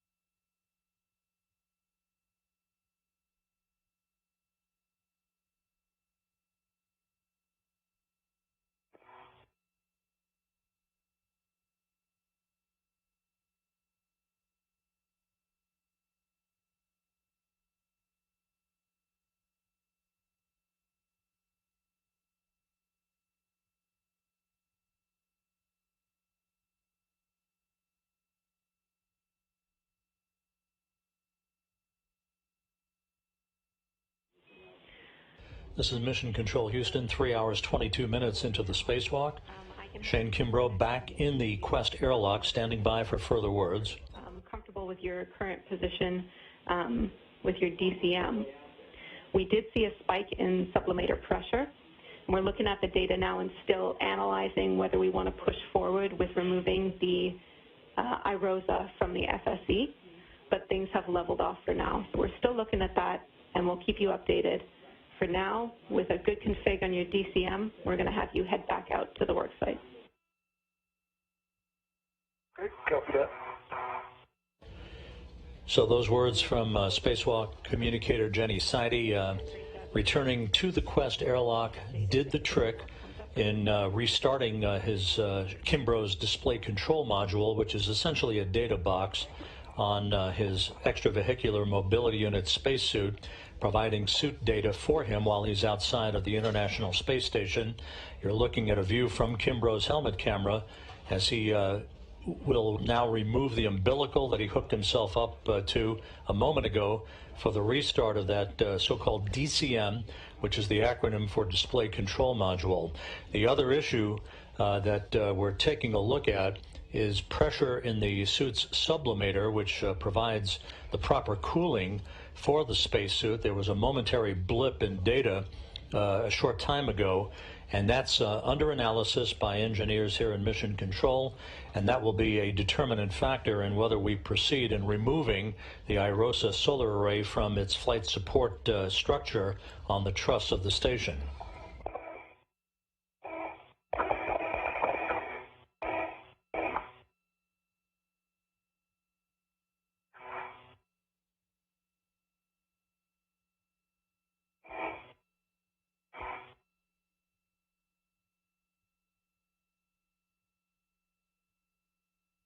This view of Shane Kimbrough now re-emerging from the airlock, and he will go out to the support structure on the port truss of the station to rejoin Thomas Pesquet and await further words from the flight control team here in Houston.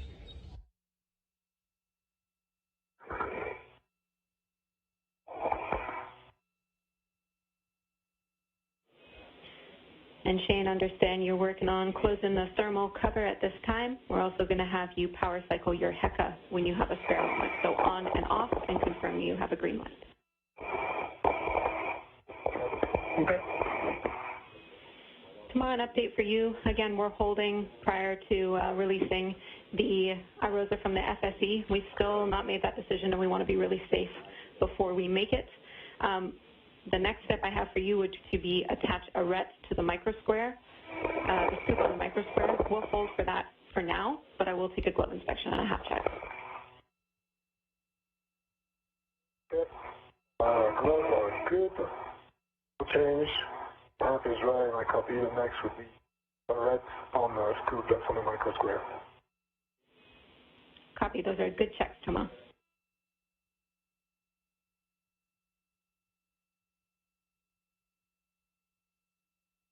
The thermal cover is closed. The adjustable is in place. Copy, Shane.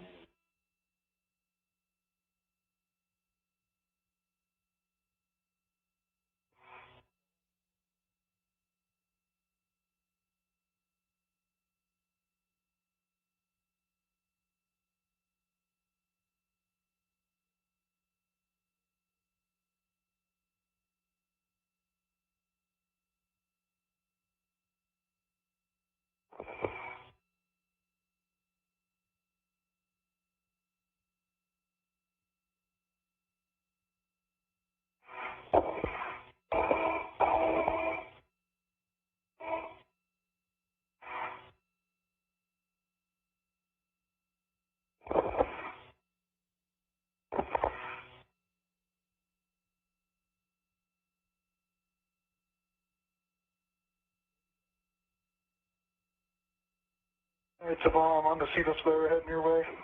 Okay. I'm right where you left me, Shane. Hanging out. Quite literally.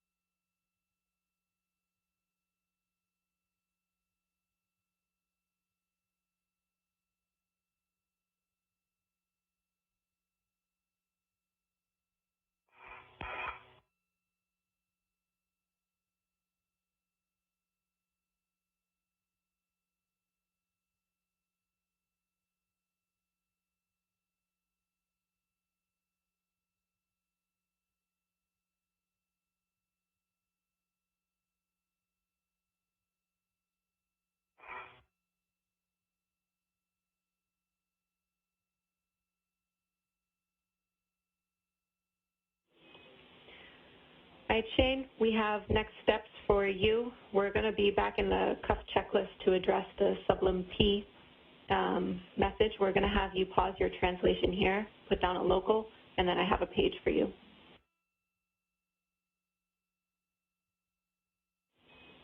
We're looking for page. Hey, Jimmy. I got a local. Copy, we see it. Page 1919, Sublim P. We'll have you start step 1. And that. There. Okay, I'm there. So we turn my water off. Affirm. Check waters.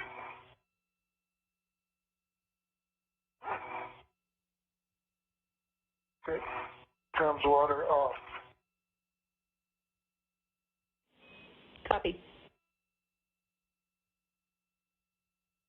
I just got a water off message. That's expected.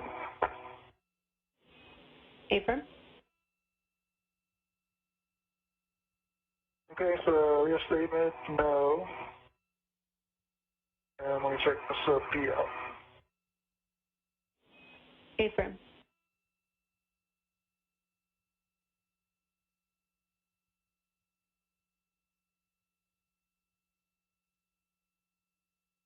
Point 7.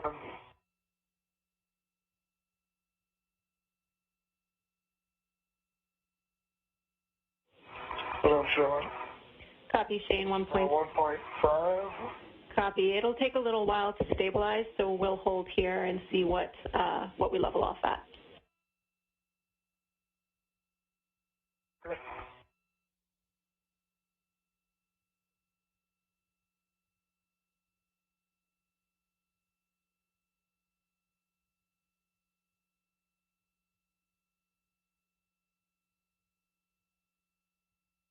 It's below 1 now. Copy. We'll give it another 20 seconds.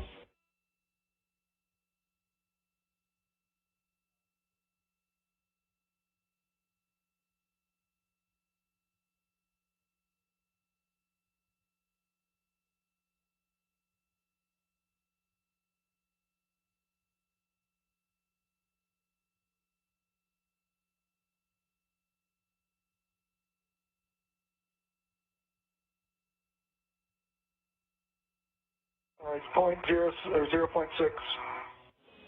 Copy. 0.6. 0.5 now. Copy. 0.5.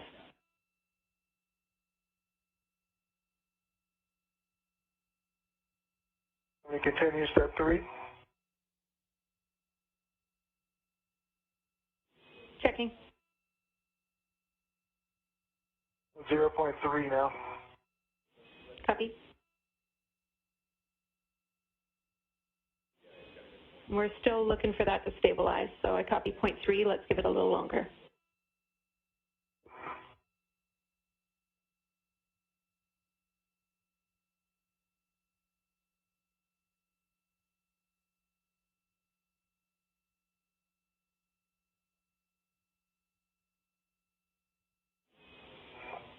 All right, Shane, let's push with step 3. If you give me a reading, we're comfortable with you setting your TCV to max hot.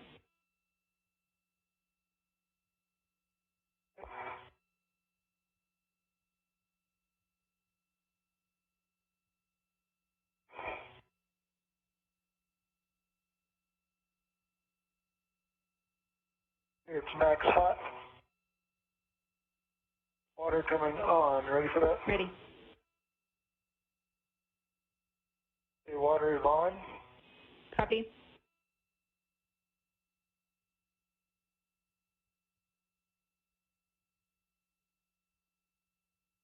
TCV is set. Copy.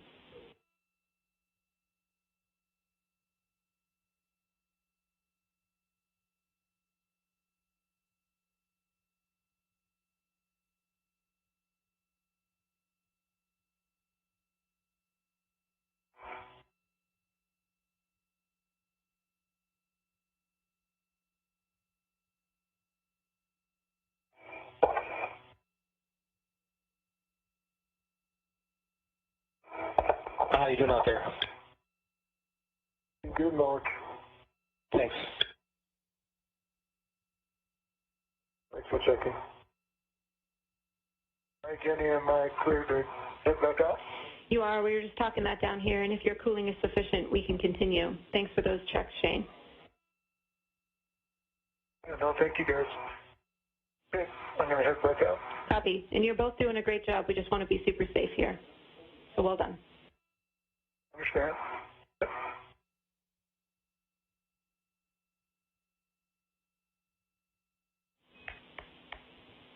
Tomas, checking in with you. How are you doing? Good, thanks. Just waiting on Shane, no rush, and I'm here, good country, good position. Everything's fine. Copy. Glad to hear it. Thanks, Thomas.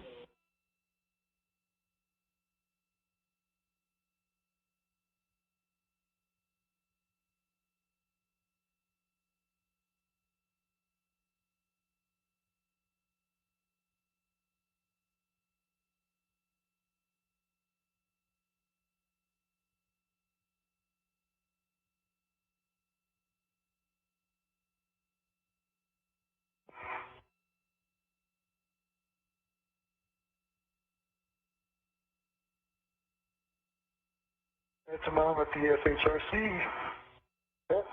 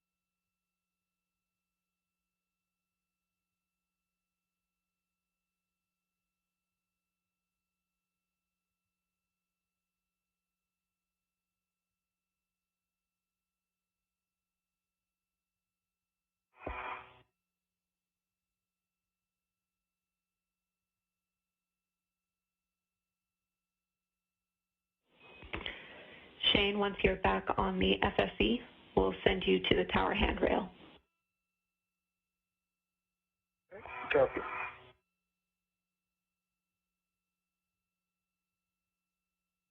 I see you coming back, Shane.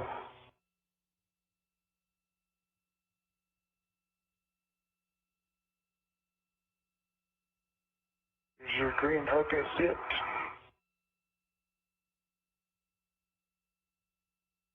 This is Mission Control, Houston.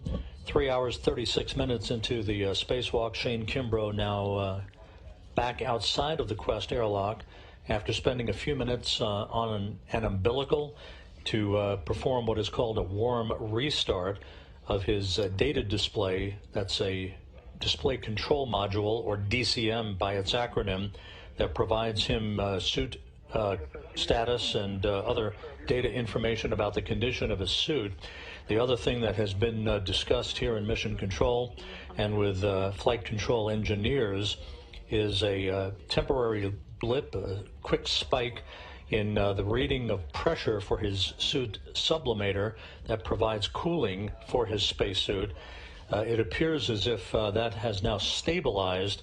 The discussion currently underway before we commit to removing the IROSA solar array from its flight support equipment structure is whether or not the sublimator now has stabilized, and whether we have confidence that this is only a sensor issue perhaps and not a real issue with the sublimator itself. Since we have you back at the tower handrail, again, you'll be retrieving your PGT, so the green PGT.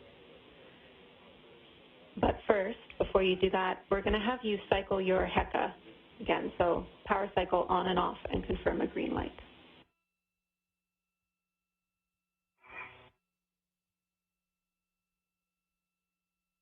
Off, no light. On, green light.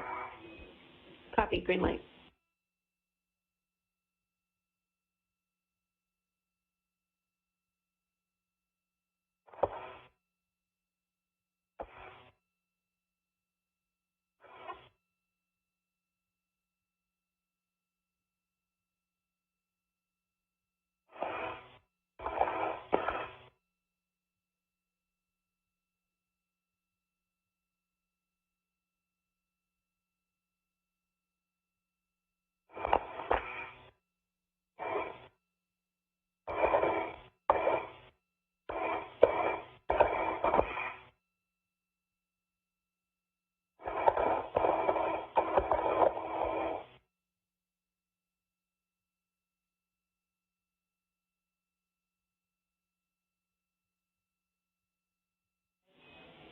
Shane, we're just wanting to get a couple more data points on the DCM issue. Had you checked your DCM at all since the depress and egressing the airlock? I don't think I looked at it, no. Copy. That's what we figured. We just wanted to double check if you'd looked at it before you got that message.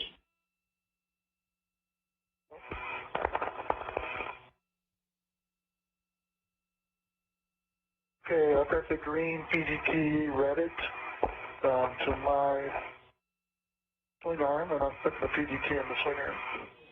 Copy. The PGT is on your swing arm. Could I confirm, I gave you this step before, but we did have that suit issue, so confirm that the square scoop from the crew lock bag is on your mini workstation? Yes, it is. Okay, copy. We are going to get you in position at Charlie 1, which is at stanchion Charlie, Zenith outboard. Okay, I'll head there now.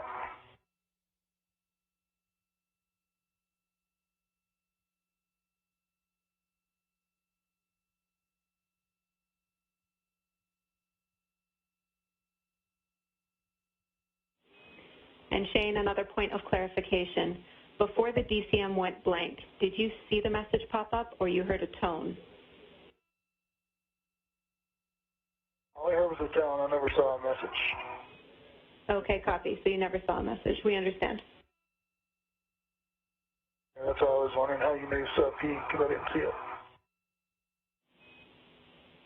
Copy.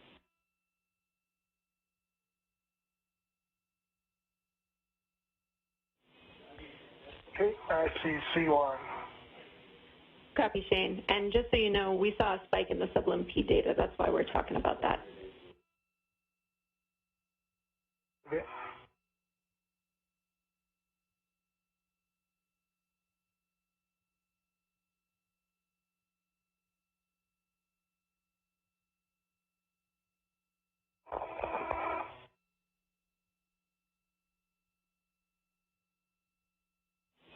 And Shane and Toma, big picture, we're just getting a final confirmation that we are in a good config to release this iRosa. Copy, Jamie, thanks. I'll get set up here tomorrow.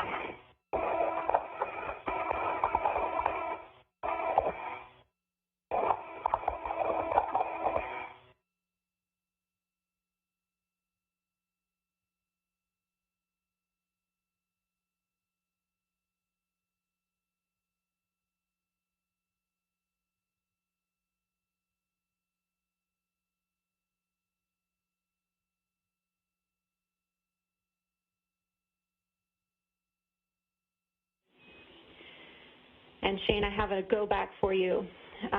When we got your issue, we were sending you to check the status of the indicator on the base of the root beam. We've still not gotten that check, and we need it prior to releasing anyway. So while we're talking this down here, we're going to send you to check out the base of the root beam close to the R bolts. See if you see that indicator. It should be just further away from the blankets than the handrail. Is it on the end I'm on now or the other end? On the other end. We're going to have you do that right now because the position that you're in now is to release iRosa.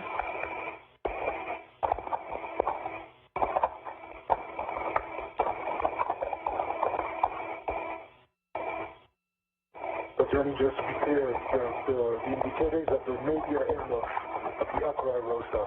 That's where you want Shane to go. Yeah, we want Shane to head to a position where he can see the blanket end, the boom end of the upper iRosa. He's going to be looking on the root beam. Yeah, and that's nadir. Affirm.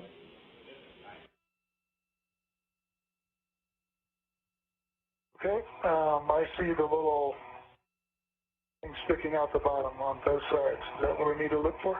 Yeah. Yep, that's exactly what we need to look for. That sounds like a good check. I don't know if you can see it in my helmet camera. We're looking.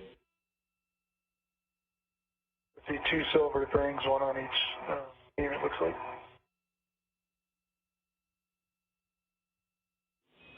Copy, Shane. I'm just checking for next steps for you.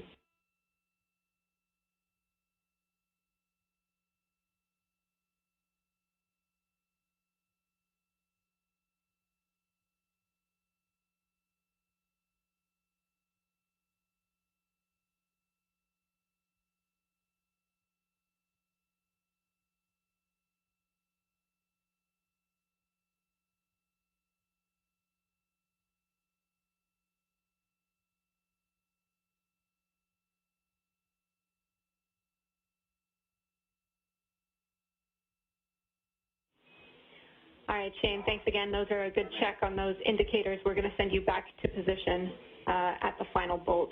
Stanchion Charlie, bolt Charlie 1.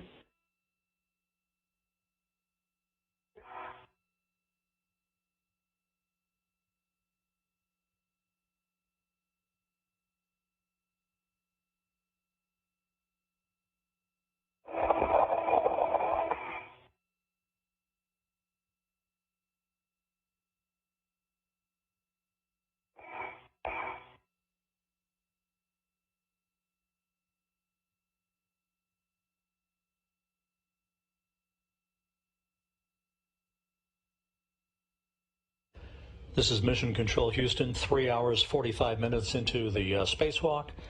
We should be hearing big picture words momentarily from spacewalk communicator Jenny Seide about proceeding with today's activities. On that square scoop yet? Yep, that's right, Thomas. It looks like we're talking about releasing our Rosa, but I don't have the go yet. So we are still holding at this point.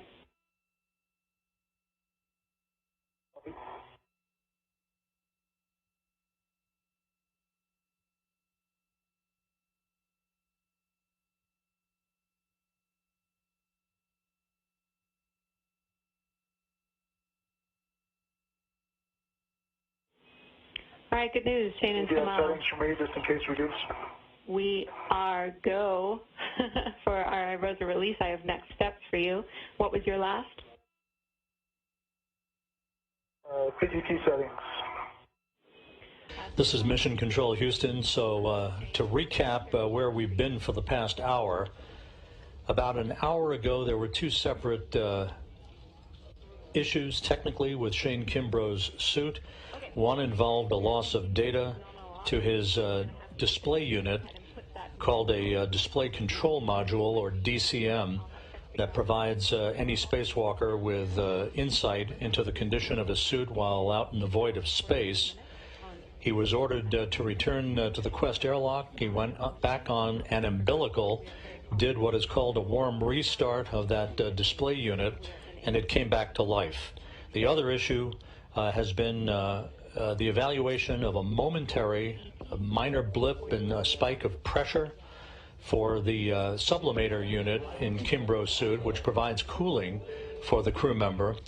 That sublimator reading spiked ever so slightly for just a moment and then returned to normal. So after a series of tests with that equipment, the suit is holding steady and is apparently in good shape now, and Flight Director Ron Spencer has directed that we proceed with the spacewalk as planned, Kimbrough's suit in good shape. He was never in any danger during the course of this diagnostic evaluation, while Thomas Pesquet, as you see on the right-hand side of your screen, has been hanging out in a foot restraint at the end of the Canadarm-Tomb robotic arm, waiting for the green light to proceed with the extraction of the ISS rollout solar array from its flight support equipment. Cooling and glove heaters are good. I'll keep the bagger down for now. Copy. Ensure your heels are secure in the APFR and your gauntlets are down. Yep, the heel seems secure. I'm sure Shane can have an eye on them, but it's still good. And gauntlets are covering the restraints. Copy. Maintain control of iRosa while Shane releases the final FSE bolt and installs the scoop and repositions for your upcoming GCA. You can give them a go when you're ready.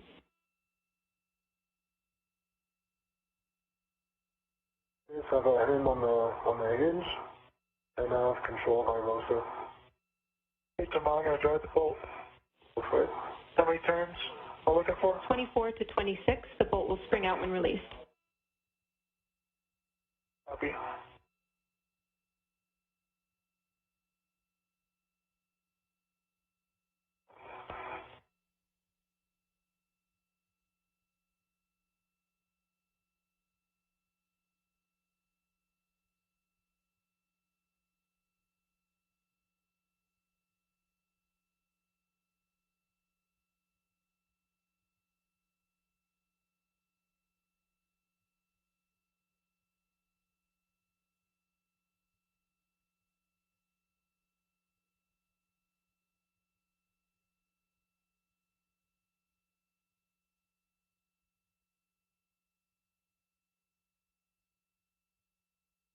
There's 24 turns.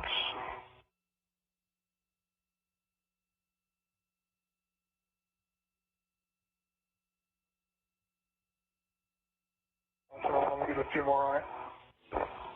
We copy 24 turns, and you're giving it a couple more.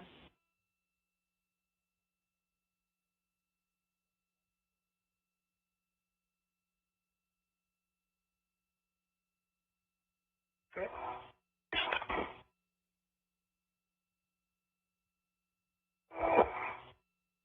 Put away tomorrow, I'll get this scoop set up for you. I copy Charlie 1 is fully released. Was that any more than 24 turns? Yep, 27. Copy 27 turns.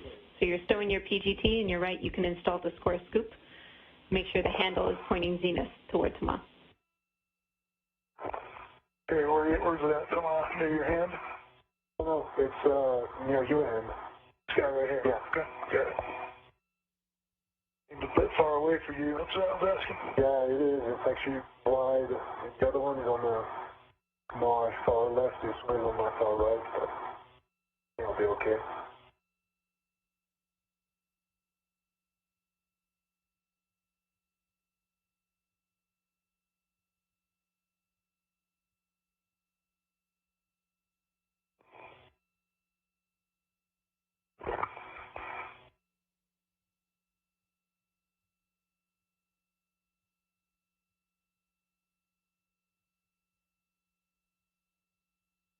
Whoa, don't push too much. I think you got it off. Got it off the hinge. Sorry about that. Unlock. Do you have it? Yeah, I have it. Sorry about that. No, don't worry. I have it. Get my red off of this. Don't pull. Yeah, you want my red off, okay? All right, I'm clear. Okay. Yeah, it's definitely off. Taking off, easy. And I copy that Irosa is off of the FSB. Shane, I need you to remove your RET from the scoop and get in a position to monitor the clearance of the blanket to the grapple tower fixture. That is done, Jenny. So red's removed. I'm going to go to the nadir side here to get a better look.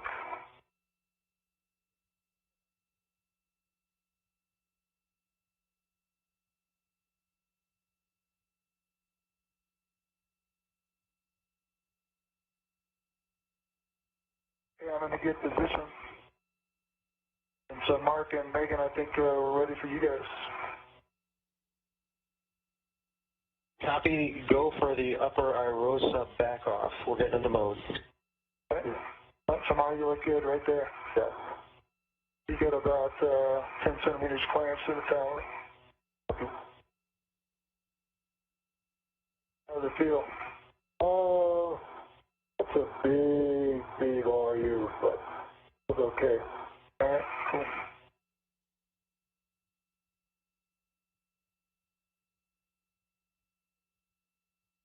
Okay, we're getting ready to start this manual maneuver. It's not a GCA, and again, I want to check for your go. Go, Mark. Starting motion. You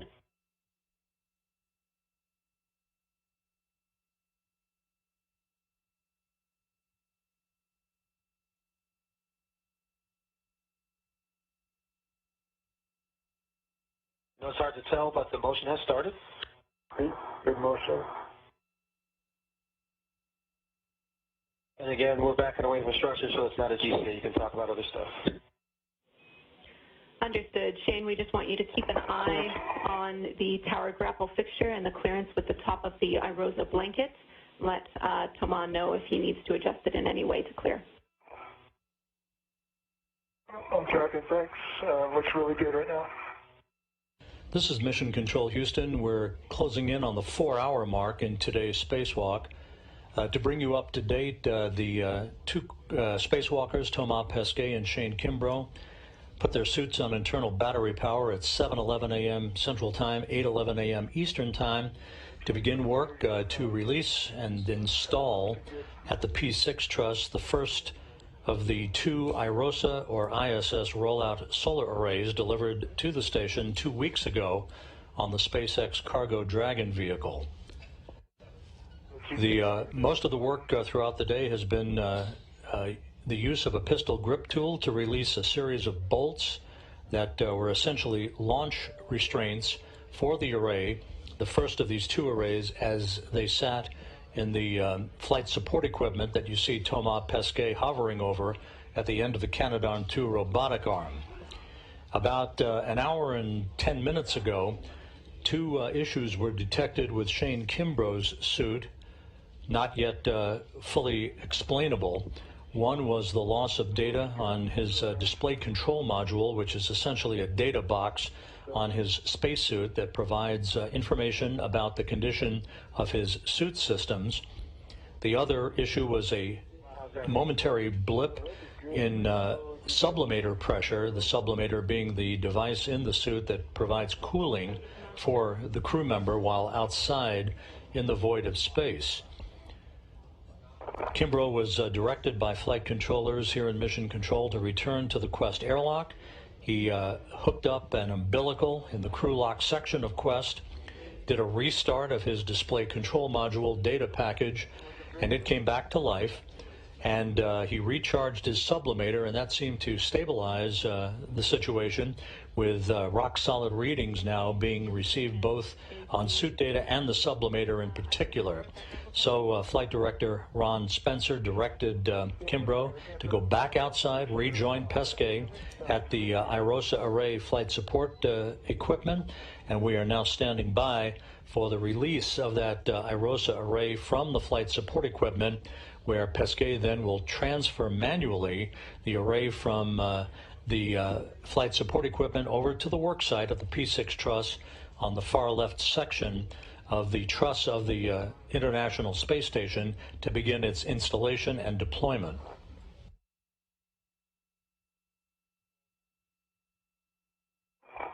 So Jenny, to answer your question, it's clear of the tower. Okay, copy, and I'm back with you after a short handover there.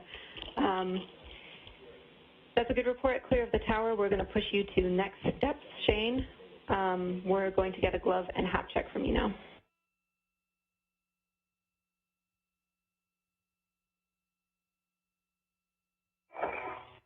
Okay, left glove good, right glove just a few of those black smudges on there, but no damage to the glove. Hat is dry. Copy. And so you know, Shane, we're monitoring your suit data, and everything looks as expected. So with that, we are going to have you retrieve the socket caddy from the crew lock bag. Okay, great. And you will be removing the 5/8 12-inch socket from your PGT and storing it back in the caddy.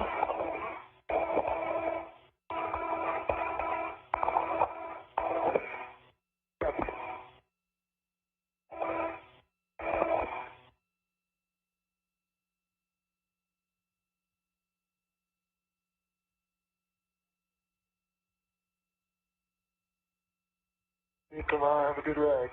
All right.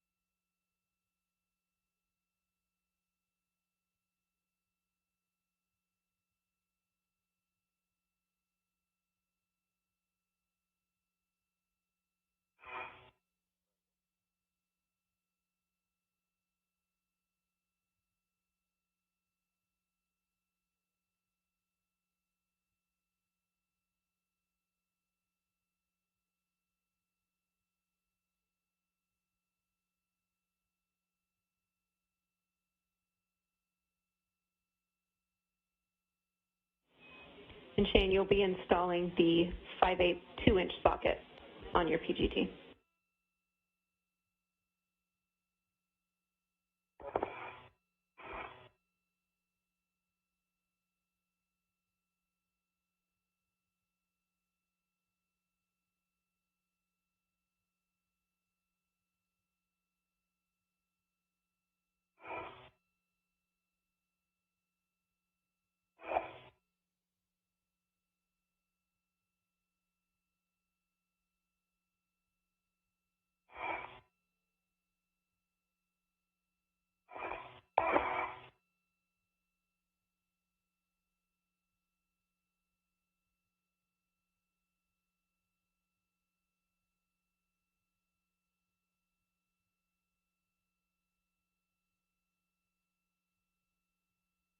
Somehow we are setting up for a couple journal casts.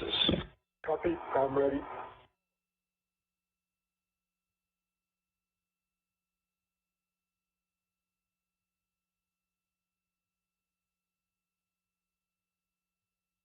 Okay, good pull test on the 12-inch on the socket caddy. Copy. Good pull test, 12-inch on the socket caddy.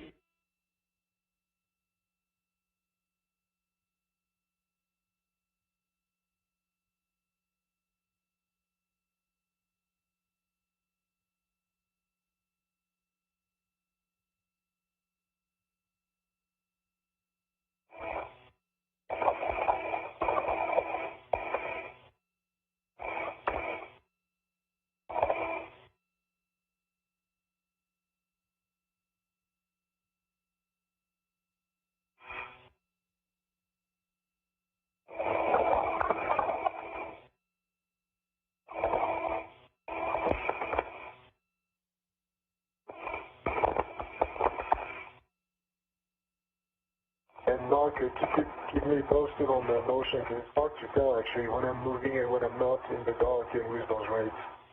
Completely understand that as a timely call, where this is our first of 2 joint OCASs. This one will take 2 minutes starting motion in course. Okay.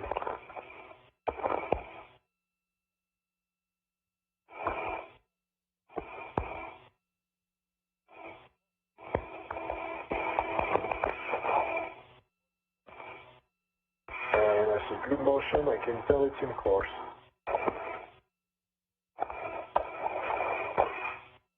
If you need us to stop, just say the word. For now.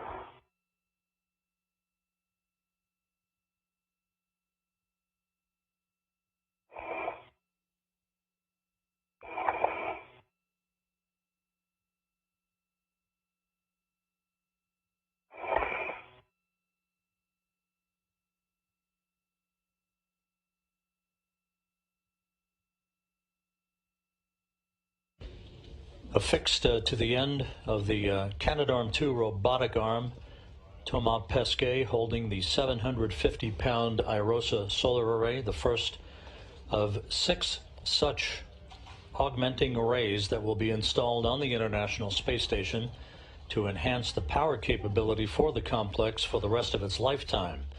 He will be driven over to the P6 truss work site.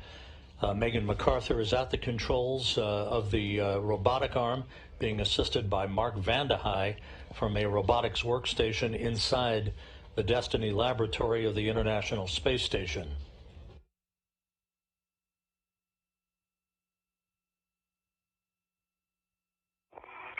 UH on my PGT, good pull test. Copy. You can stow the green PGT on your swing arm, and then we will have you retrieve Thomas' green hook. Good.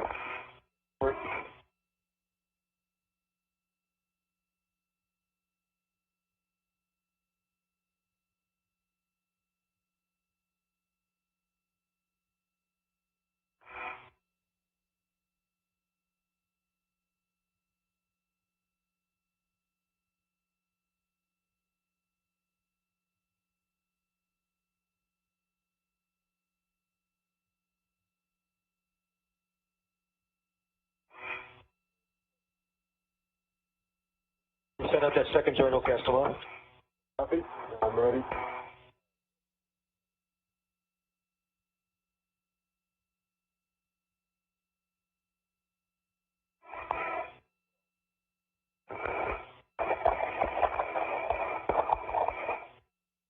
Tomorrow we're starting the second of 2 joint OCASs in course. This will take 3 minutes. Copy, 3 minutes in course, I'm ready. Started.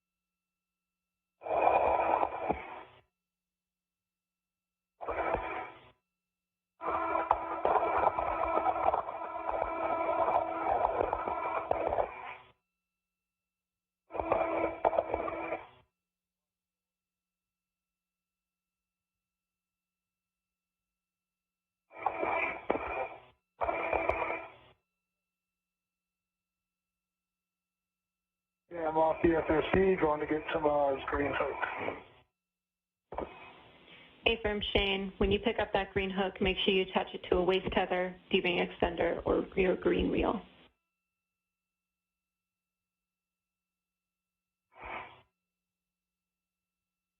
Okay, copy.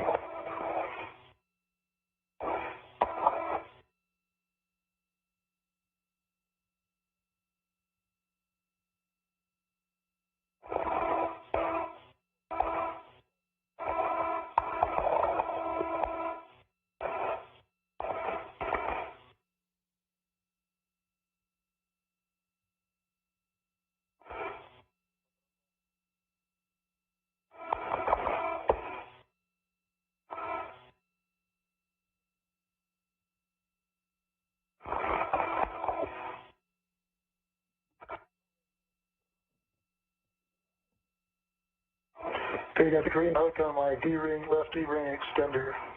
Copy and check the reel is unlocked, and you can continue upward.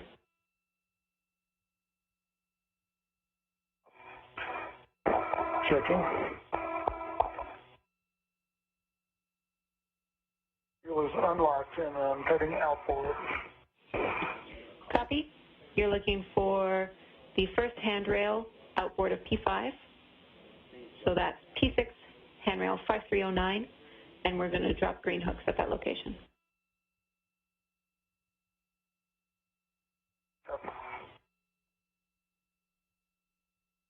Tomorrow that joint OCAS is finished. We're working on setting up for a manual maneuver. Copy. And Shane, I'll take a gauntlet check as well. Station Houston for the EV and No, it's our in position. for EV and IB crew, just a heads up. Tomorrow you're likely going to be in position. We'll need to stand by on the manual maneuver until Shane is ready for the handoff, so we'll might be a little waiting here.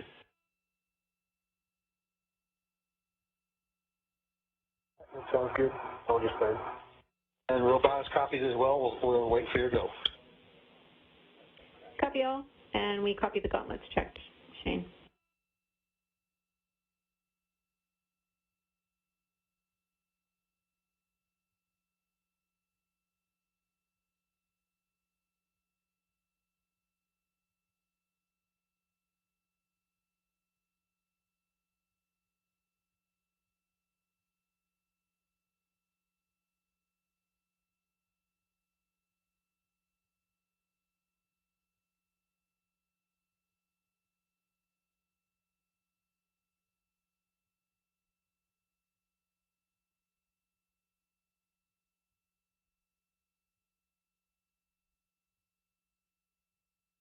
Good tomorrow? Doing good. I'm in position, Shane. I see you at PFR from here. Having the dark. Oh, you're already there. Yeah, I'm already there. Sweet.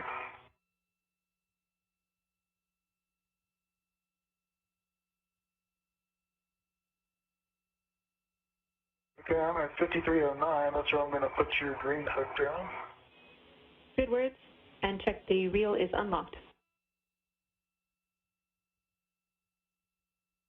Okay.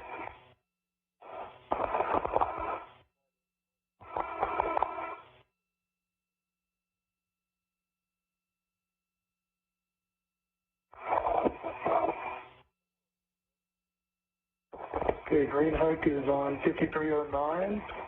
Copy. Reel is unlocked. Copy. And you can attach your green hook, Shane, to 5312.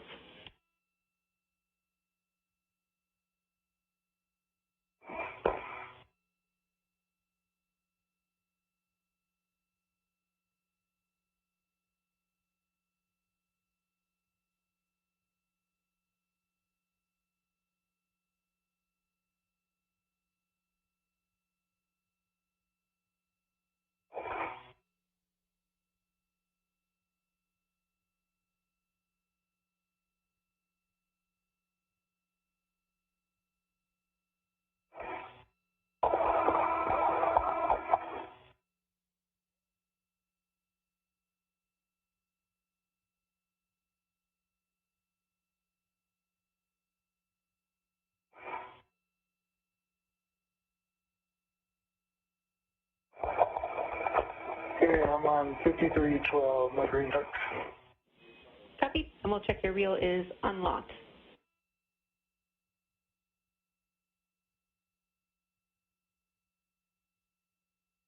You're talking green hook reel?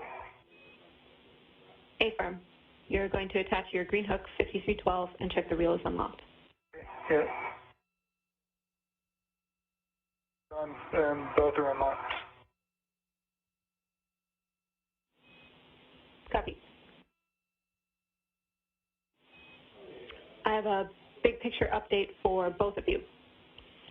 So at this point, we're working to get iROSA installed on the mod kit and unfolded. We believe in the next eclipse we will have time for our connections, and then we'll assess deployment following that.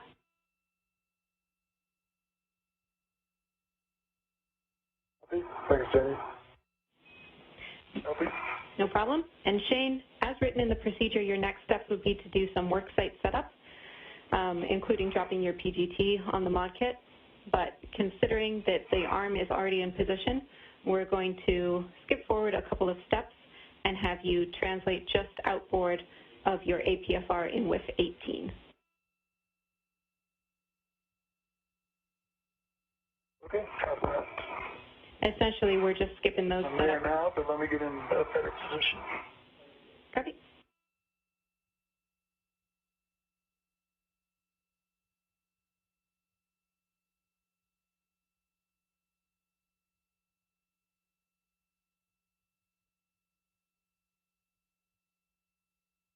Yeah, so you're looking good, but your face together is behind your place. Yeah. All right. Thank you. And Shane, could you double check your Turn left? towards your left shoulder. Shane, double check your left gauntlet, please. Okay, will do. You want me to rotate to the left? Yeah. Do 180 to your left. Be right there. I don't know if I can do that from here. Oh, you'll have to go. When you do APFR ingress, it's going to be okay if you go towards your right. Like around the APFR, your right. Okay, to my right.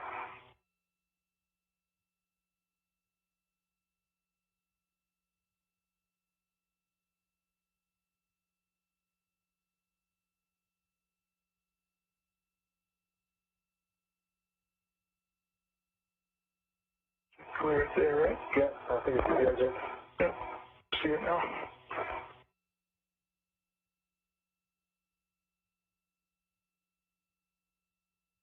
I'm getting my gauntlet down on the left. You can see about that. Copy. Check those is pulling it.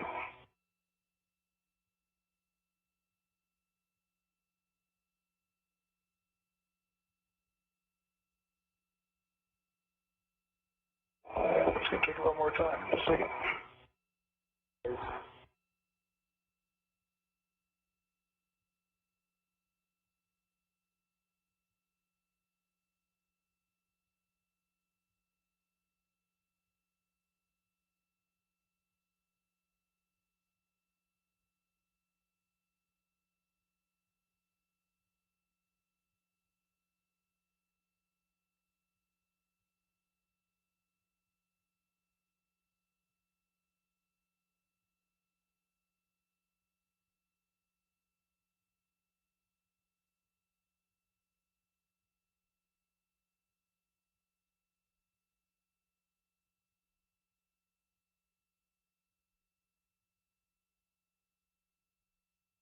That for now. Copy, Shane. Your next step is to put in a fair lead in your safety tether, just outboard of your APFR. Okay. We're looking for handrail 5345, which is on the MMOD side.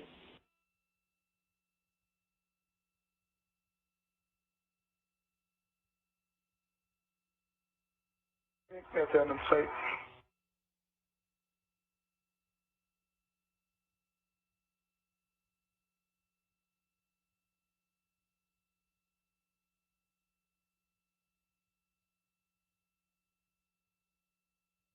I guess I use a rep for this since my decibel's gone. Your foreman.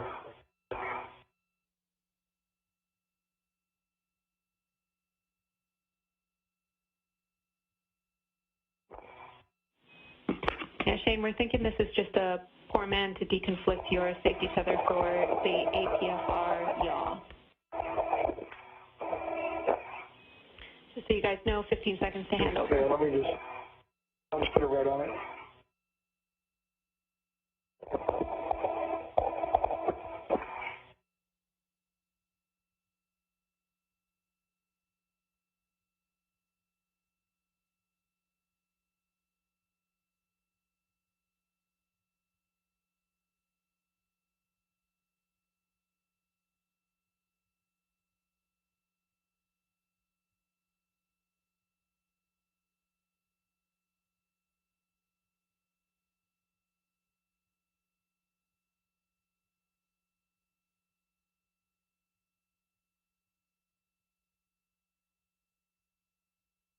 Take it on to get over there tomorrow.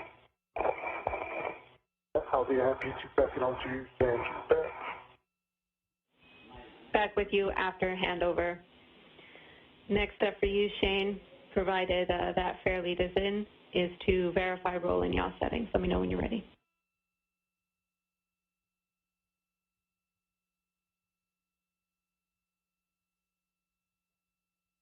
Okay, I'm ready. Looking for Fox 4. Copy. Box 4 is verified. Gotta get the I'm ready for you to ingress the APFR. straight out. First, stuck on there pretty good.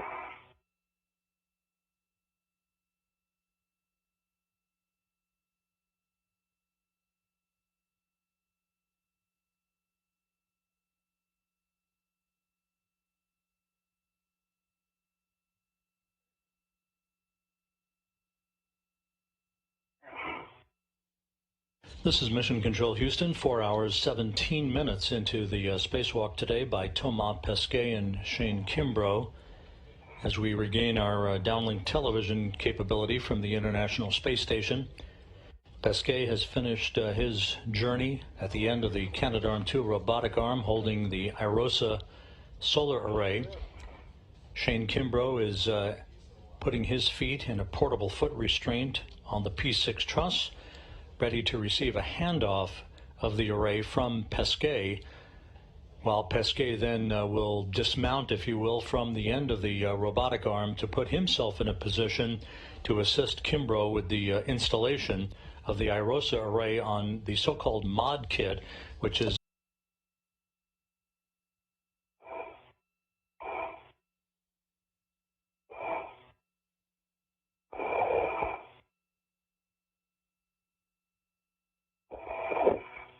Okay, I'm ready.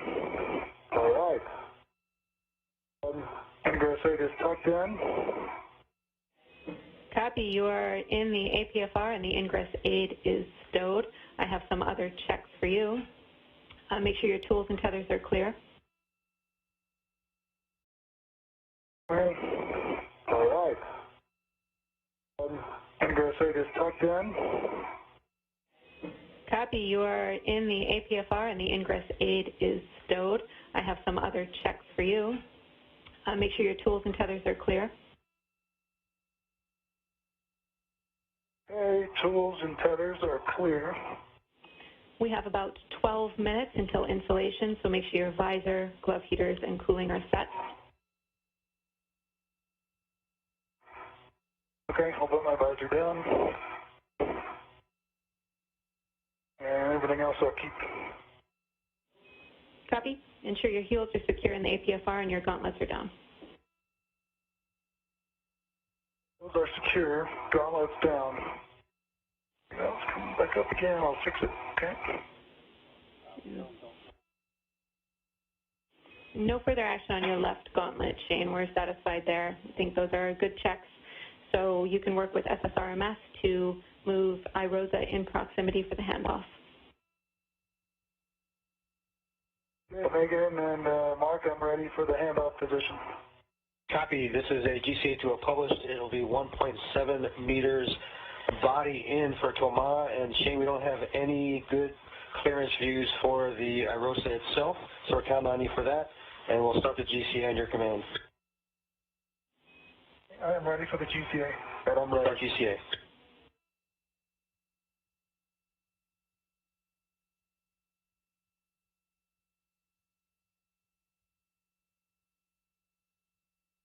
Start motion. See good motion. I can tell.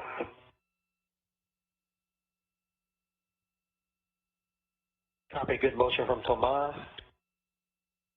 And I see good motion now. Good motion from Shane. With Mark Vandehei providing visual cues, Megan MacArthur is maneuvering the Canadarm2 robotic arm very slowly, very surely, to put Pesquet in the right orientation to hand off the iRosa roll-up solar array over to Shane Kimbrough. Kimbrough's suit is performing normally, following a brief interlude in the spacewalk as we analyzed and dealt with two separate technical issues. Kimbrough was never in any trouble, never in any danger. His display control module unit lost data. He was ordered to go back into the Quest airlock by flight controllers to get on an umbilical to restart the control box that provides suit data information to him while he's outside in the void of space. That all worked fine. And flight controllers then evaluated a temporary blip in sublimator pressure, the sublimator being the unit that cools the spacesuit for a spacewalking astronaut, and it has held steady ever since.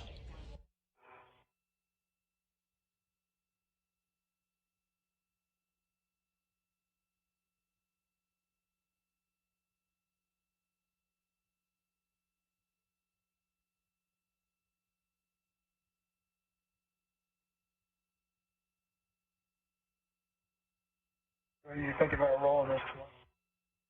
I think it's going to be okay, but not now. Yeah, I'm just thinking which way you want to go. Oh, it doesn't matter for me. Here to go.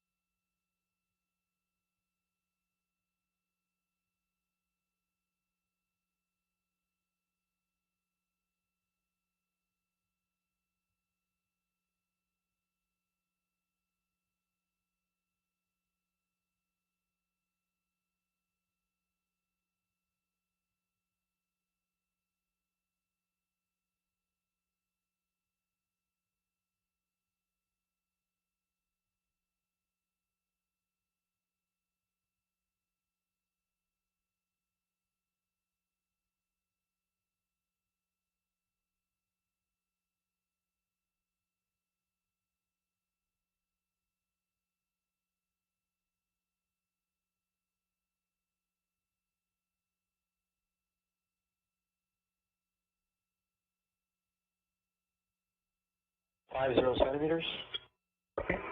Yeah. Pull it a little bit towards you, Shane, because I'm counting all the way to my back arm. Yeah, I have a hand on it now. Okay. Can we put a red on? Not yet. Okay.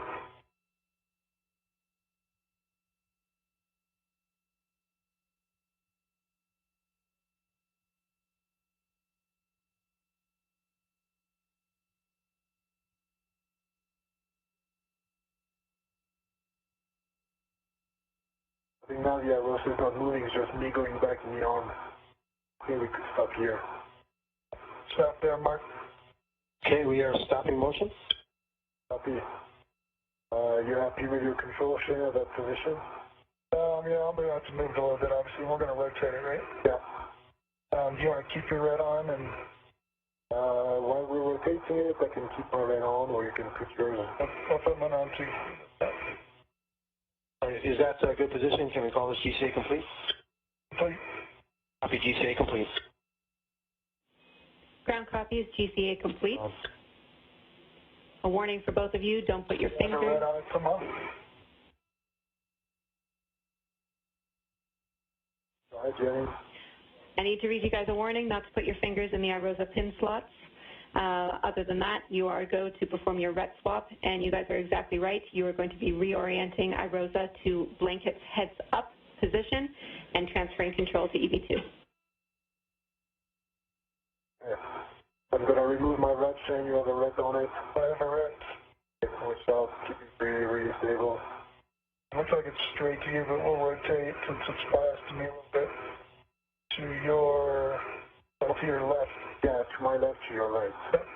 Ready? No, I'm removing my red. Stand by. Okay.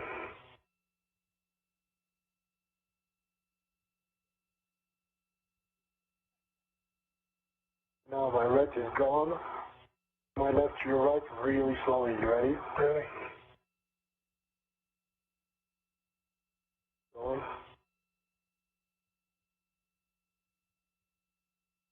Mass.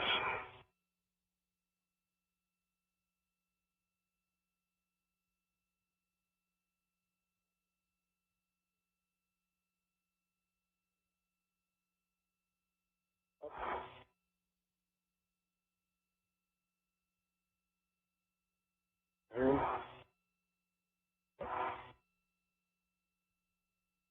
Slowly.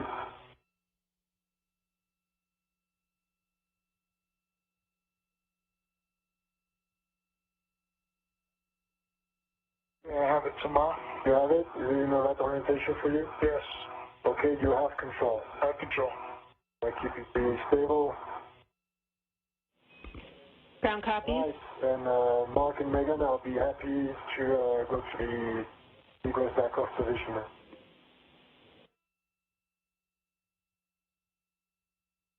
Copy, Tomas. Sound like the ground had something for you.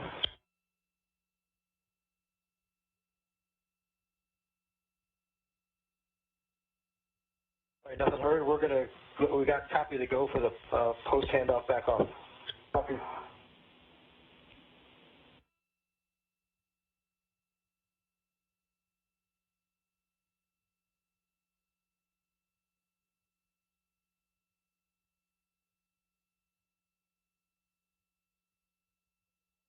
Start motion. Not a GCA.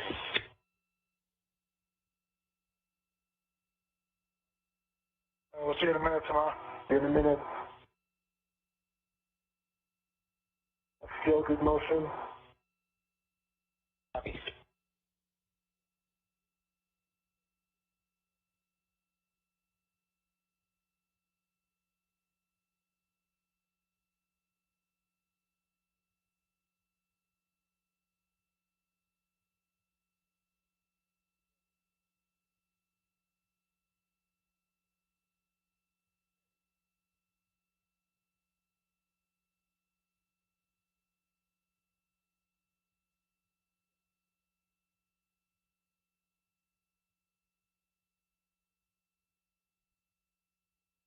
In good shape. Very stable. Yeah, it's nice and stable.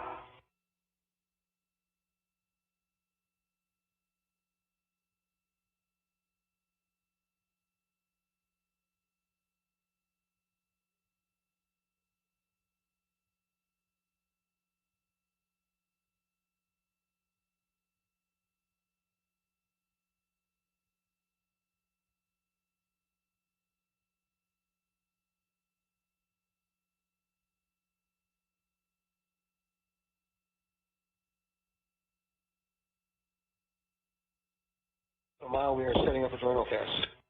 Copy. I'm ready.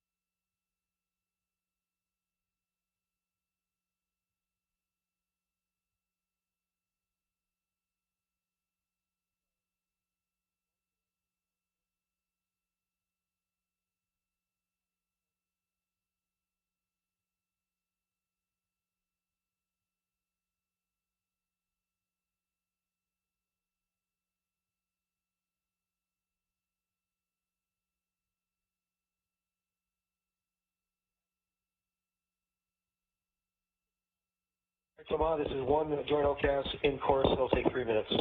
Copy. Ready.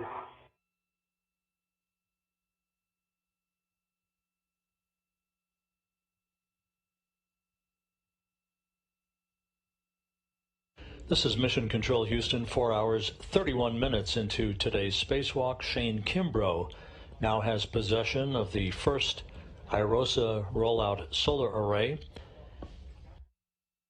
He is going to hang on to that until Thomas Pesquet has left the foot restraint at the end of the station's robotic arm. Pesquet hauled the array over from its flight support equipment structure on the truss of the station over to the P6 worksite, and now the two crew members will begin the installation of this array to the P6 2B channel mast canister mounting bracket, or a mod kit as it is called, that was installed to accommodate this first IROSA array on a previous spacewalk. The second of these two IROSA arrays for the 4B channel on the P6 truss is scheduled to be attended to by Pesquet and Kimbrough during the next spacewalk that is scheduled for Sunday.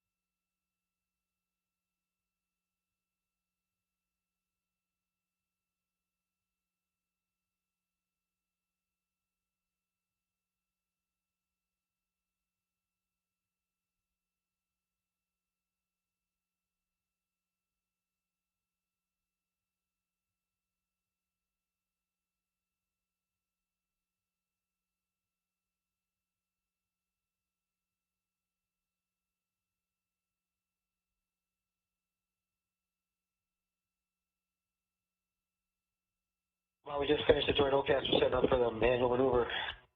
Copy. This one eventually will be a GCA. Yep. I'm ready when you're ready.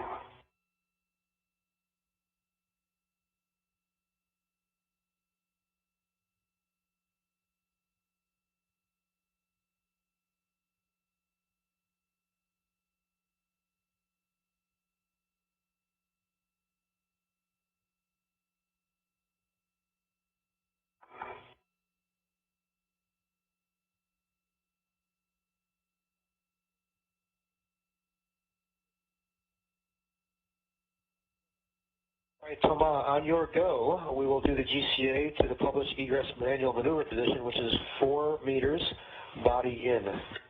Go for 4 meters, body in. Okay, we'll call that start GCA, starting motion.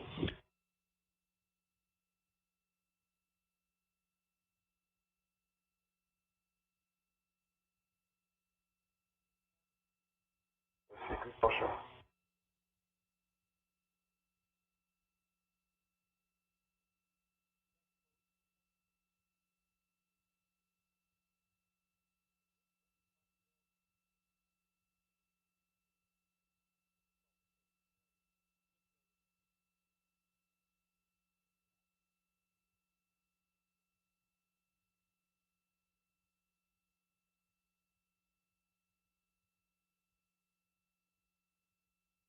And Thomas, was that good motion? Yep, that was good motion. Continuing.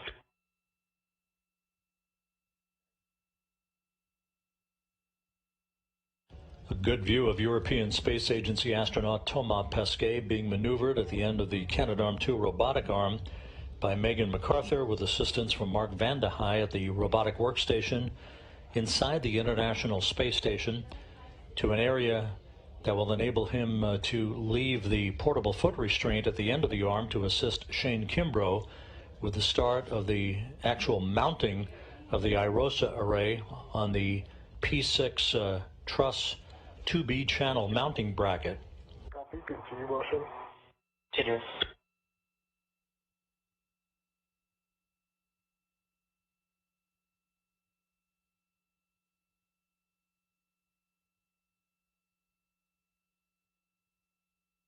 Good, Shane.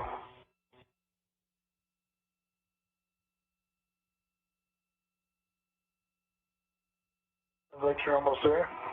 Yeah.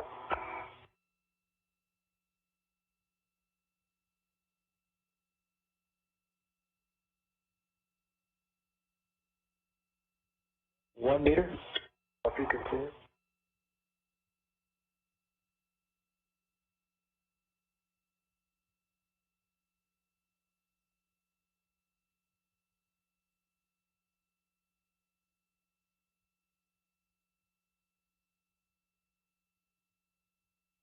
.50 centimeters. Continue.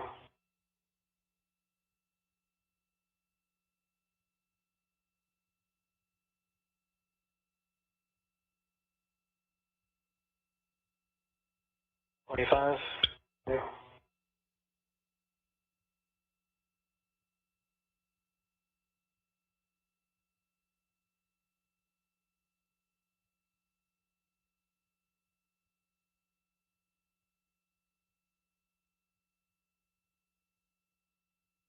Centimeters. Yeah. 5.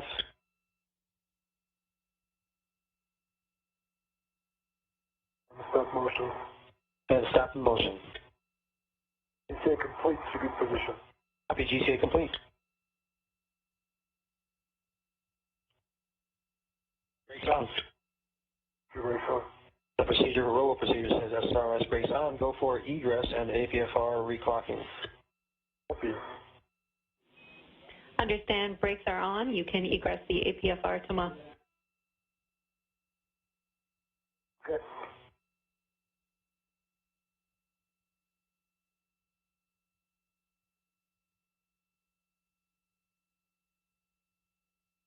And I've egressed the APFR. I have a local, no truss.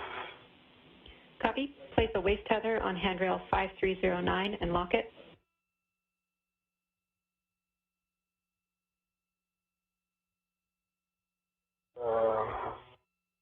That's used my long waist tether. I'm not sure this one is long enough.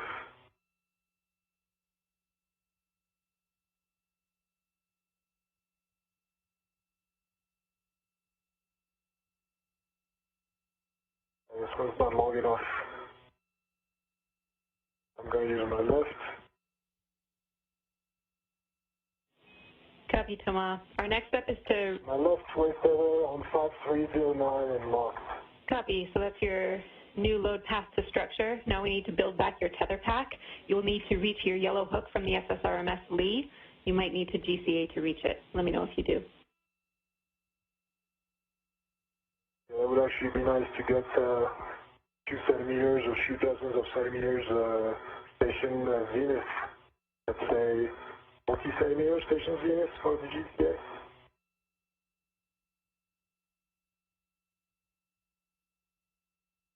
Sorry, how long was that for us?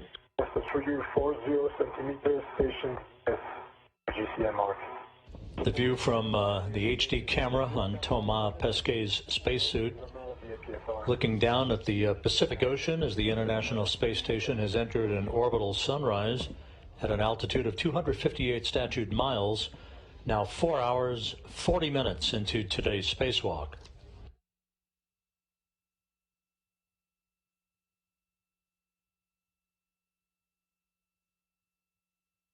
Copy, thanks. I'm sure it's going to take a couple more minutes. Yeah, I heard, no problem. Right, so now we're going to call it a start GCA, 40 centimeters, body up on the hand controller. Copy, start GCA. Starting motion. Good motion.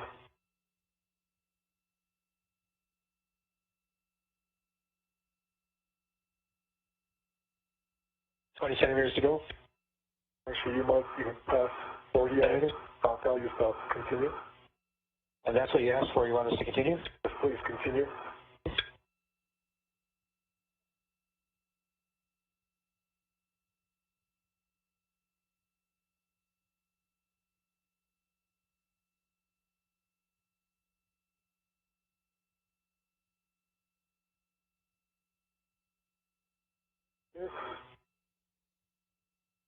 Say again, Tom, was that a stop motion? No, it's a continue.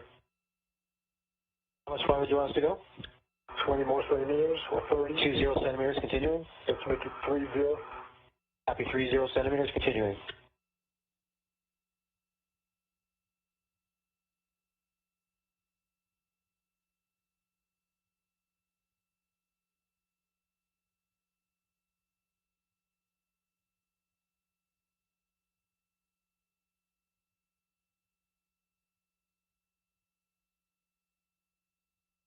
Alright, so you can stop motion zenith.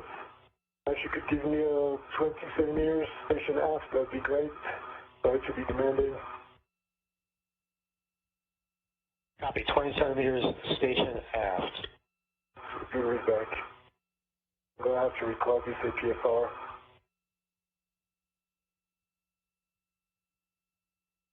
Tomorrow we're doing 20 centimeters, station aft. Copy.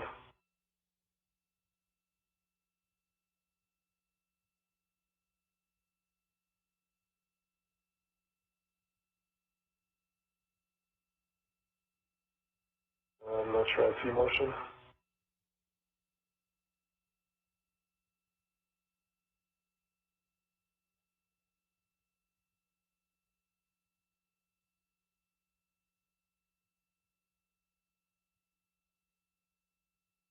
That's a good motion. Good motion, thanks.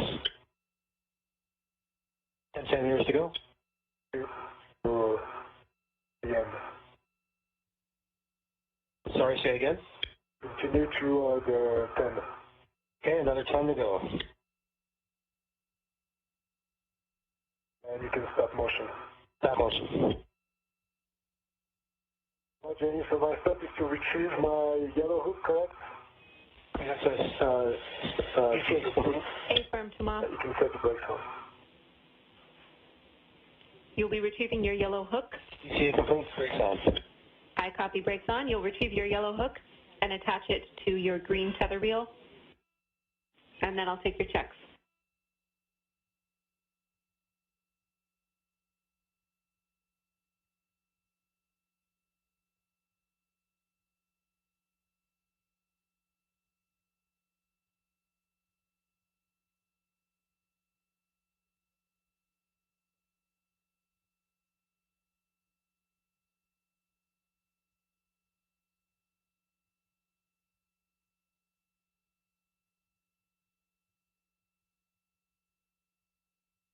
Okay, my yellow hook closed and locked. The green safety tether reel is unlocked. And my red is unlocked. And the red hook goes to my left viewing extender and it's locked black on black. Copy. That is a good tether config. You can stow the ingress aid and fold it to the boot plate, and then we'll have you ret to the APFR and reinstall it with a new clocking.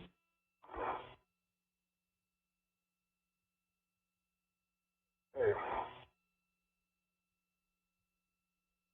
Work.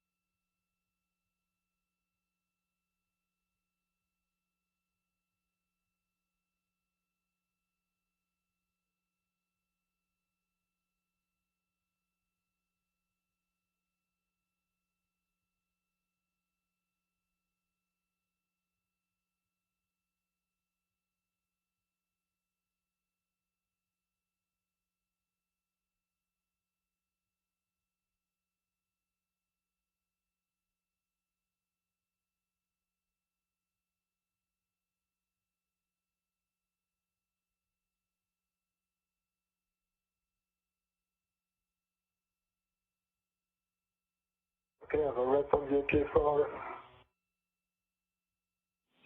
Copy, Tomas.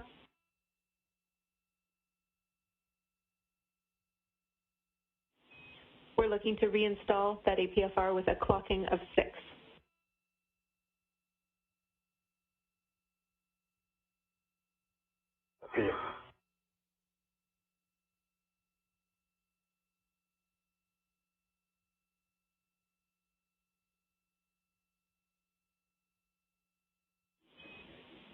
Shane, just want to check in with you. How are you doing? Well, thanks, Jenny. I'm from Here's Magic. Copy.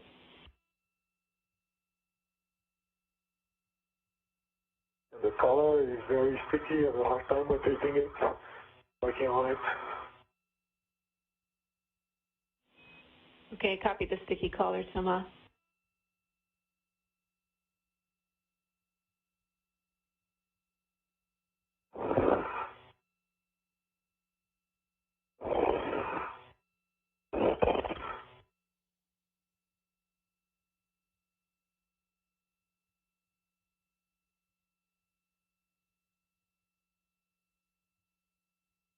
Okay, I got it.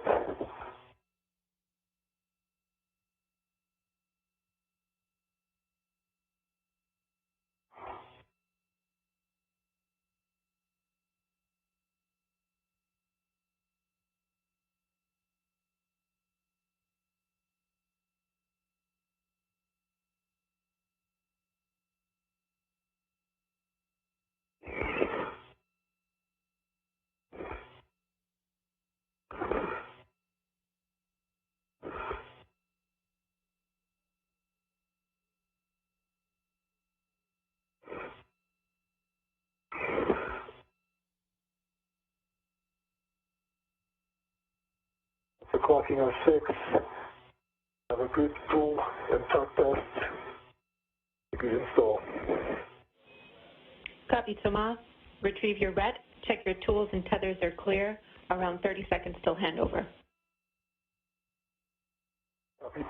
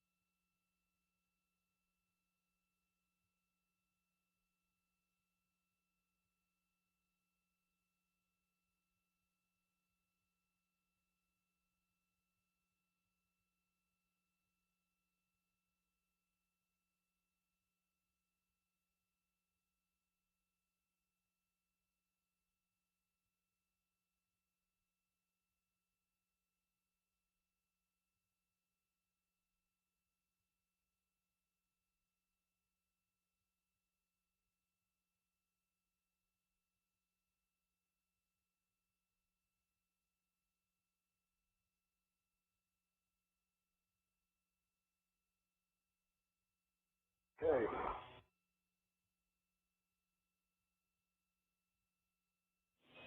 Back with you after handover. The tools and tethers are clear. And after the clocking of 6, you are go for the the back-off position mark with Megan. Copy. Megan is doing that maneuver to the P6 back-off position. Copy. All right, over to Shane. All right, I'm ready. Break on motion, standby. Copy. Stand by. Can we just get a double check on the APFR settings? We may have missed them, and we just want to verify that we're as expected with the clocking, new clocking, and the other settings. Clocking is at 6. And the other settings, it's Papa Papa. There might be a bit of yaw, but it's less than 10 degrees. It's 10 or 20 degrees yaw. The English says they are pointing towards the lee. I can fix that if you want, but I think it looks okay.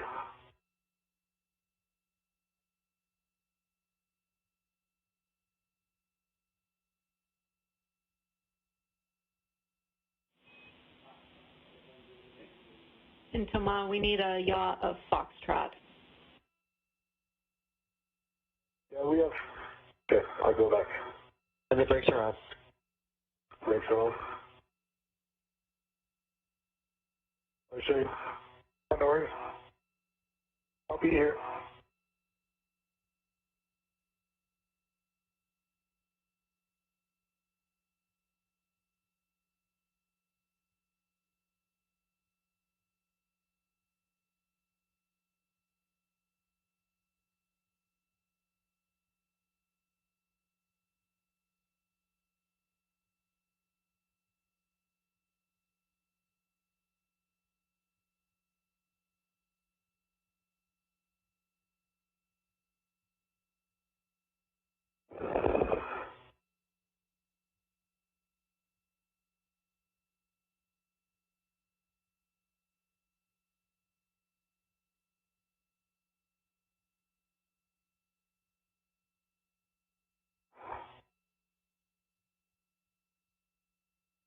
Okay, settings are 12, Papa Papa, Foxtrot, and 6.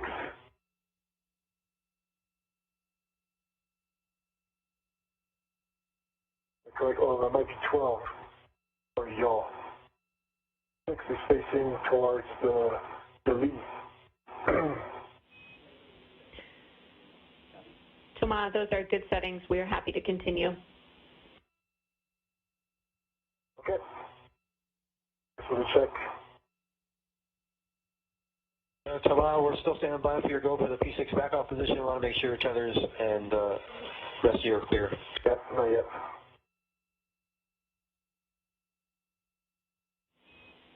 Right. Marking now to go for the P6 egress backoff position.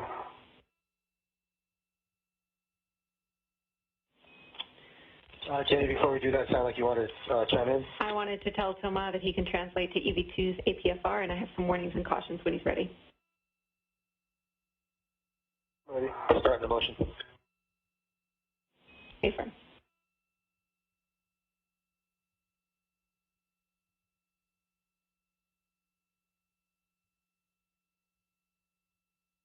Ready, Jenny.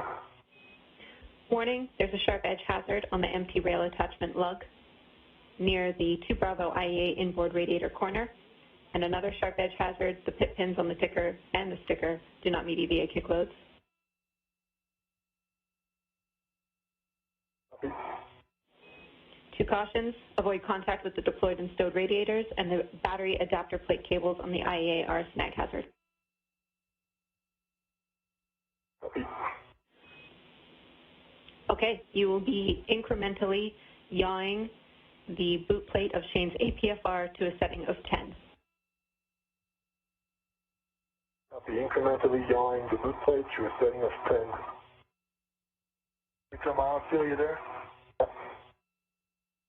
Bring up.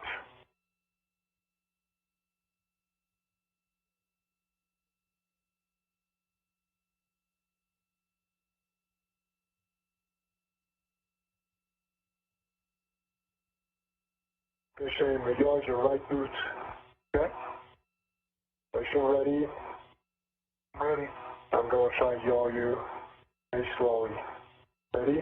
Ready. Elbows depressed.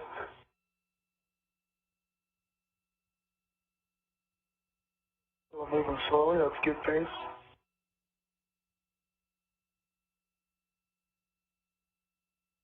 The first slot. Yes. You pitch the arrows up, Shane. Pitch it up. Fine. Pitch it up. Fine. That's your first slot. Yes, here. Motion is stopped. You see clearance with the... I can't say, sorry, I'm yelling the wrong side. My bad. We're good. You done? I'm yelling you back to the outside. Back to your... I'm yelling you to your right. Correct? No. Yeah. There's a solar right to your left. Okay. Hold up with clearance to your left. Yeah, Jenny, can you double check me on this? The solar array looks really close.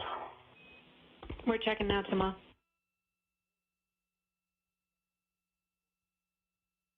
I'm going to the left, but it feels like the Arosa has to put the needle between what used to be, I think, the ticker and the solar array ring.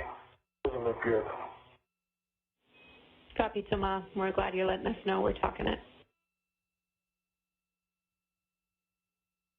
My heel still look good? Yeah, no, your right heel is popped out. Right it out. Right. Feels solid. I'll try to put it back in. On my left. My left. Rotate inboard. That's good. No, it's not. Alright. Go deep. Still on the ledge. Go deeper. There you go. Back. No. Back. Back, back. With your heel, and then rotate. Too high. It's too high.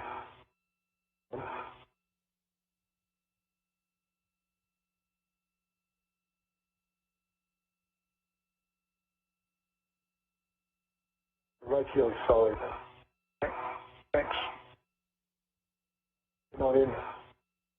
And you have to go back. Yes. Wait, you're in.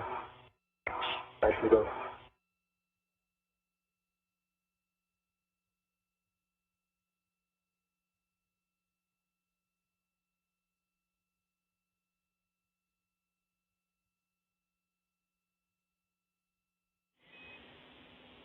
All right, you guys were talking what you mentioned down here, and we really don't have as good situational awareness on this yaw as you do, so your eyes are better than any camera views that we have. So we agree getting Shane to lean back is a good idea, but beyond that, we can't offer any additional views or clearances better than what you have eyes on right now. Yeah, I understand that, Jenny. How about going into his right shoulder?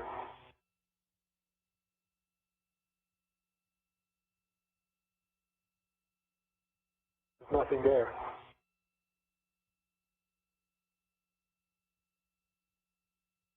Shane, what do you think of the clearance with the solar array? I can't tell. You can tell.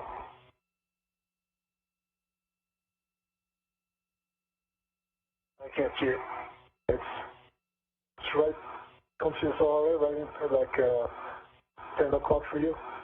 I see the one below me, but I can't see the one above me.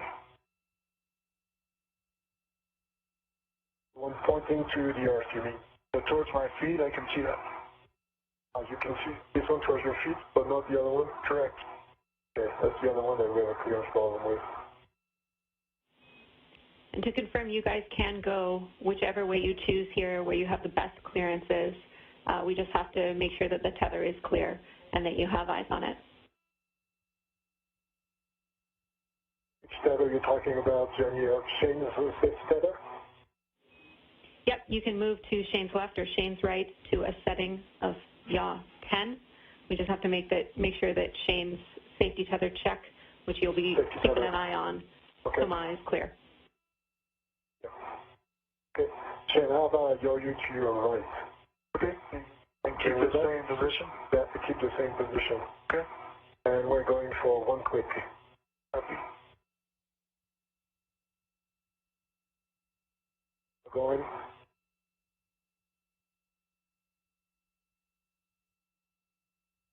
That's one click. Okay, let me ramp that out. Okay, I'm ready. Second click. Oh, yeah,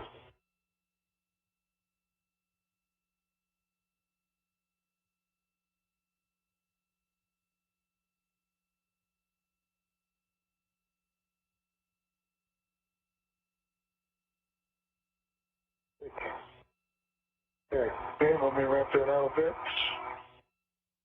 Okay, I'm ready. click. Ramp looks good. I can't see anything, Tom. Another question. What are you talking about? Clearance look okay? There's nothing there. You're in free space. Copy.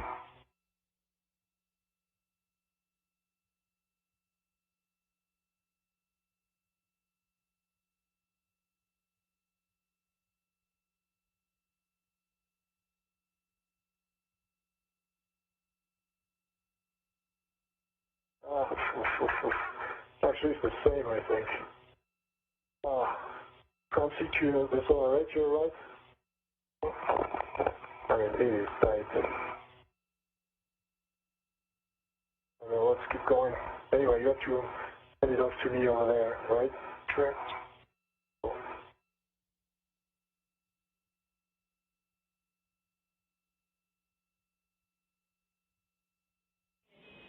We copy, Thomas. You're saying you have the same clearance concern going in this direction. Do you guys agree that this is a good clearance? I just want to be sure we're doing the right thing.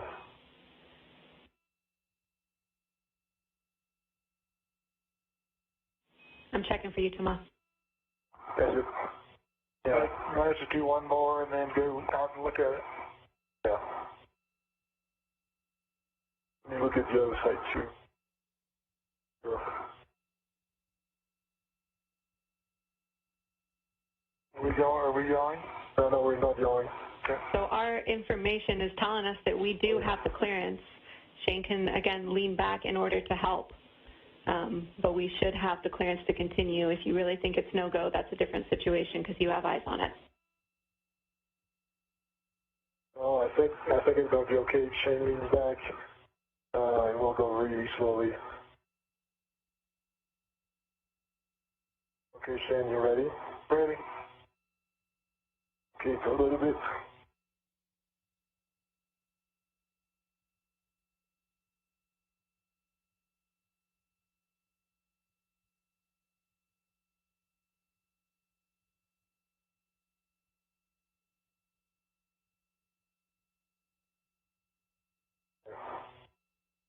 Before one click.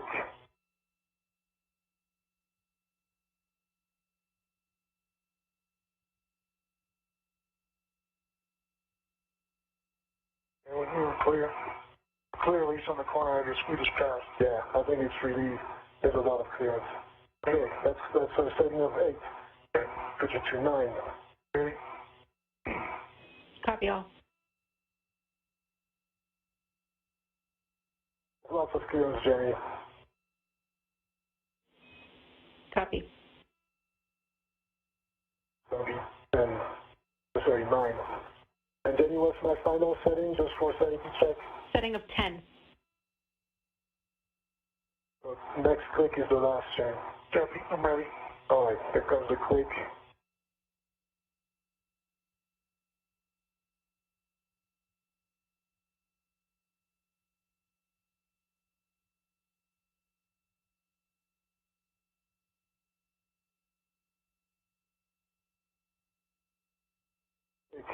You're at 10. Okay, we're looking at your APFR. That's good. Okay. Well done. All right, copy. We understand you're at a setting of 10, and as a sanity check, Tama, that looks good for you for the alignment for the next handoff, correct? It does. Looks great. Excellent. We're really happy to hear that. Well done, you two. Tama, you can double-check Shane's tether. All we're looking for there is for you to verify that it's clear and give him words about how to deconflict it when he egresses the APFR after the next handoff, and then I can get you to translate to your APFR. Yeah. So your set still is clear, Shane. It's kind of going back and around the APFR, and then to your belly, but that's not going to be a problem, I think. Okay, thanks. Copy all. And now with that, I'm crossing over to the other side of the IEA. Hey, firm, you can fair lead around the IEA corner. Let me know if you need handrail numbers for that fair lead. I think I'll be good, Jenny. Thanks. No problem. You're headed just outboard of your APFR to fair lead before checking settings.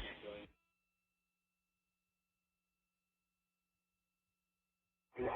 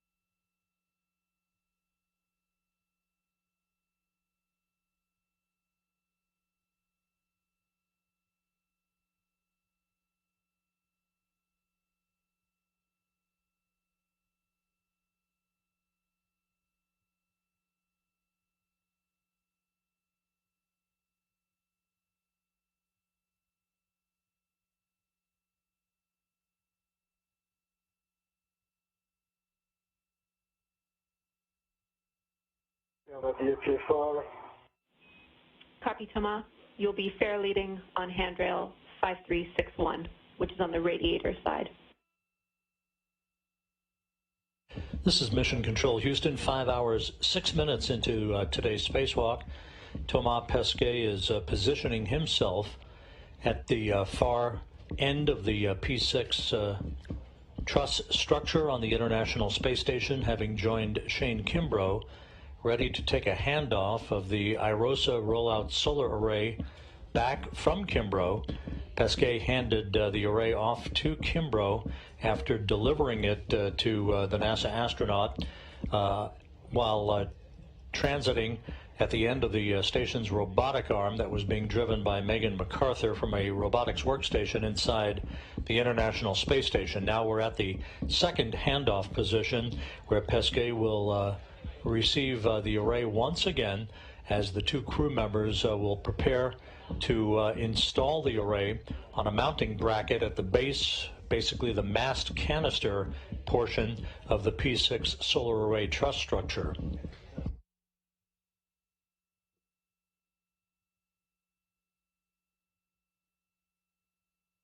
Can I do it on 5358? It makes my life easier. Copy.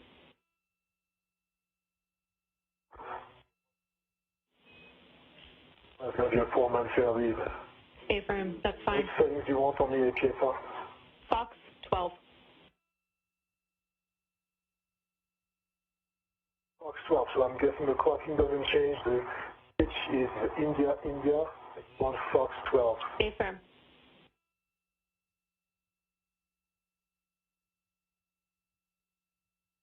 That's what it said, Jenny. That's Fox 12. Copy, good settings. You can ingress the APFR, Thomas, and I have a big picture update for both of you.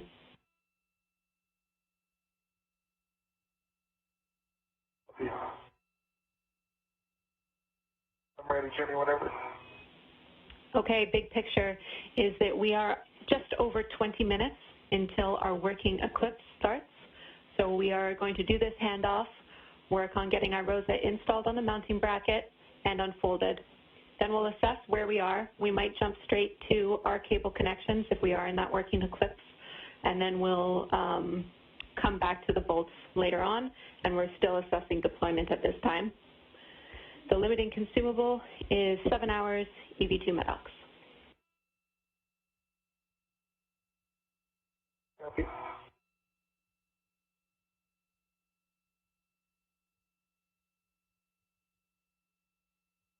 Jenny has the good settings. Has a local tether to the APFR. Extended the English settings. The big picture words from Spacewalk communicator Jenny Seide to Thomas Pesquet and Shane Kimbrough at the P6 solar array truss structure as they are about to enter a nighttime pass, during which time the connectors, the electrical connectors, can be mated to provide electrical continuity between the new solar array and the integrated electronics assembly, basically the guts of the electronic system for the P6 solar array power channels, those being the 2B and 4B power channels. We lost an hour while we were evaluating the condition of Shane Kimbrough's suit while he had to restart his display control module that had an issue of undetermined nature, and making sure that his cooling system in his suit, basically called the sublimator, was operating properly, and that cost the crew time. So downstream here, for the remainder of the spacewalk, we are watching consumables, and later we'll determine whether we can complete all of the work associated with the unfolding of the array, which is basically folded up in half. It must unfold the two sections of this boom, and then ultimately, at the end of all of the work, it needs to be deployed to its full length of 60 feet and tensioned properly to provide the proper electrical continuity and output that the array was intended for.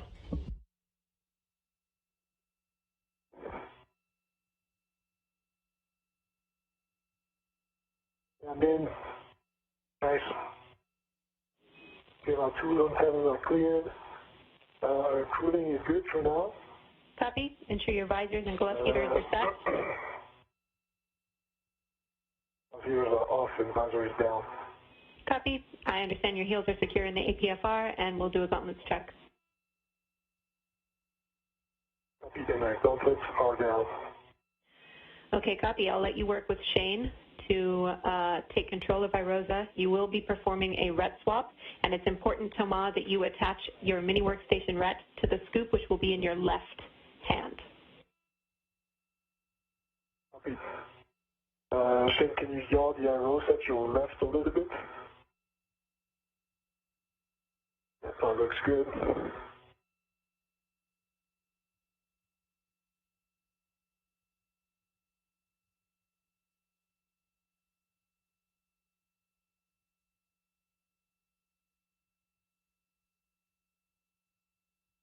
Bring it back to your left a little bit and up.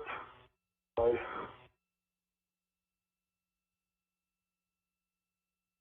Okay, I have a red on it. Nice work. I have my hand on it. Come back to the right. Yeah.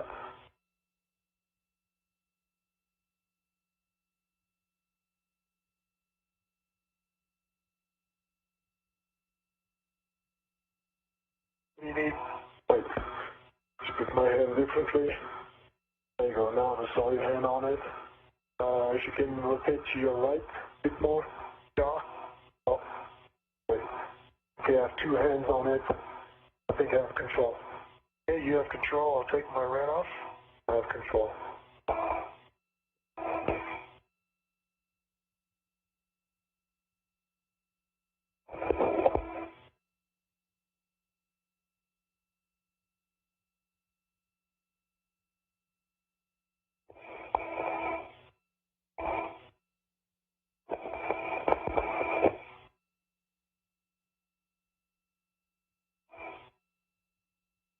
All right, Tom, the red is gone. You have control. I have control. Ground copies, RET swap complete. Let us stabilize. Thomas has control.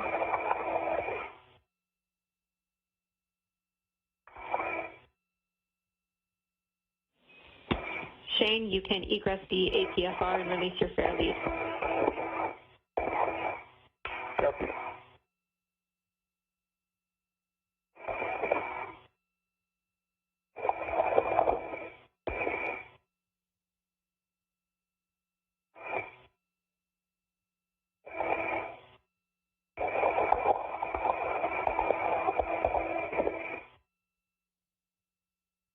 Right click, no, let me come up.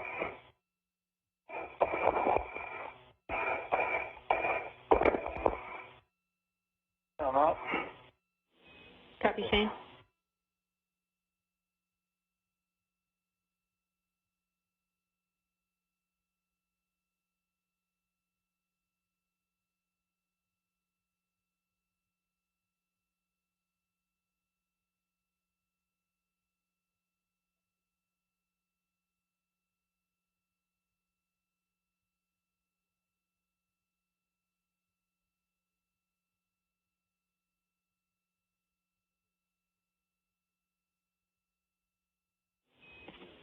Shane, after your tether is cleared, you will be translating to the left side of the mounting bracket. I have a warning and some cautions for you both. Okay. Work on this tether first. I think we're ready. Copy the warning and cautions, Jenny. Copy. Warning, when you're on the aft side of the mod kit or outboard, avoid contacting the legacy blanket boxes and protruding trunnions. Copy. And caution, while you're both working on the mod kit, you must not simultaneously impart loads. Sudden stops and quick grabs are not allowed, and there is a 30-pound maximum lateral load on the mod kit during and after Irosa soft capture. Copy. Copy.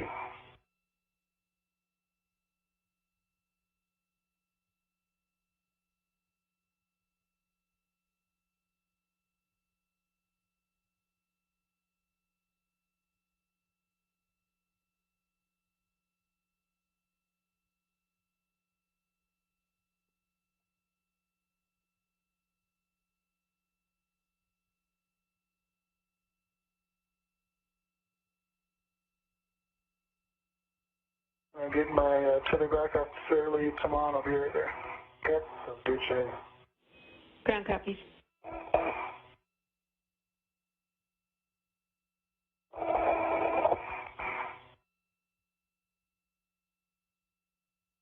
At the 5-hour, 17-minute mark in the spacewalk, a good look at the first IROSA ISS rollout solar array that is being mounted to a mod kit, as it's called, basically a mounting bracket at the base of the P6 solar array truss structure. These so-called legacy arrays, the original arrays for the P6 truss, If you're translating outboard, you'll be looking are part of the largest arrays ever built to convert solar energy into electrical power. Previously are still armed. 27,000 square feet in total for the old arrays, more than half of the area of a football field, 112 feet long, 39 feet wide. Once they unfurl, the IROSA arrays will be about 60 feet long, each to provide 20 additional kilowatts of power for station operations. Shane did not stow his PGT on the crew lock bag handrail, and he did not retrieve a long-duration tie-down tether, which is a contingency item. It's something we do now or we do after? And we're not concerned about that at this time. We're just going to go for install on the mounting bracket. Yep. All right, so let me check the mounting brackets. So the ROSA is right next to you. Okay, everything looks good there. Okay, copy. And Shane, you want to position yourself on the outboard side of the mounting bracket. Copy your good checks. I'll bring it really slowly. Okay.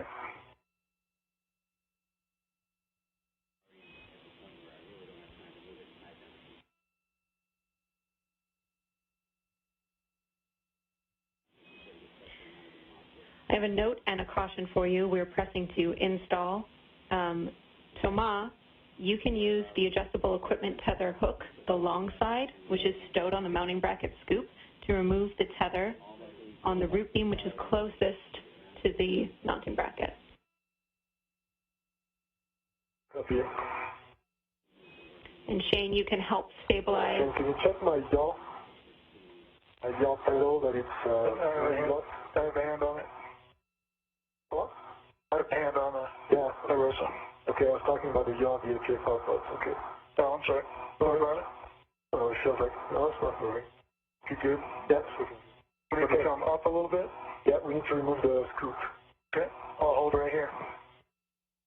Okay, you're holding it? I have it.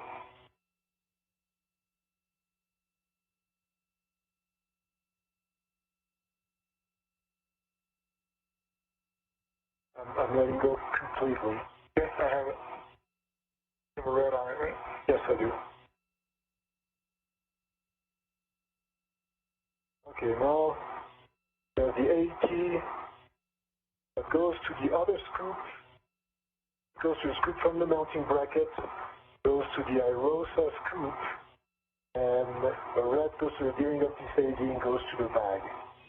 Hey, firm, that's a good config. You'll be removing the scoops that you just redded to. You can tend it back to the scoop on the mounting bracket. You remove the scoop.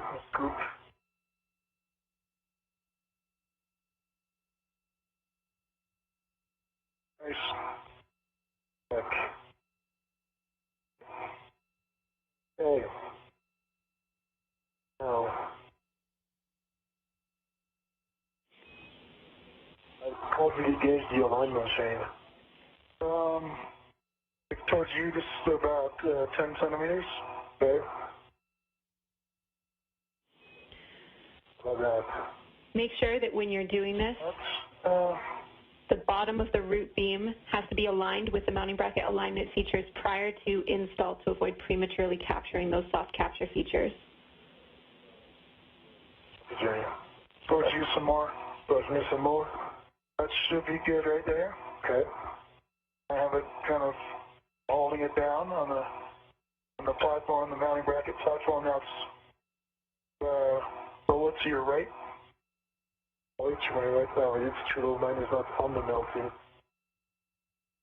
Something is contacting. You taking it off? Okay.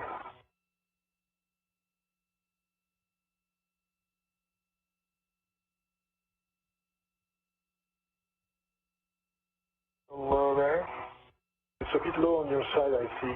Yep, now I'm good. Okay, now I'm on the ledge. Wait. Towards you just a little. Okay. I think we're good whenever you want to press it. You ready to slide it? Yep. Okay, 3, 2, 1. Right. Now it's going up. Too high. Too high. Yep. Can we roll it to your right at all or not? Yeah. Keep it down.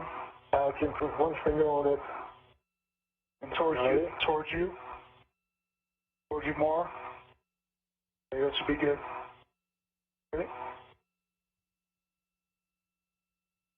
Yeah, I'm in on my side. I don't know. No, it came out of the slot. Now. Yep. Have to re-engage the bolts. You have the Arosa? Yeah, on the Arosa. I'll check.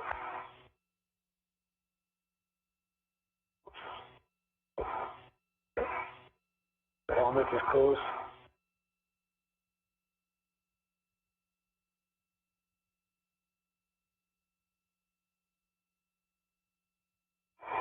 No, that's still good. We're good? Still good. Yep.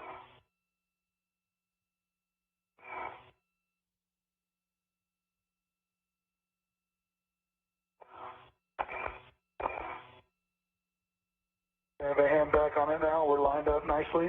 Okay. Gotta keep contact on it, right? Yeah, slowly. I'm blocked by something. There's some contact. Something will line up. Yeah, we're right in the hole on my side. I'm hitting something on my side. Huh. Let's see. Now you're in. Your side's in. I'm in? Yep. Keep coming. Can't. Yeah, huh? I have solid contact. There you go. Now I'm in. Now you're in. And you need to get my side again. All the way. But I don't think the detect is in, Shane. It's still moving. No.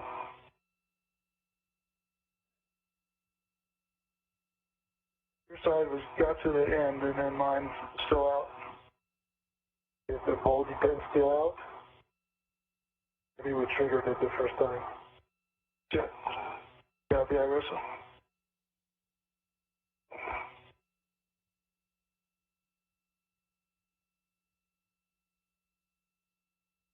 Yeah, this one is out.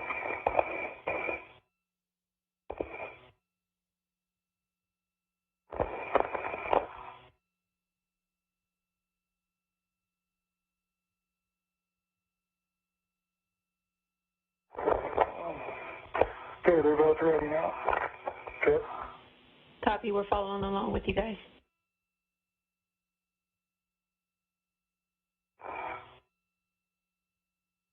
You have a hand back on it. We're both in the slots right now. Okay. So we just slide it outboard, right? Yep. Slowly. Ready? No. Ready? No, mine is. Not like it's going anywhere. And now it's getting. And now I'm in, I think. Leo?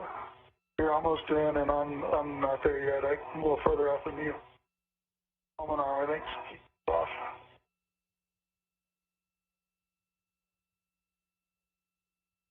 Can't put much more force on it, so I don't know. Maybe we triggered those detectors. Can you yaw to your right? Out to my right? Yeah, but that gets me out. Now I'm completely out. Oh, you're out. Okay. Yeah. Oh, yeah. We need to have mine in first, maybe. Because you're right there. You can put more force on it. You're close. Yeah, but I will have to yaw the APFR, which I can do, but I have to. I rose that for a moment. Okay. Yeah, I can hold it. Hold it. I'll try to. Got it. Got it. The top one through.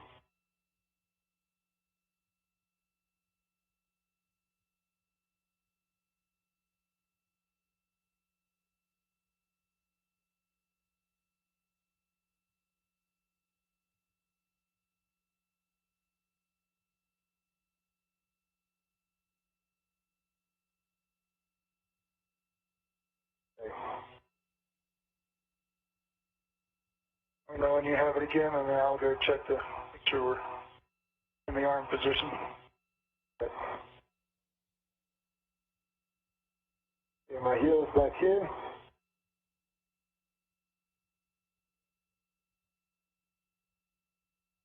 Via Rosa again. Yeah, Via Rosa.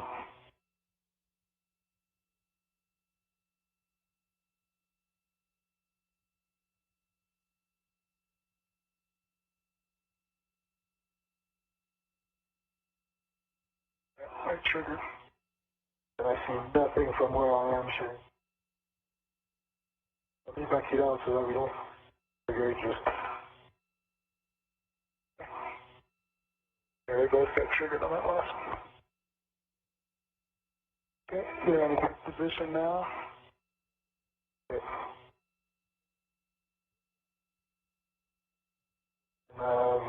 You know when you have control on that yaw back section, not making it better. I have control. I have control.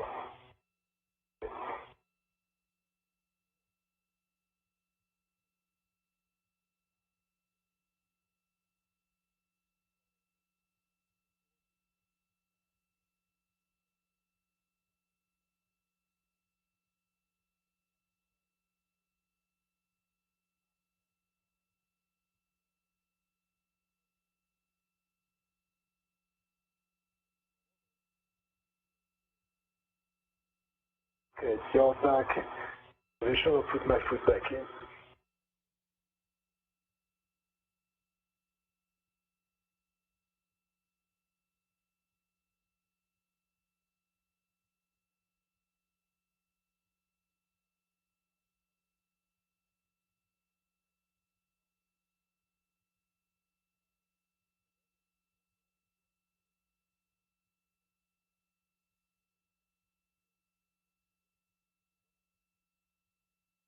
You want to stay in?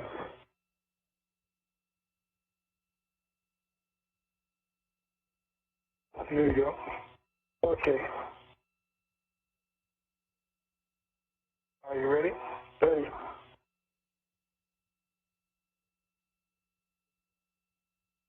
The alignment in station forward aft. Alignment looks great. Good. Keep it down. Are you ready? Yeah, well, slowly.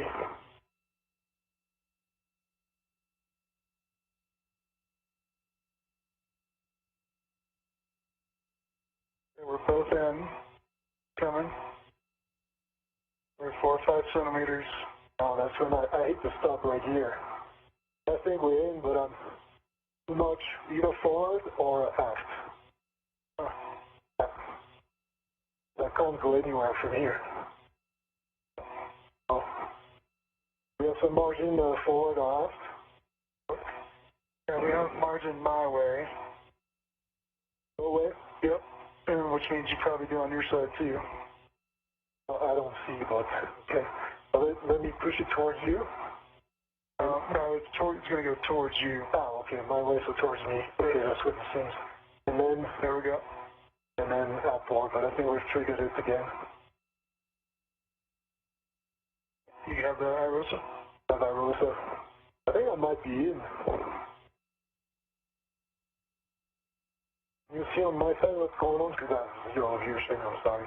No, I'm not you there. That's great. Hold your head on the other side. Okay. Well, mine is not triggered. Yours is not triggered. Okay. How about the lateral alignment? Good? Yeah, I mean, we're going right in the hole. Every time it just stops for me.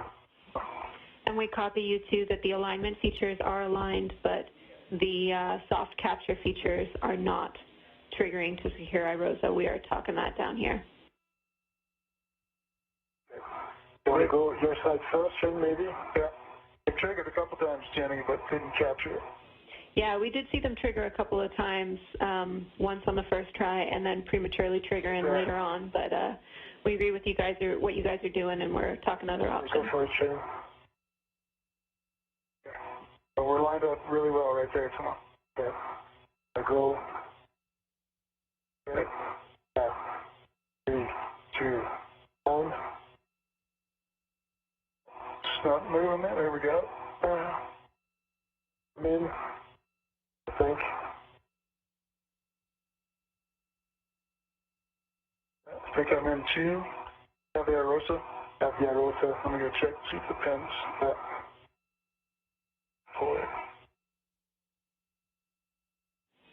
And Shane, if you get one of the soft capture features deployed properly, you can try and push the other one in, so manually trigger it.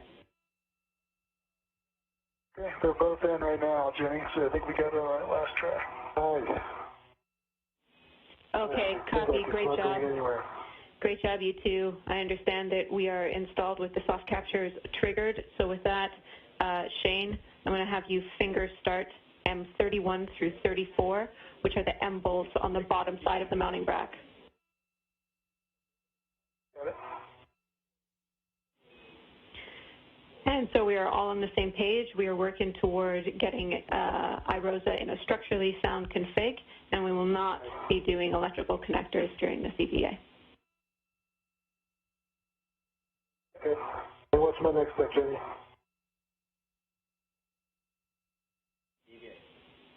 Retrieve this group. Thomas, you are going to be releasing your RET and removing the scoop, which is in your left hand. To do that, you're going to be using the other side of the adjustable equipment tether on the root beam scoop. Copy.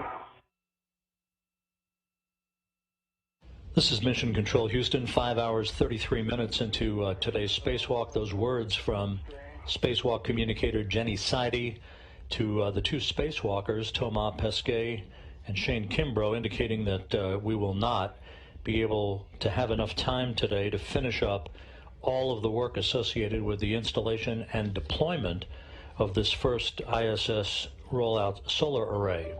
Now, where we wind up is yet to be determined, and how much work is left to be conducted on the next spacewalk is TBD at this point, but we will not be finishing up all of the work associated with this first array during this initial spacewalk.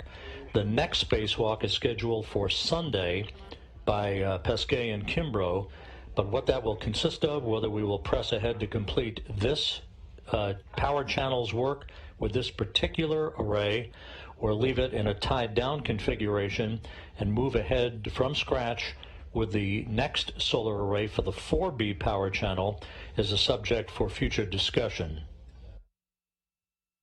Just release. Back to the crew light bag, Shane. Put it. Copy, Thomas.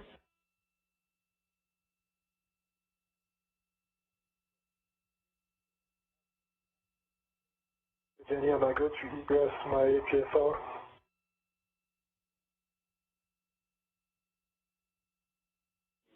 Affirm, egress your APFR, Thomas. We're talking next steps here. Okay.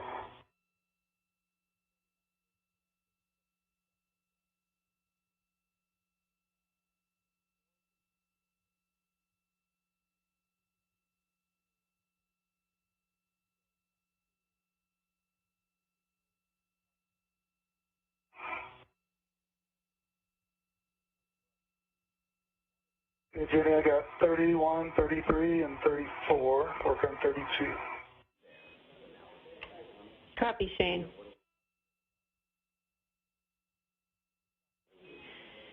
The reason why we're pausing here is we're trying to determine whether we're going to unfold iRosa or not. So I will have next steps for you both soon, but it is the correct direction that we've gotten those M bolts. Thank you, Shane. Okay. All four of those bolts are in. 3 times.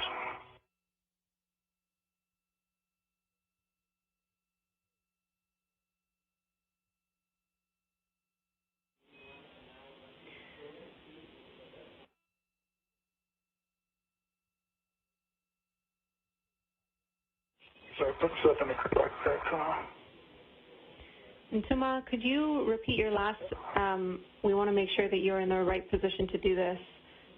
We need you to release the final hinge restraint bolt, which is R6.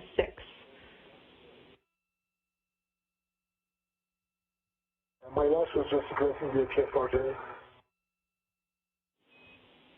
Okay, Tama, that was a go back. We're going to have you get back into the APFR to release that bolt.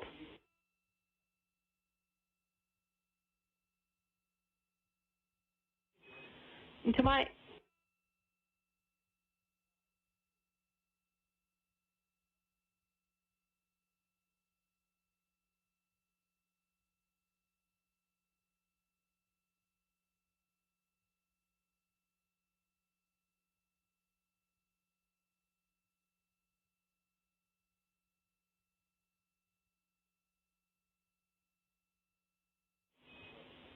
that was a quick handover, guys. I'm back with you. Tama, we were last talking about releasing that R6 bolt. Correction, you can be in the APFR to do that. You can also be free flow to do that as long as you can actually release the bolt.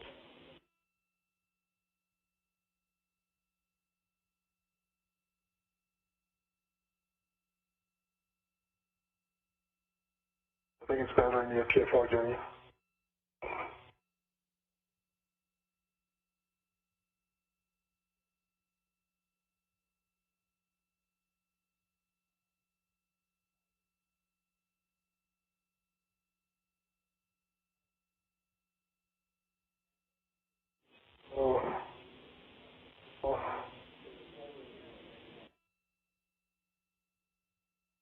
That's excellent.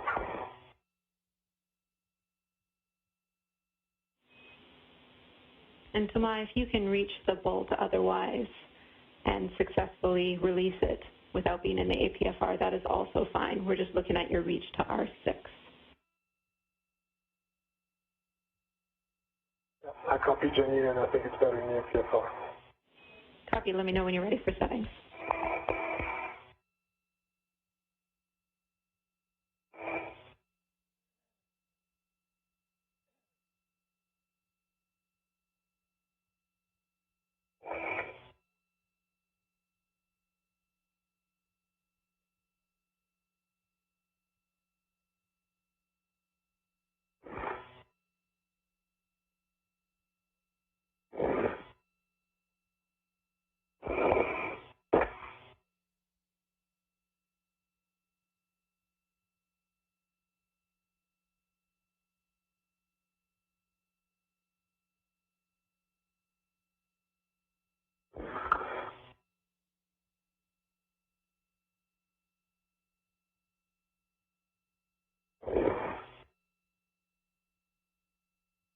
Jenny, I'm one trip in the APFR. It's going to be okay.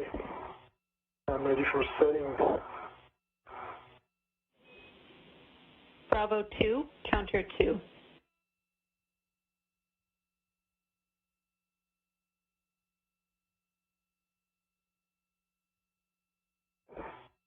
Bravo 2, counter 2. Good readback. You'll be releasing R6, 18 to 20 turns, and the bolt will spring out when fully released.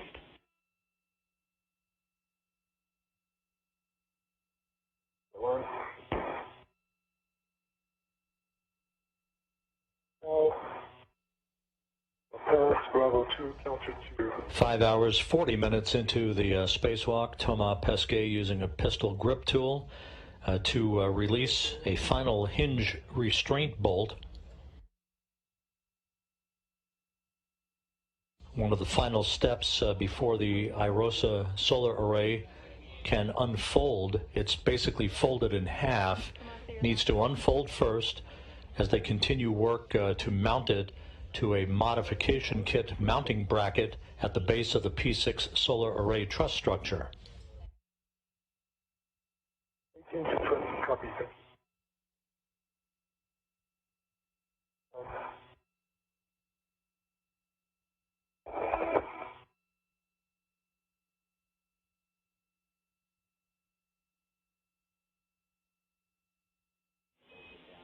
Shane, I'll take a glove inspection hap check from you when you have the time. Gloves look good, no change, and dry hat. Copy, good checks. Thanks, Shane.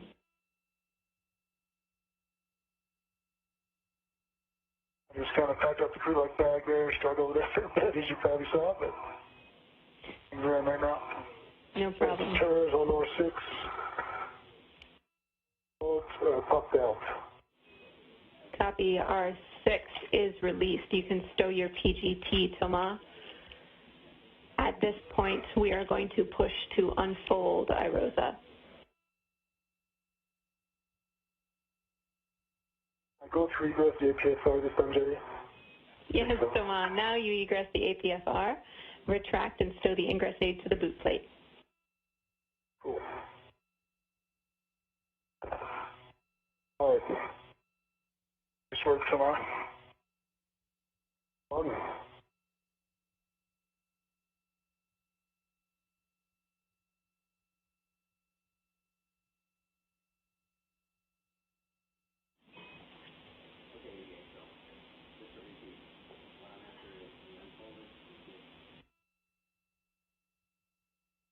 Ingress aid is retracted. Copy, Thomas. You can release your fair lead, and you'll be repositioning to the outboard side of the mounting bracket. While you're there, check that the soft capture feature on your side is down or armed.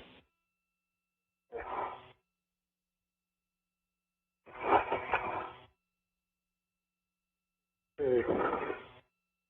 Lead is read, and I'm translating to the outboard side of the mounting bracket. I'll take your next words, Jenny, once I'm there.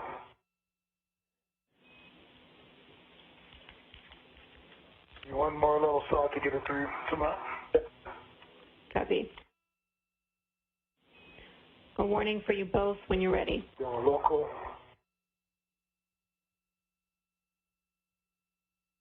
Ready? Okay. Keep clear of rotating IROSA. It's a potential pinch point. It looks like you are both in a good config, as long as you're mindful of unfolding it.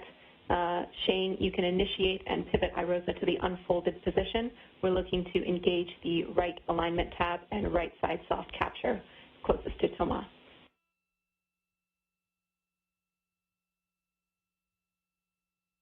Okay, I'm just supposed to push it, or do I kind of ride it a little bit, or what's the technique? I think you manage it as much as possible. You can push it and get it going, At Shane. least until I get some good hand on it. Okay, you ready for that? Yeah.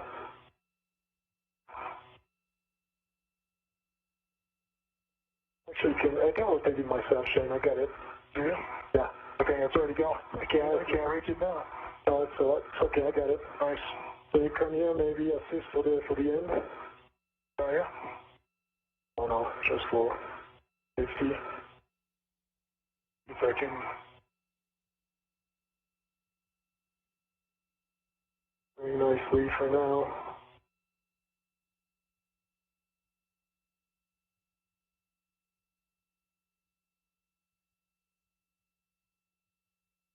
Looking good, Thomas.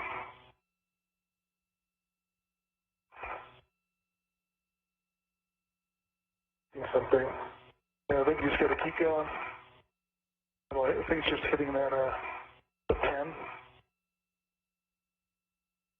There we go. Yeah. Now push that handle up, come on.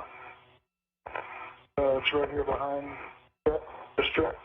Is it in? It's not completely in yet. No. Is the handle out? I don't see it. Handle, it's in arm position.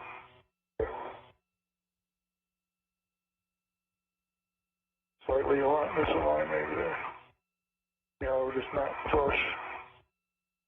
Close. Oh. You push it this way and all towards me.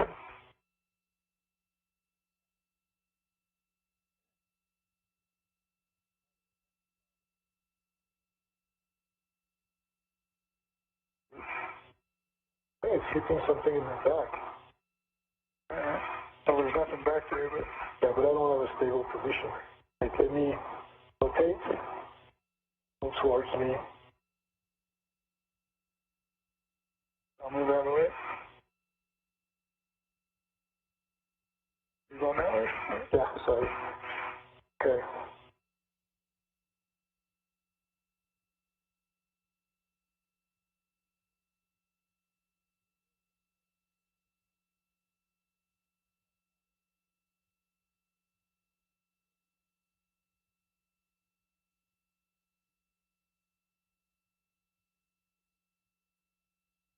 towards you or your previous position. Yep. And towards the.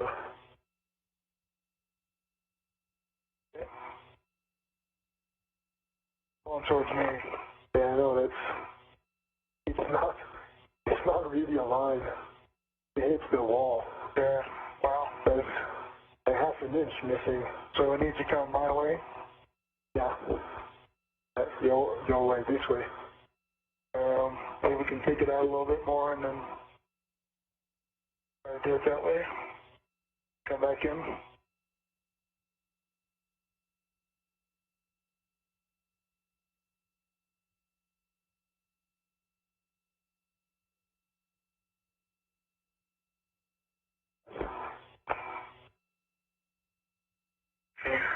Swing it back out and No, it's not going to change much. We need to, as we swing it open, we need to push it towards you. Okay. Pull towards you. Okay, and I can pull it. I got a pretty good position to pull towards me here. Okay. So if you're ready on the count of 3, let's try. 3, 1, 2, 3. Just like an eighth of an inch.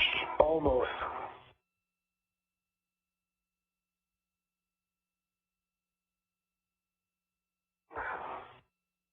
No, it's not. Still, there's quite a bit missing. Do we have some play on the other side?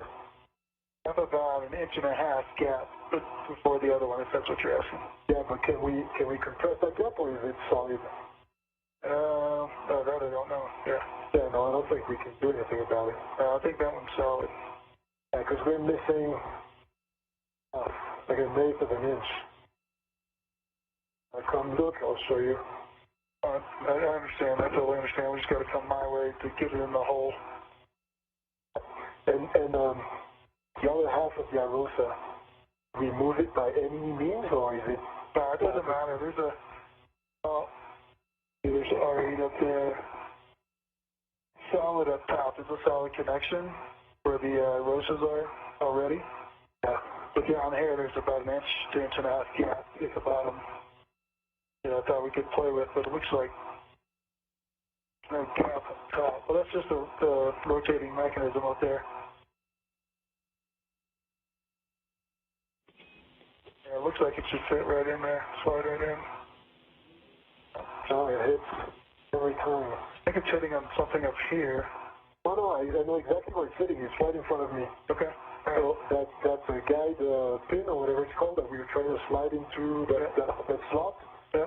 It's too much to the right, and it's hitting on the wall of the slot. So there's at least an eighth of an inch missing. Probably the ground is a good view by ECA. Jenny, did you confirm that? We copy all. Keep tracking this, Jenny? Yeah, we're seeing what you're seeing, Shane, and we're talking it. We're following along.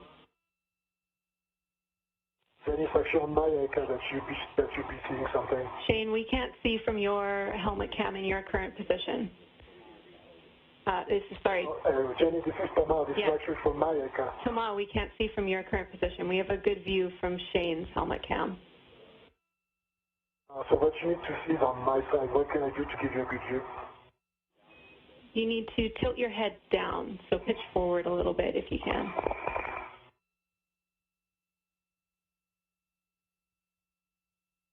Do you see now? Slot? All right, that's better. We're looking. You see the slot, Jenny? Yeah, they're checking it. Yeah. We can see the alignment feature on the mod kit, the mounting bracket, but we can't see the slot on the iRosa root beam. Okay, so what do I need to do to give you a view of this?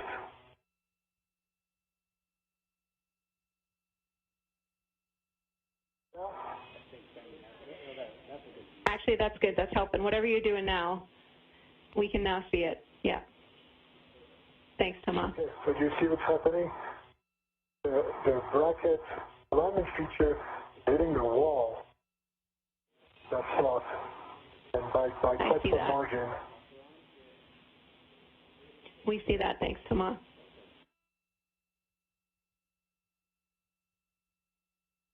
Withdraw try to slide it as much as we can to the right on your view. But see, there's a lot missing. Copy.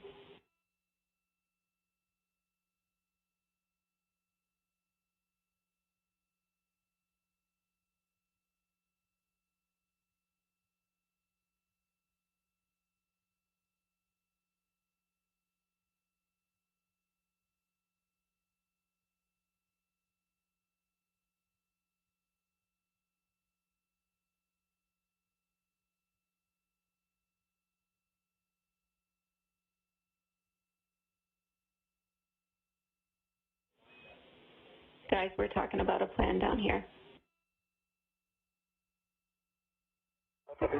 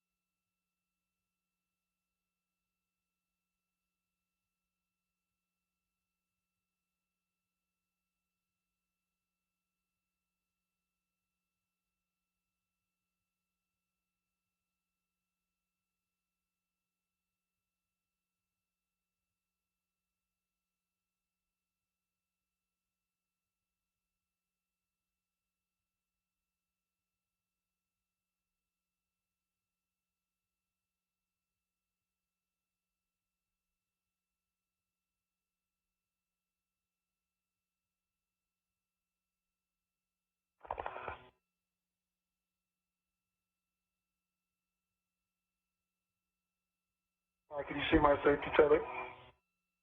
Right behind me when after that handoff. No, I don't see a chain. I think it's behind you. Right. Check it out when the sun comes up. When it stay, maybe. Right now, I cannot really move because I have my hand on the AROSA. Yeah, no worries.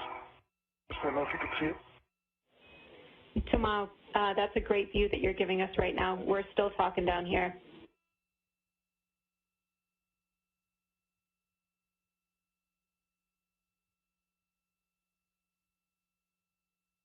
Where maybe?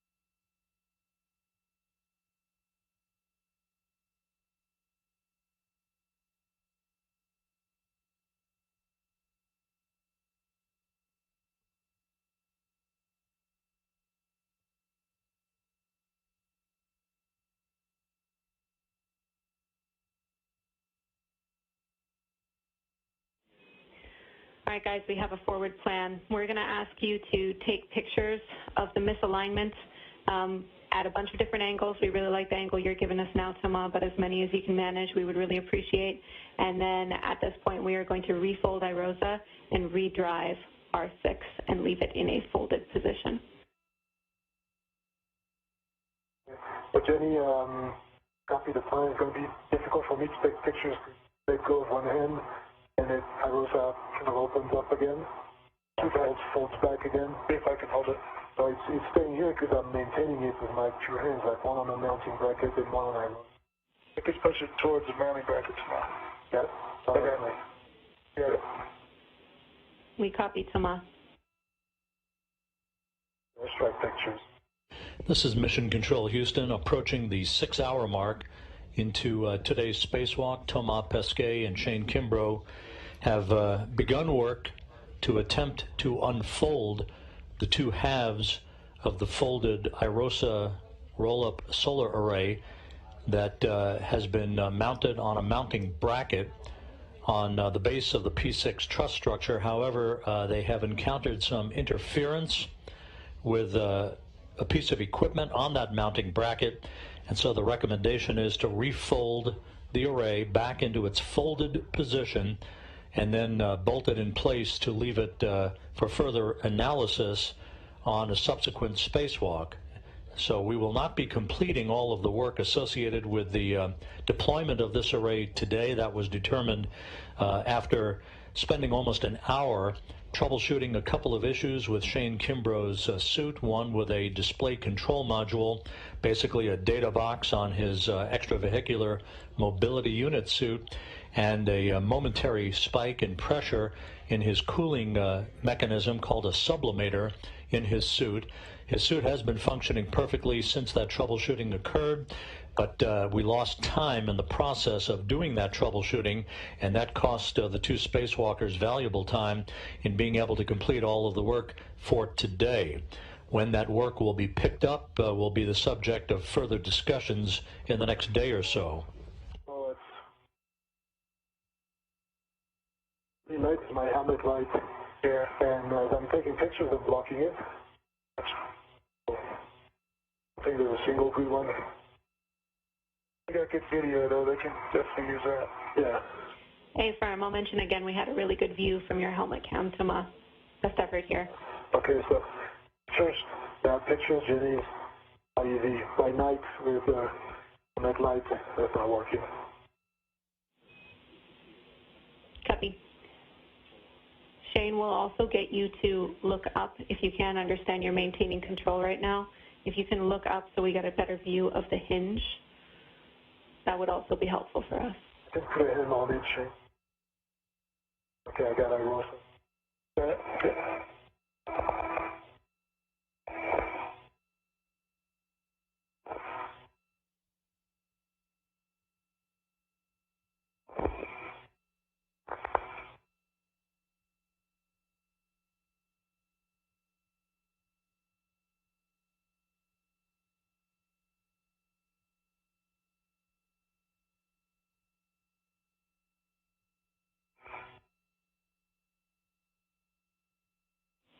Thank you, Shane.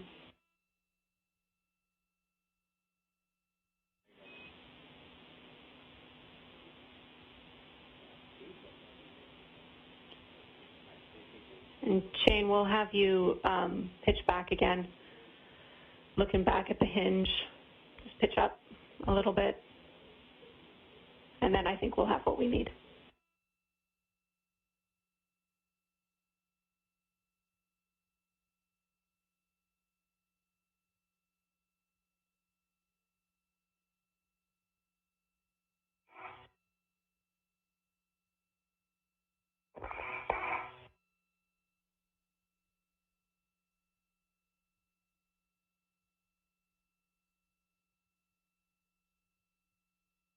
Once again, we've just crossed the 6-hour mark into today's spacewalk.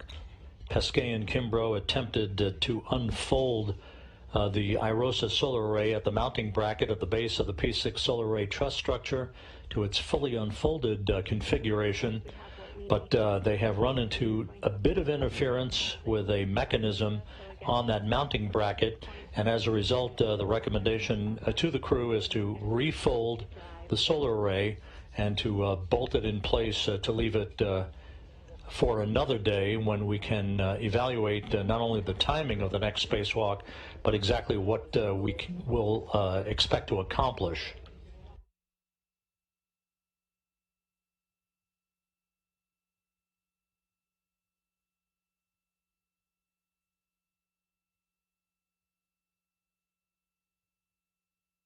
It's not unfolding. Oh yes, there we go.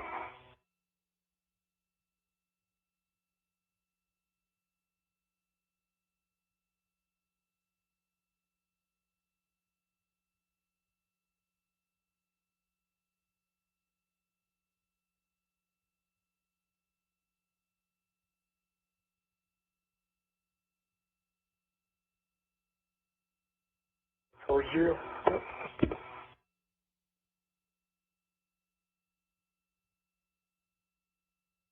see that one out here. The other hand on it. No, I don't have anything to grab.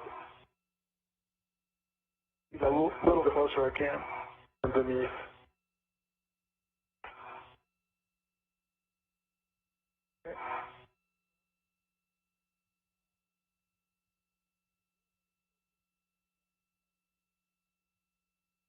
we're lined up. Okay.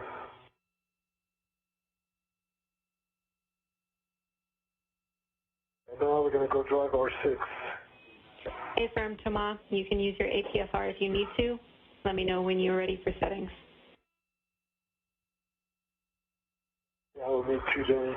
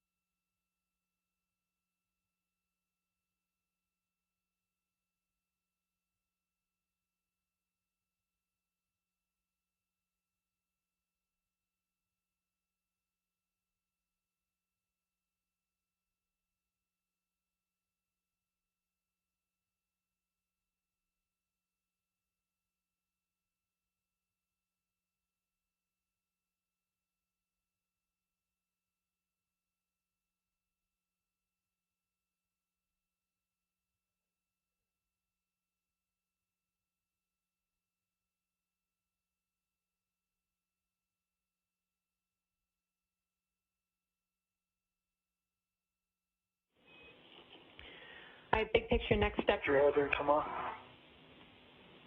Big picture next steps for you guys. I see Thomas getting in the APFR. Shane, we're going to have you hold that position to help Thomas until he can drive R6, and then we're probably going to have you torque down the M bolts that you finger started previously. You'll use your PGT for that, Shane. Okay.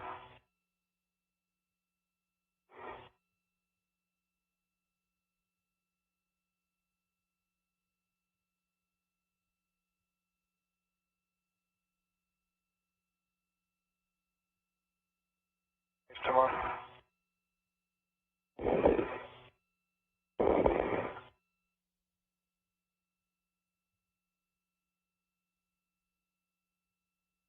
Don't go back anymore. Bend your knees and go to your left. To my 6 dead of pulling on me. Well,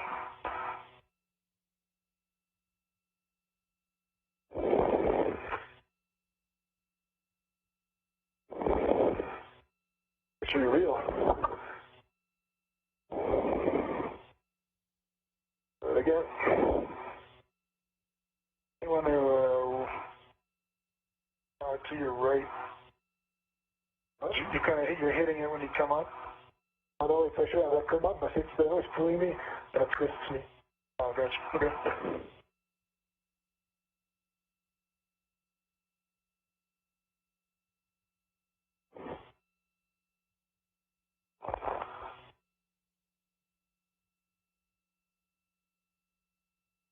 It's pulling me.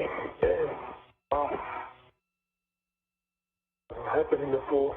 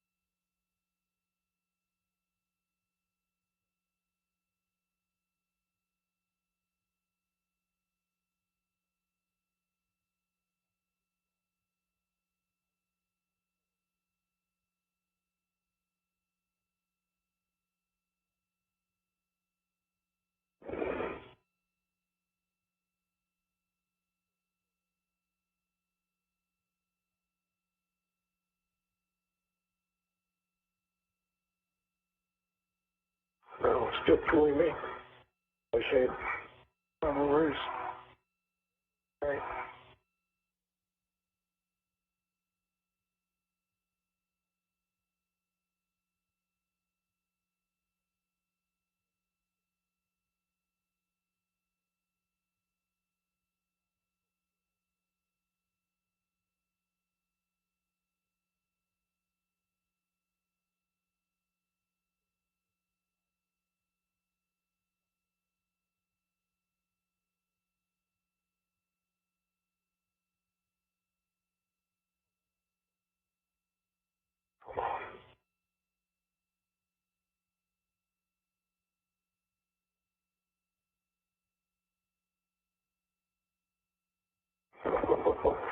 I'm sorry. Find him, Tom.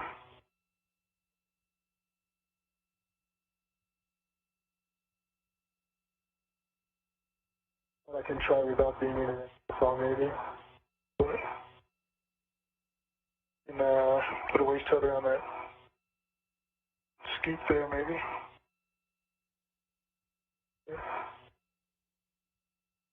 6 hours and 8 minutes into today's spacewalk, a view of NASA astronaut Shane Kimbrough from an HD helmet camera worn by European Space Agency astronaut Thomas Pesquet, with the challenges of today's spacewalk. The crew is in the process of folding up and bolting into place the first IROSA ISS rollout solar array that was removed from a flight support structure on the truss of the International Space Station, having been delivered with one of two such arrays on the SpaceX Cargo Dragon vehicle 2 weeks ago that was launched from the Kennedy Space Center in Florida on the latest SpaceX resupply mission to the station.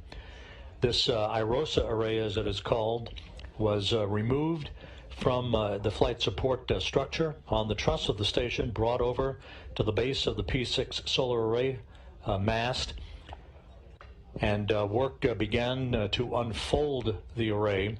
However, a small interference has prevented a complete unfolding of the array. That's as far as we would have gotten anyway with today's spacewalk, having lost time to troubleshoot some minor issues with Shane Kimbrough's spacesuit earlier in the day.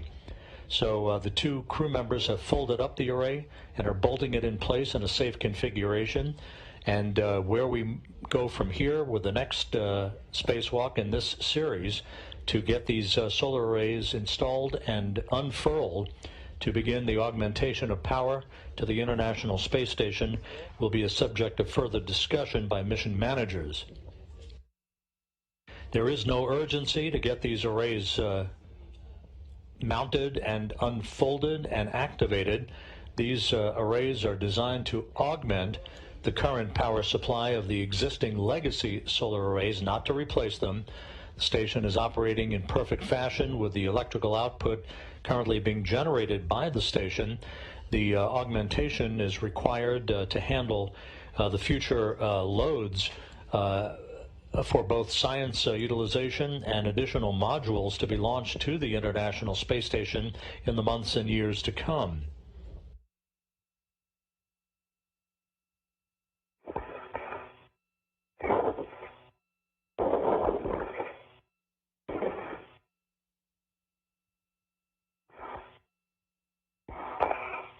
Good.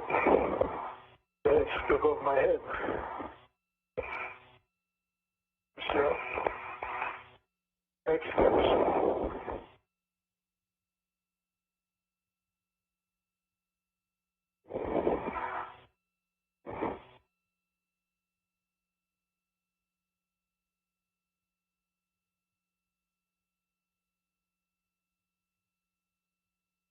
Deeper. Deeper. Yeah, there you go. Okay. Got 1 foot, that'll be enough. Yep.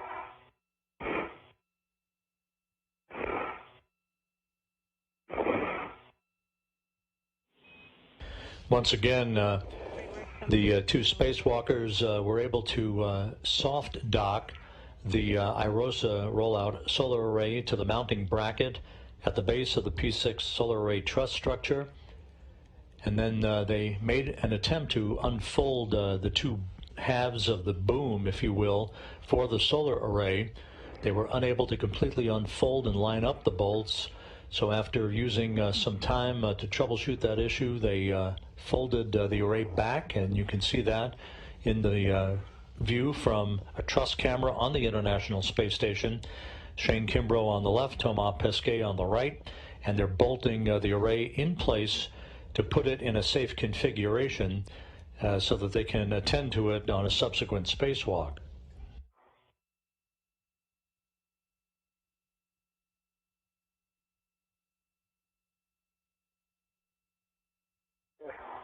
I am ready for settings, Jenny.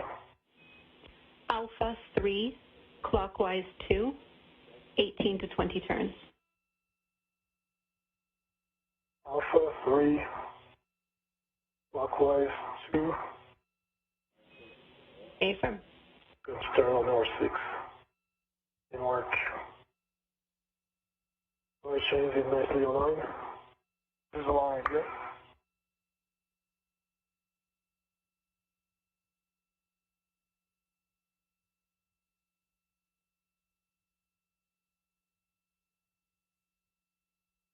Three, 4, 5.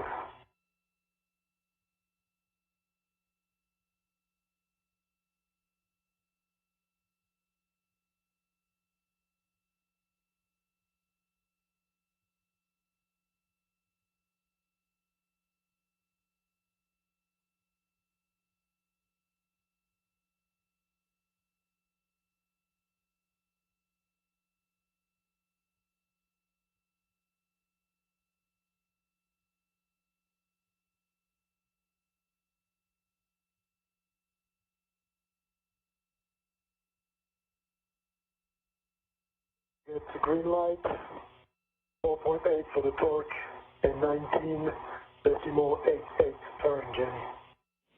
Copy. Green light, good torque, and 19.8 on the turns, Thomas. You can stow your PGT.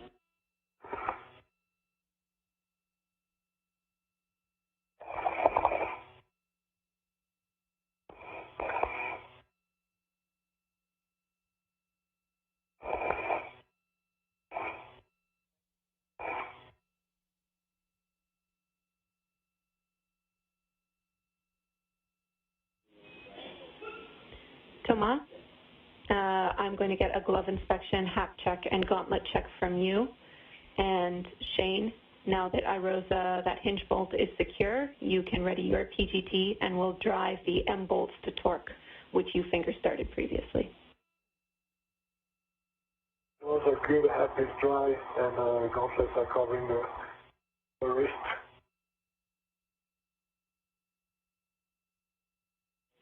Copy, Thomas.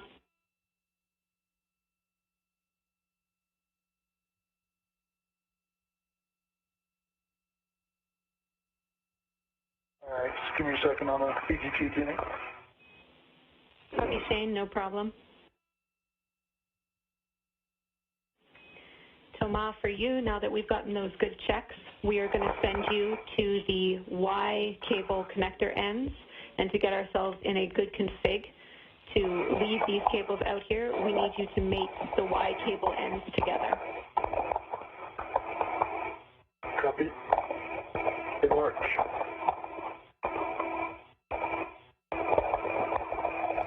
This is Mission Control Houston, 6 hours, 16 minutes into the spacewalk today by Pesquet and Kimbrough. They're in the process of driving the final bolts to structurally secure the IROSA rollout solar array to the mounting bracket at the base of the P6 solar array truss structure. You see those huge solar arrays that are deployed out of the top of your screen on this view from an external truss camera on the station. The actual unfolding of the two halves of the solar array boom and its ultimate unfurling of the array after it's electrically mated to the integrated electronics assembly on the International Space Station is forward work that will be left to a future spacewalk. Number 5, clockwise 2. Correction, Shane, we're changing the settings. Alpha 6, clockwise 2. Copy, Alpha 6, clockwise 2. Affirm. Okay, that's set. Copy. We understand these bolts have been finger started, but nominally we would expect 11 to 13 turns. We're driving them all to hard stop with the black line flush. Copy. And then Jenny, I'm at the Y cables. Copy, Thomas.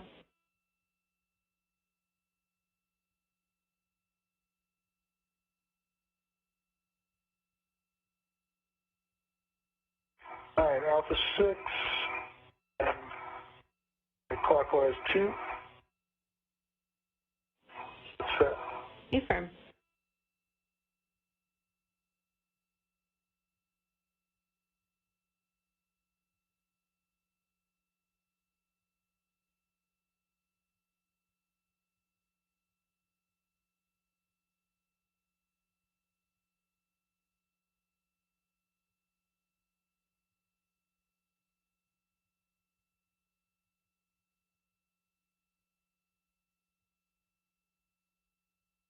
Okay.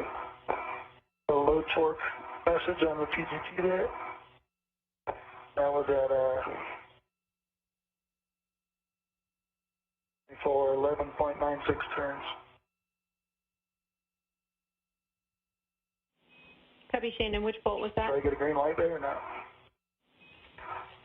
34. That was M34. And that was a low torque? Yes. Copy. I'm checking for you. And Thomas, I can give you your cable connections. You can start when you're ready. You'll be mating P9 alpha to J9 alpha. And likewise, P23 alpha is going to go to J23 alpha. P9 alpha to J9 alpha, P23 alpha to J alpha.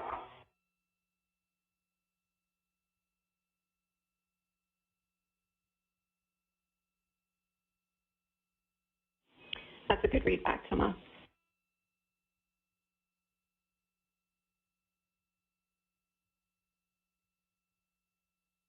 P9 alpha to J9 alpha connected. Copy.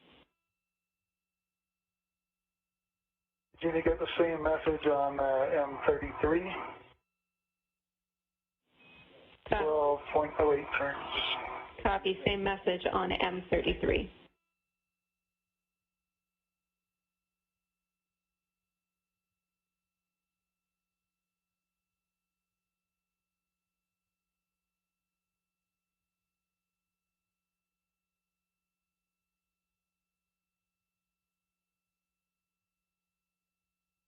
P23 alpha, A23 alpha is mated Jenny.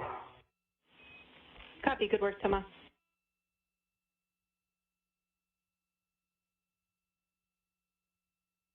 You got a green light on M32 with 11.5 turns. Copy. Green light on M30. 24 on the torque. M32. That's good torque and a green light. And Shane, I can confirm now we're going to need a green light on all of those bolts. So we might have to go back to 33, 34. Okay, I'll do that now.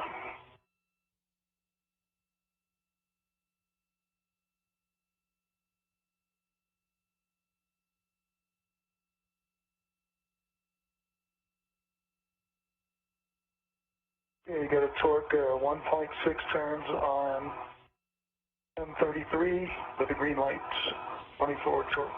Let's do that. Copy. Good torque, green light on M33, an additional 1.6 turns.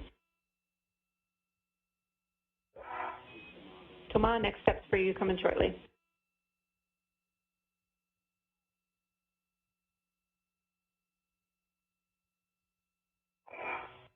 Green light and about half a turn on M34. Nice. Copy. Green light, half a turn, M34. Just looking for M31 now. Okay.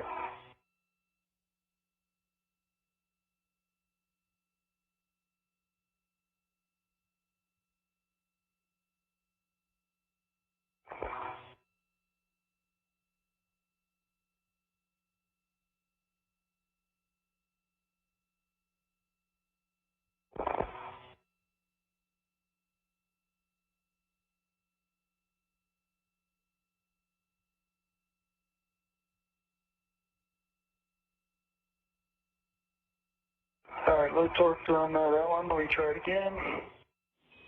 Copy, Shane. Low torque, trying That was M31. 11 and a half turns. Copy, 11 and a half.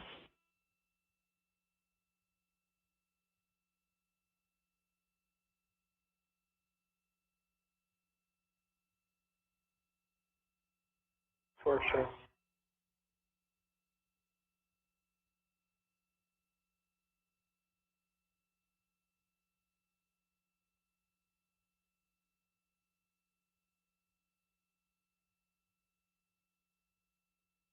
tough angle on this one. See if we can come the other way.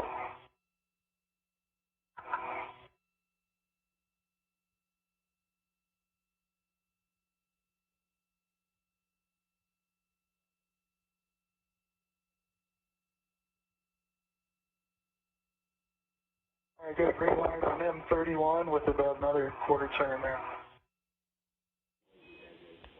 Copy, Shane.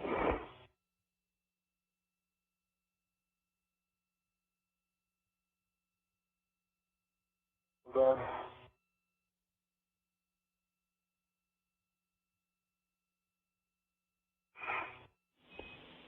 This is another point for you, Thomas and Shane. We're just syncing up, making sure I have your next steps. Understand you're standing by for me to tell you what to do, but I'll have words shortly. Okay, so the cables, and you're right on the other side. Yeah, we have to do this. RTF. Second.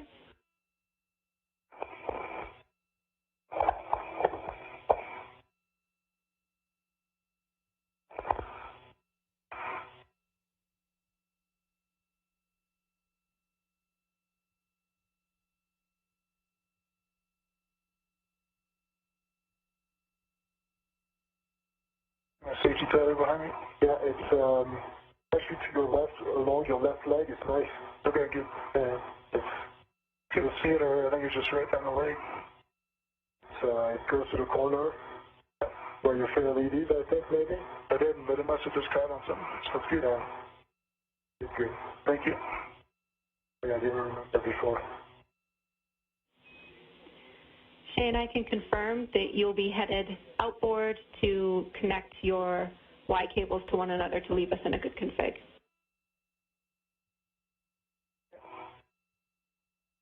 Anything you want me to do, Danny? Just the time. Thomas, I need one more minute to confirm. Okay, no problem.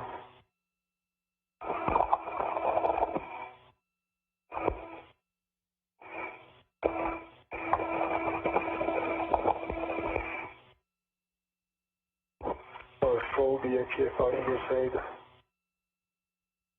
Yeah, I'm ready for connectors when you are. Thomas, I have next steps for you. You can head to the cable bag. You'll be retrieving the NZGL caps, and we'll cap the NZGL side of the connectors. Okay. And you're standing by for your connections, Danny. Copy, Shane. You'll be mating P7 alpha to J7 alpha and P21 alpha to J21 alpha.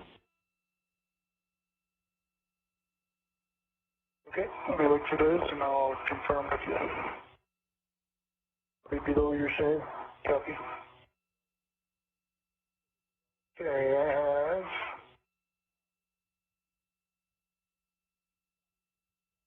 P21 and P21. Copy. Both sides look good, no side, no pins, and EMI band looks good. Copy, Shane.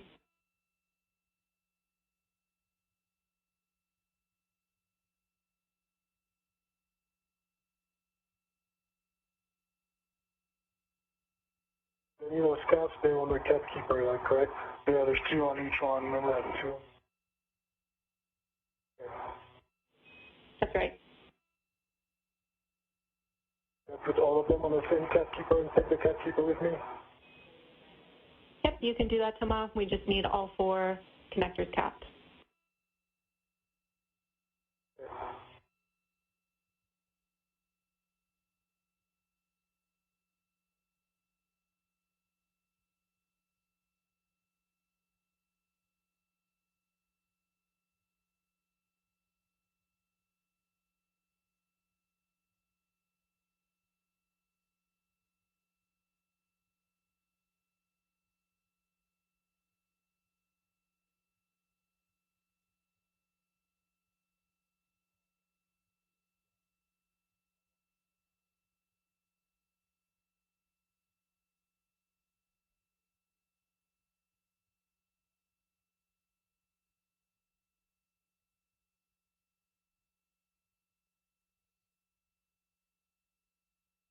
3. How you doing, Shane? Yeah, I just can't get it lined up correctly. Alright. Now look at the key inside. Yeah, that's right, just did. Thanks. Alright. That'll help. There we go. Copy, Shane. Around 45 seconds till handover. Okay, that one's done, Jenny, and the next one is P7 to J7 Alpha. Hey, firm, we're looking for P7 Alpha to J7 Alpha. P7 Alpha to J7 Alpha, copy. Everything looks good. No side, no bent pins. Me and my band. Copy all.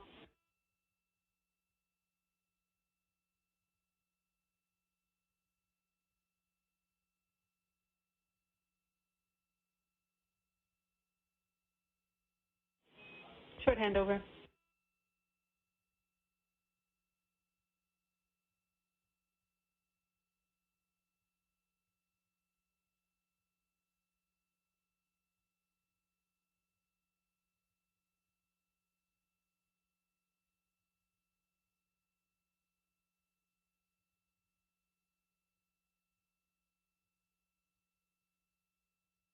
Also, I think, no, so, talking about the one up here, or the one you brought over. I think that's what you do right here, sure information. Yeah, I got two right here at least. Let me get all You know what, I'll just take it with me. better position for you. Back with you after the handrail. Okay, I have my rep. I have my rep on the keeper. I release the AT from the bag and go back up with the keeper with those 4. And the GL taps. I do. And break. Well, actually, We're going to stop your capping ops now. We are going to pick up the crew lock bags and the PGTs and head inboard. We are creeping towards our MEDOX limit. Okay. alright, so AT still on the cap keeper. And I'm going to release that. Get your foot. Yep, I see you down there. Send it back inside of the bag.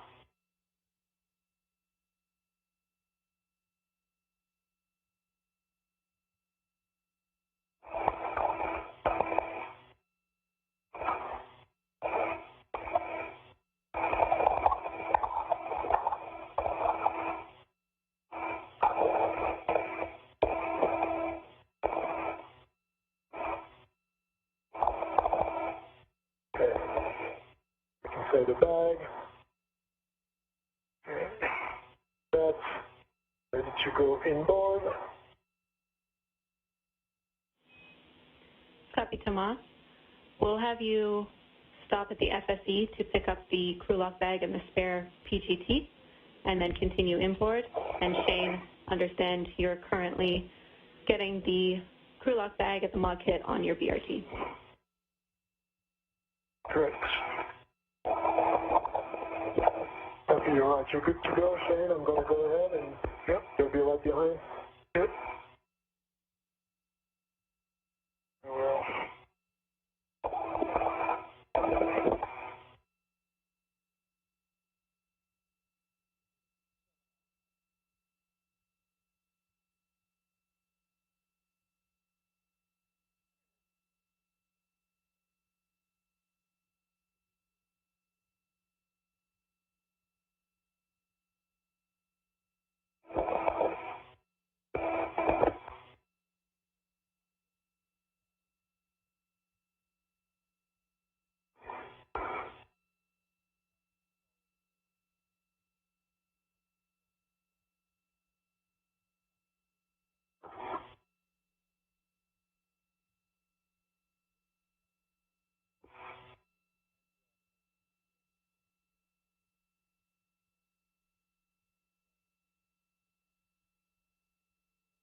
Alright, Shane, I see you at the crew lock bag. Yep. Copy, Shane.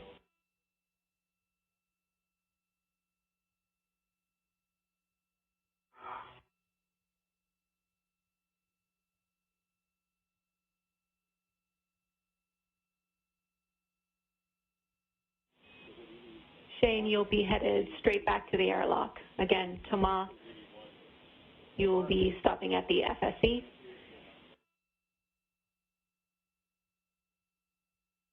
Copy.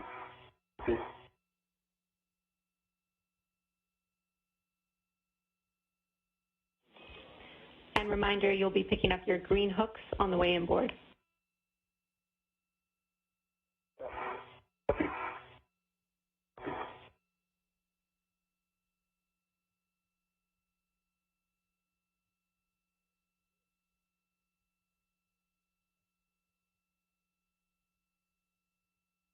Okay, I see your green reel, your green hook, Shane.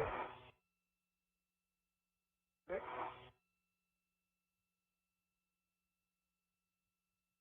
My 5309, Jenny, I'm going to pick up my green hook and then attach it to my red reel. Good words, Thomas.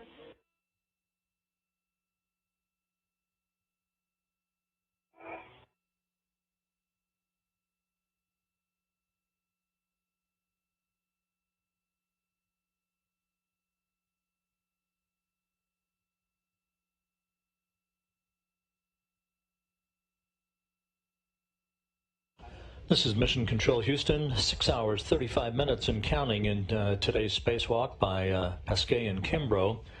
They now have left the IROSA rollout solar array in a safe configuration on the mounting bracket at the base of the P6 solar array truss structure, and will now begin to make their way back to the Quest airlock, collecting tools and tethers and making inventory of all of the items they took outside with them for this first spacewalk in support of the augmentation of the power system on the International Space Station.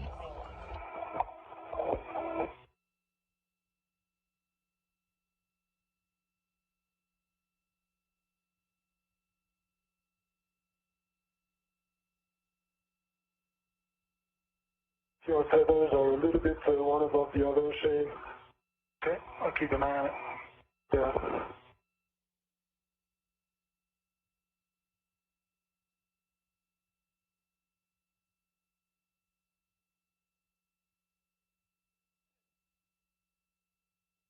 And my green hook is on my red reel, and both are unlocked. Copy. That is a good config, Shane. You can continue your translation inboard. You will be headed direct to the airlock.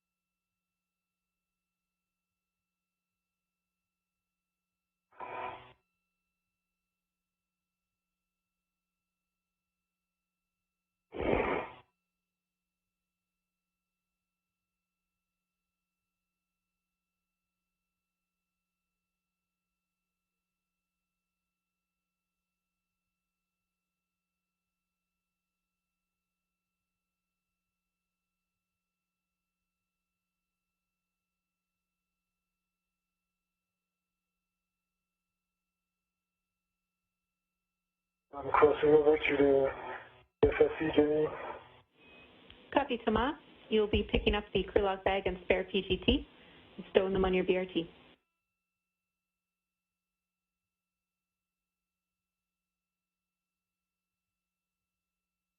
There's a red on that handrail too. I think that goes to the crew lock bag. See it? Copy. And I think I have your better doing something, so I'll come back down. Okay. Let's see, I'm right. Oh yeah, around your camera, I think. Reach it.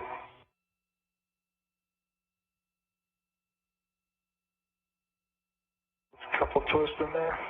This is Mission Control Houston, approaching the 6-hour, 40-minute mark in the spacewalk. Just to recap, Shane Kimbrough and Thomas Pesquet placed their spacesuits on internal battery power at 7:11 a.m. Central Time, 8:11 a.m. Eastern Time today to begin the 239th spacewalk in support of space station assembly, maintenance, and upgrades. The focus for today was the first in an ongoing series of spacewalks to install and deploy and activate new solar arrays called IROSAs, ISS Rollout Solar Arrays, to augment 6 of the 8 power channels on the International Outpost. The 2 crew members worked to prepare the first of the IROSA arrays and to get it out of a flight support structure on the truss of the International Space Station, where it was delivered after its launch 2 weeks ago on a SpaceX cargo vehicle from the Kennedy Space Center.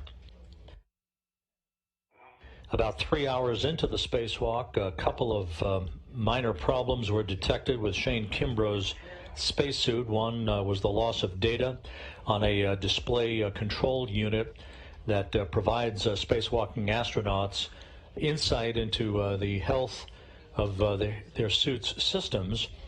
He was directed to go back into the airlock, put himself on an umbilical, and restart the display unit, and it has been operating just fine ever since. The other issue that was addressed but cost the crew members time outside was a momentary spike in pressure readings in Kimbrough's suit sublimator, a cooling unit for his spacesuit, but it also has stabilized and caused no further problems during the course of today's excursion. But all the time that was lost dealing with Kimbrough's suit resulted in the first of these 2 IROSA solar array units being removed from the flight support system and moved over to the base of the P6 truss to a mounting bracket. It was installed on the mounting bracket. The 2 crew members tried to unfold the boom, basically the array itself, which is folded in half, but they couldn't unfold it to its full extension because of an interference problem with a mechanism on that mounting bracket, and so they were directed to refold it and bolt it in place in a safe configuration, which is where they're going to leave it for today. There will be discussions over the next day or so by mission managers and spacewalking engineers as to what the next course of action will be, whether we press ahead with the completion of this particular IROSA array's installation and activation, maybe move on perhaps to the next array that goes on the opposite side of the P6 truss for the 4B power channel, or whether we defer this work to a future spacewalk altogether. It is not an urgent concern for NASA at this point in time. These IROSA arrays are designed to augment, not replace, any of the existing arrays, which are functioning just fine, providing all of the power required for station systems. The IROSA arrays are designed to add, each of the new 6 IROSA arrays are designed to add about 20 kilowatts of power to the existing power output for station systems, thus putting the station in a better posture electrically to support new science payloads and new modules that will be launched to the International Space Station.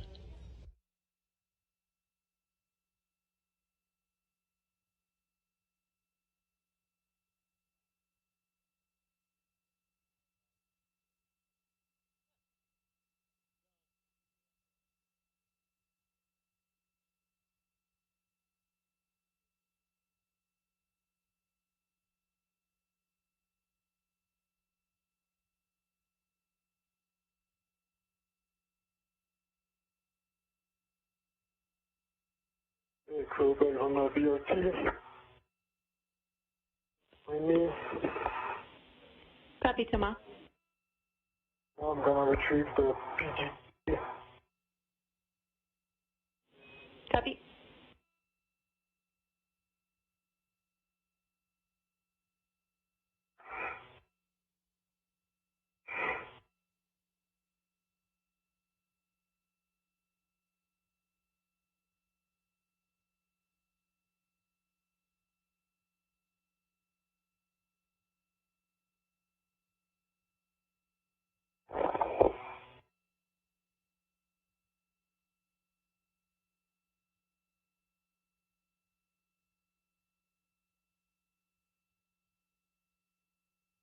Right on the feet.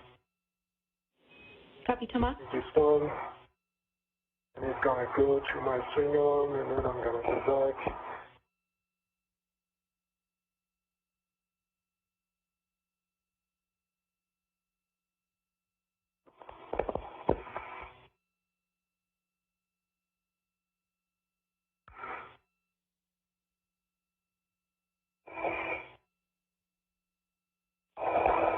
EV2's on the seat of spur. Copy. Shane, when you are back at the airlock, a reminder that adjustable on the thermal cover is still there, and we will have you put your waist tether on the airlock D-ring extender waist tether. Okay, copy. We take the adjustable off.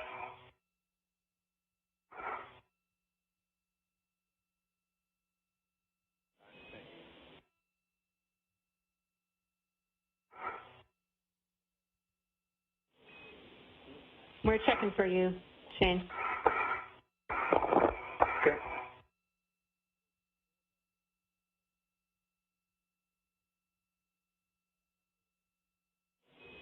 Yeah, Shane, you'll be bringing that inside with you, that adjustable. Okay, copy that.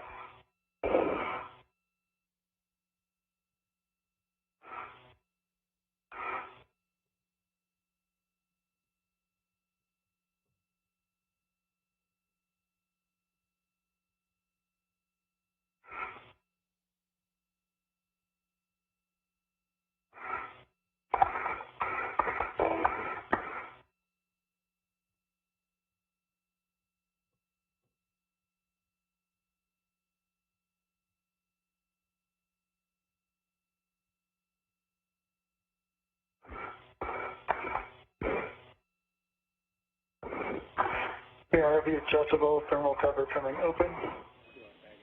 Copy, Shane.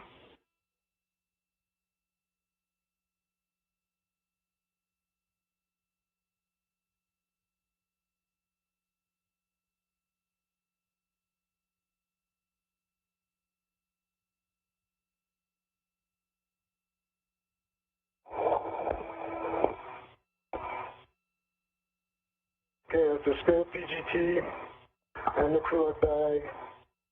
I'm making my way to the airlock. Okay, Tamar, good deal. We copy, Thomas. That sounds good. The waist. Station, go ahead. The waist tether is to the airlock waist tether, which is to the D-ring, all 3 extra rods. Copy, Shane. Thomas, make sure on your way inboard, you press the inboard port and starboard seat of brake handle releases twice. Okay.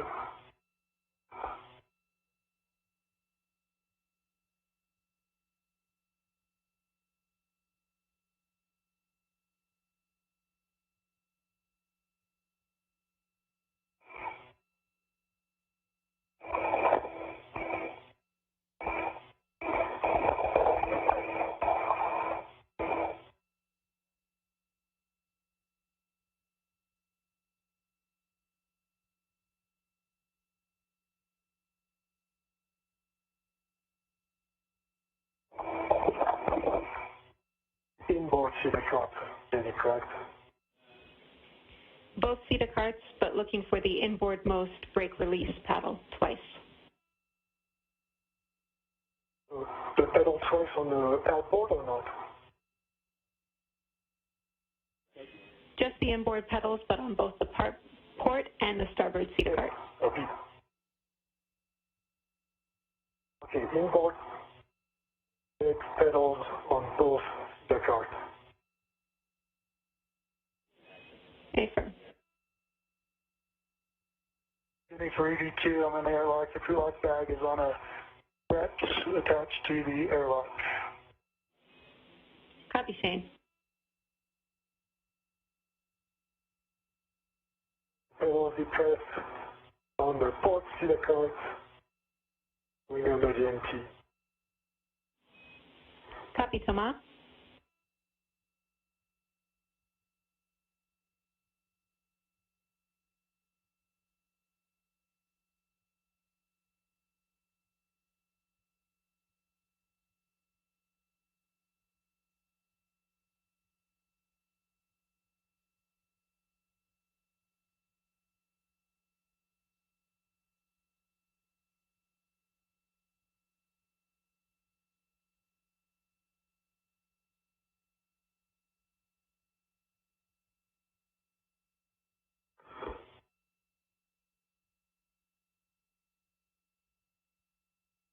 The starboard seal account. And you want me to send title to markets here, right? Copy, Thomas. And say your last, Shane. We just send title to markets here, right? Affirm. So our next steps are for, we see that double brake release. Thank you, Thomas. You can continue inboard to the airlock. Our next steps are to do the tether reconfig once Thomas is back at the airlock. Copy.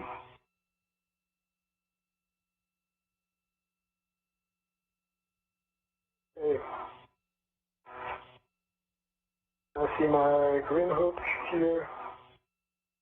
Actually twisted here. I'm at my green hook location, Jenny. Or my anchor hook location, 3562. Thomas, you are translating all the way back to the airlock, and your anchor hooks will stay at this location. We are reconfiguring back at the airlock on the external airlock D-rings. Okay, and from what I see here, the safety pedal are wrapped around each other, so I'm going to have to clear that too. Yeah, I thought they cleared at the very end, but can't tell you that. Then a shoe twist. No, it's not wrapped. All right? Yeah. So we are able to clear that next time we come out. Want me to do it now? It's going to take 1 minute.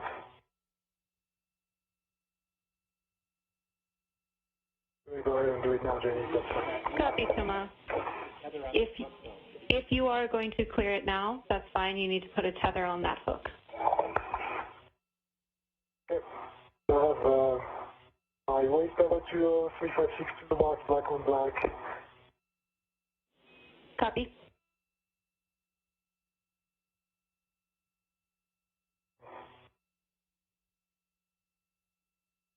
I'll put my other waist tether on the hook. Copy, Thomas. That's a good config. I'm going to put it on the other hook. Then I'm going to release my anchor hook.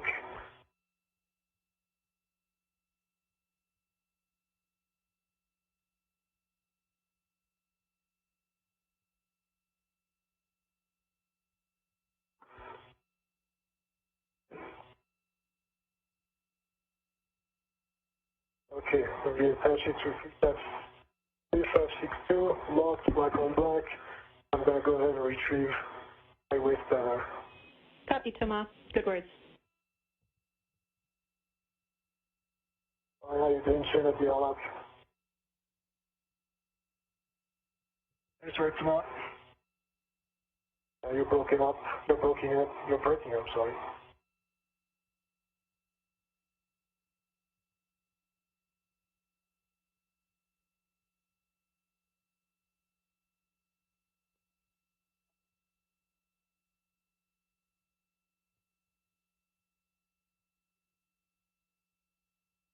Just to be sure for next time, anchor hook is locked black on 3562. Shane's anchor hook locked black on 3561. Copy. Good status of both the anchor hooks. You can head back to the airlock, Thomas. Heading back.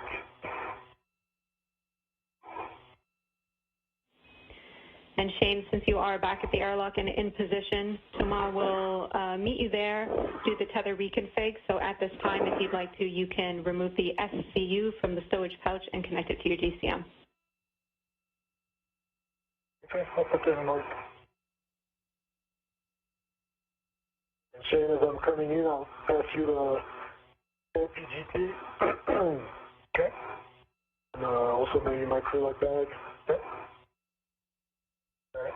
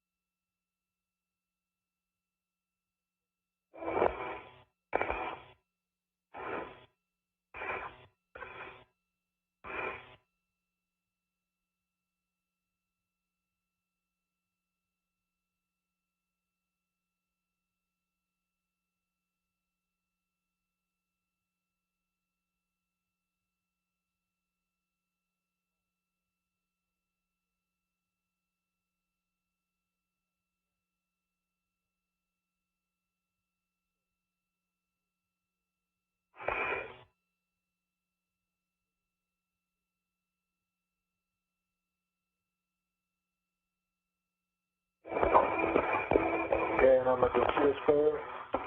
Okay. Copy.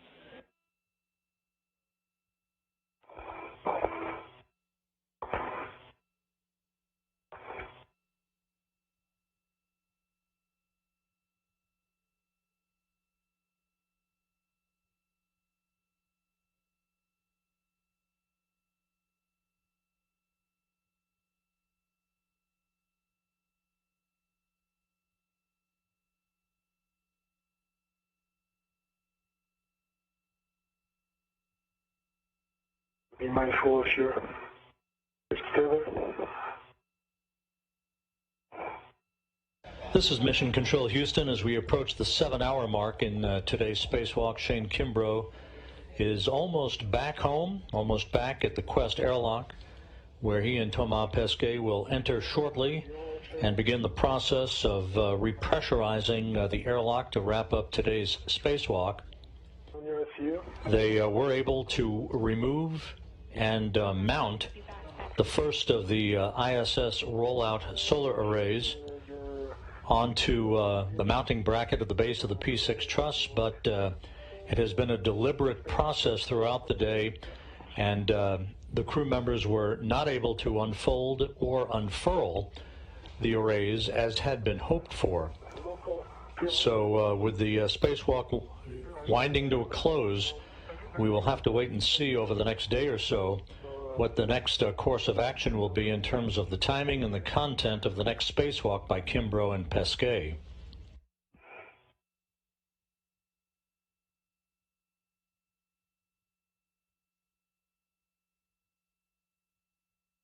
Goes to PGT.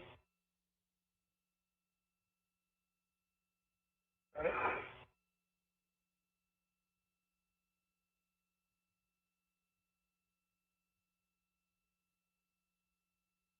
It's connected. I will assume Igor's back. All right, ready.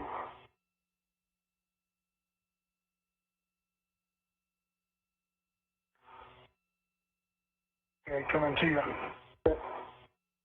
Our coverage today will continue through the time that the crew begins the repressurization of the Quest airlock. That will mark the official end of today's spacewalk. We'll compile our usual plethora of statistics about where we stand with spacewalking activities at the International Space Station, and then we'll continue our coverage through the time that Kimbrough and Pesquet are back inside the equipment lock and they have doffed their helmets.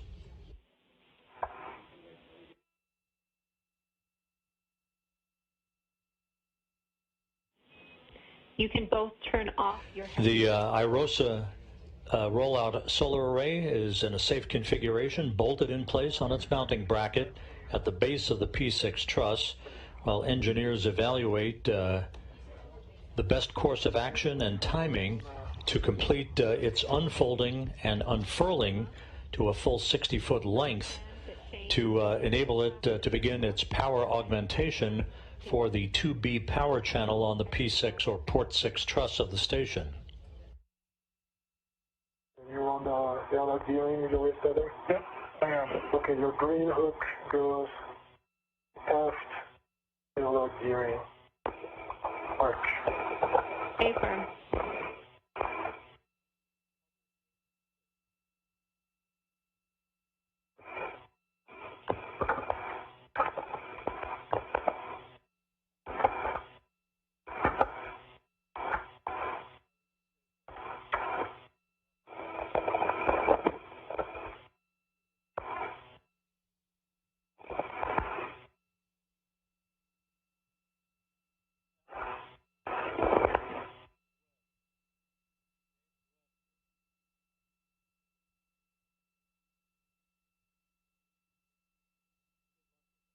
And green hook is on the aft airlock gearing, green hook is locked, and a green reel is unlocked.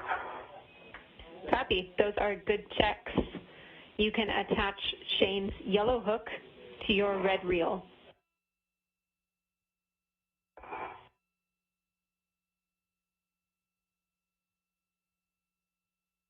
Copy.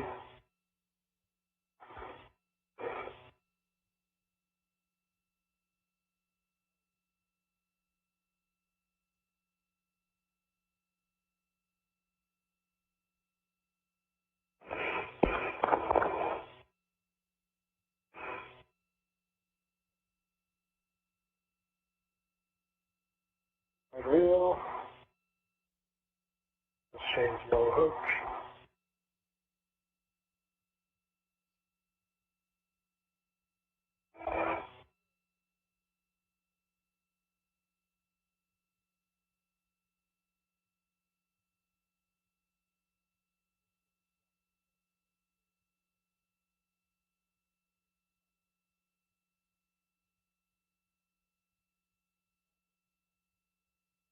Jenny, my SEU is connected. ED2. Copy, Shane. Here's yellow hook is locked. Back on block on my red reel, Jenny. Copy, Shane's yellow hook attached to your red reel, locked. Check reel unlocked. It's reel, my red reel? Yes, it's unlocked. Copy. You can attach your green hook to the forward external airlock D-ring. Attaching my green hook, airlock forward external D. Affirm.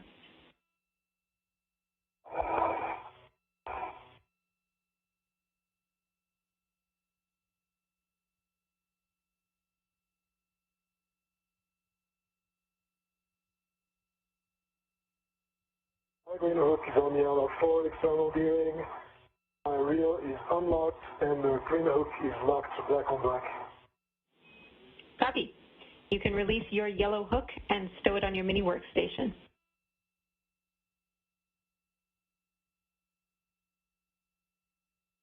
Yellow hook. As Thomas Pesquet makes his way inside the Quest airlock, at the other side of the hatch to the crew lock section of Quest in the equipment lock, Megan MacArthur on the left, Aki Hoshide with his back to the camera, and Mark Vandehei on the right are awaiting the crew members and the repressurization of the crew lock section of Quest that will enable them to open up the hatch and bring Shane Kimbrough and Pesquet back inside. Transferred in. So with that, Thomas, you can ingress the airlock, verify that the forward hatch pit pin is engaged. Copy.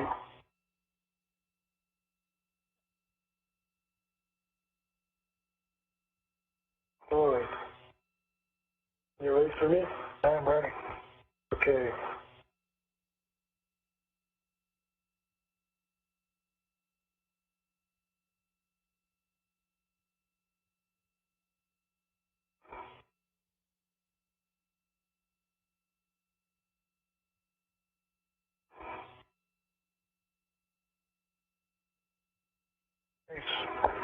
I think my first off. No, it's good. Okay, the So done. LR4 pin is engaged. Copy, Thomas. Close the hatch thermal cover. Attach the hook to the magnetic plate D-ring and cinch the strap until snug. Yep.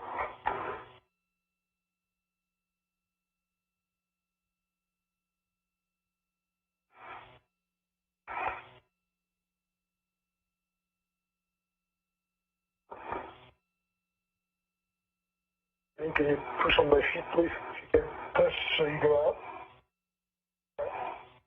Push down, down, down. Yeah.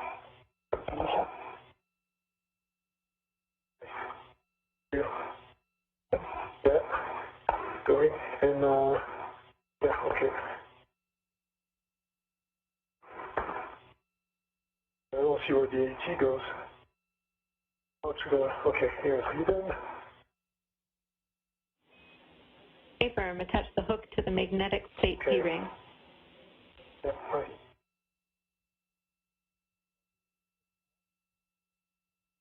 Hiding from me, Jenny.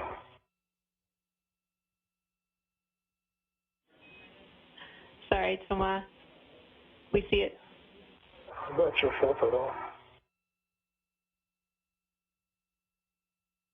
Oh, I get it. I'm going to cinch it. Copy. Cinch till snug and Line. report the number of black lines. We're expecting 6. 1, 2, 3, 4, 1, 2, 3. I see 7, I see 7. Copy, Thomas. You can remove the SCU from the stowage pouch and connect it to your DCM.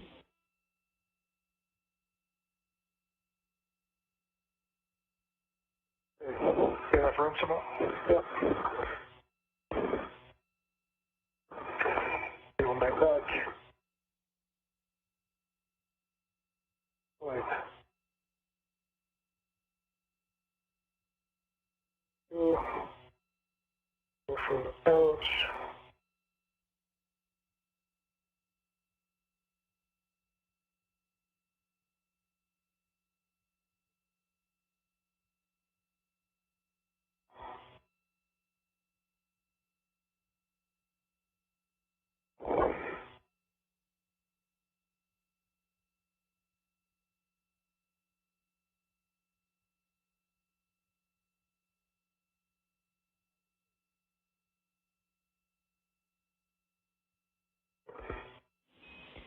And Thomas, I understand you are connecting to your SCU. We want to check if you can get the magnets to engage on the thermal cover as well. Yep, so I'm connected to the SCU. If you want to engage, then Copy, you're connected to the SCU. Can you ensure that the thermal cover magnets are engaged? That will be fully closed. Closed or engaged, Thomas. fully closed. So it's not a strong magnet, Jenny. Not strong at all. Copy, we understand. That looks good to us. So I'll get both of you to check your SCUs are locked. SCU is locked. EVT locked. Note, TCV setting of 8 max cold minimizes time for SCU cooling. You can switch water off, OFF, forward, and expect an H2O is off message. Water off, EV1. Water off, EV2. Copy. Do not close hatch until EMU water off for 2 minutes word timing. Copy.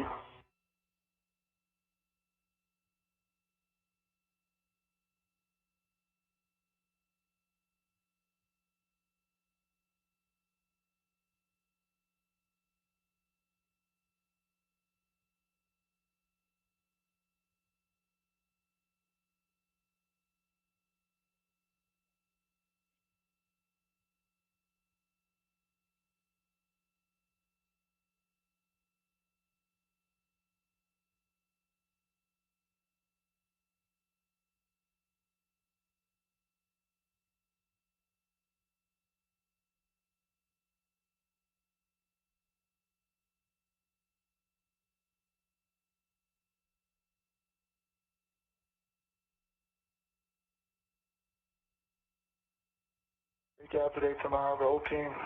That was a really good job. A lot of complications. That's very fighting for it and finding solutions. Yep, proud of everyone. We completely agree. You guys did a fantastic job today. It's a complicated EVA. Good job, Jenny. Yeah, excellent work, Jenny. The team, pretty good, and everyone.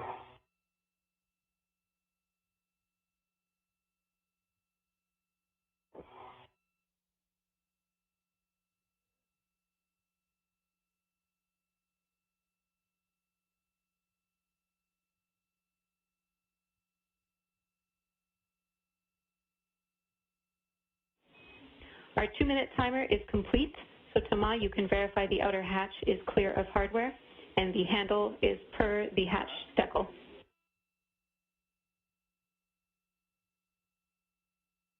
Okay. I think it's the back fully on nice to you, Shane. It's kind of Crew like that? yeah. Okay, I'll hold them. Okay. All right. So the outer hatch is clear of obstruction. So I'm going to go ahead and push the press button. Copy that the hatch is clear, and if the handle is per the decal, you can close and lock the hatch, Tama. First decal. Check me if nothing. Here. Good.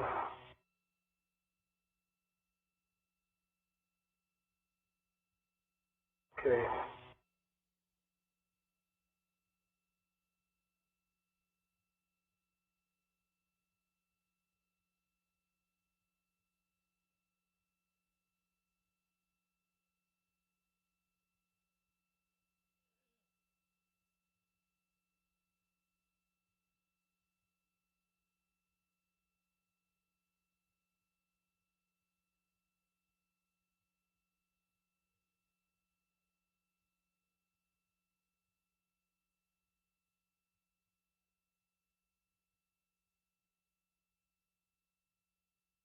Flight today.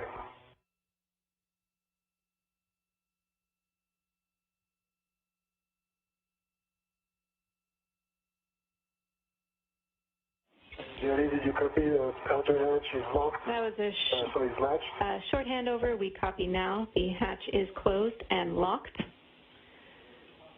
On the UIA, Shane, check oxygen. EMU 1 and 2 valves are both open. Both are open. Copy. Switch power, EV1 and 2, both on.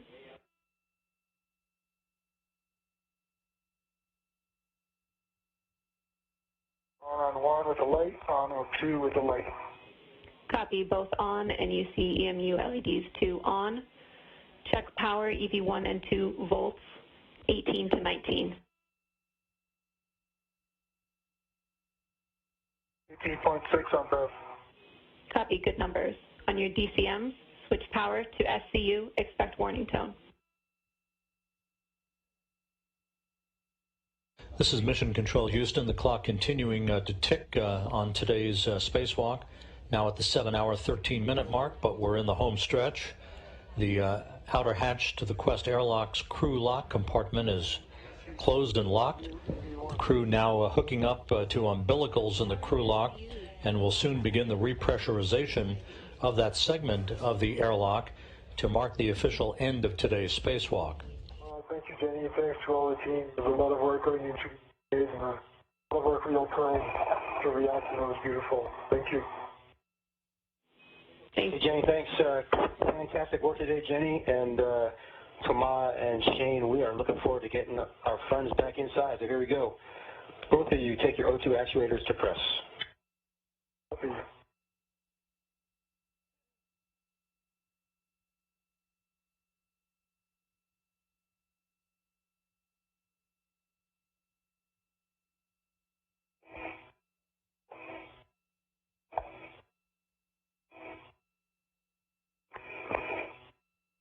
engine test.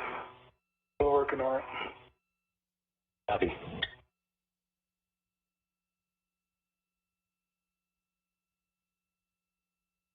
V2's in press. Both in press. Thomas, check that the EV hatch MPEV is closed. Hatch MPEV is closed. Okay, I'm about to start throttling the IV hatch equalization valve. Let me know if you want me to slow it down. Okay, copy.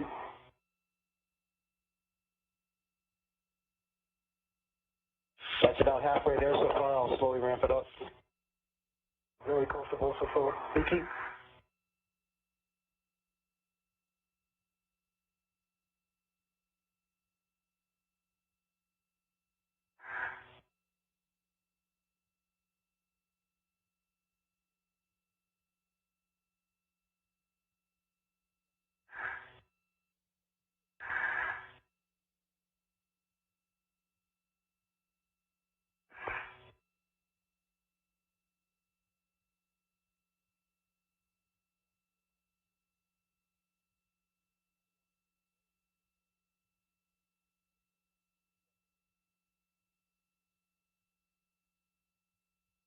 This is Mission Control Houston. The repressurization of the Quest airlock has begun at 2:26 p.m. Central Time, marking an end to today's spacewalk by Thomas Pesquet and Shane Kimbrough at 7 hours 15 minutes. Again, 7 hours 15 minutes for today's spacewalk.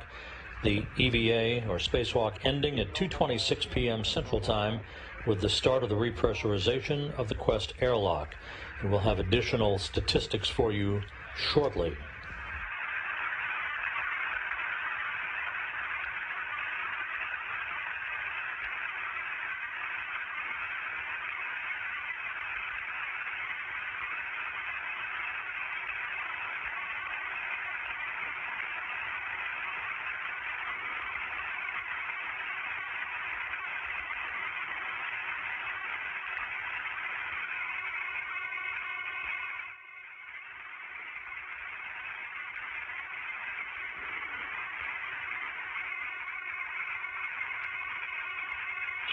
So both of you, when the crew lock is at 4.0, accept in the low tone. Copy. Sorry, the 5.2. Yes, we're already at 5, Mark. Yeah. Again? We're already at 5. You need to turn it off. I barely heard. I think you said throttle it back. No, we're already past 5.0. Yeah, So we're at 5.7, Mark. Okay, IV hatch equalization valve to off. there you go. And we're going to wait 2 minutes for the crew lock pressure to stabilize. That was a lot faster than I expected. Copy.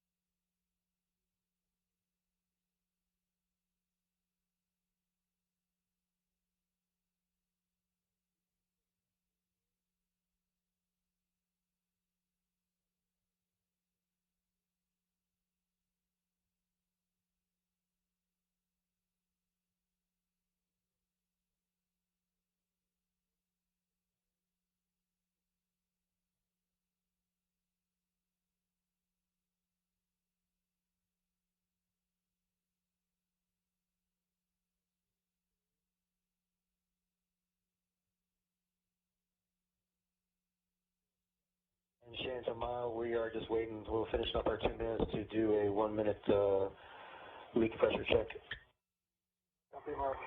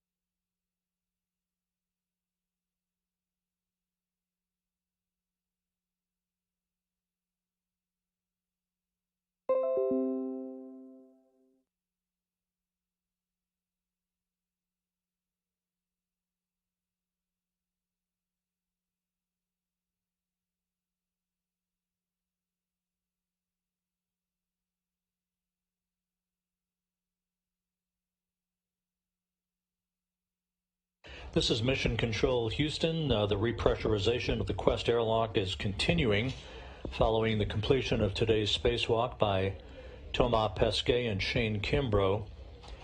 The spacewalk began at 7:11 a.m. Central Time today when the two spacewalkers placed their suits on battery power and ended 7 hours 15 minutes later at 2:26 p.m. Central Time with the repressurization of Quest.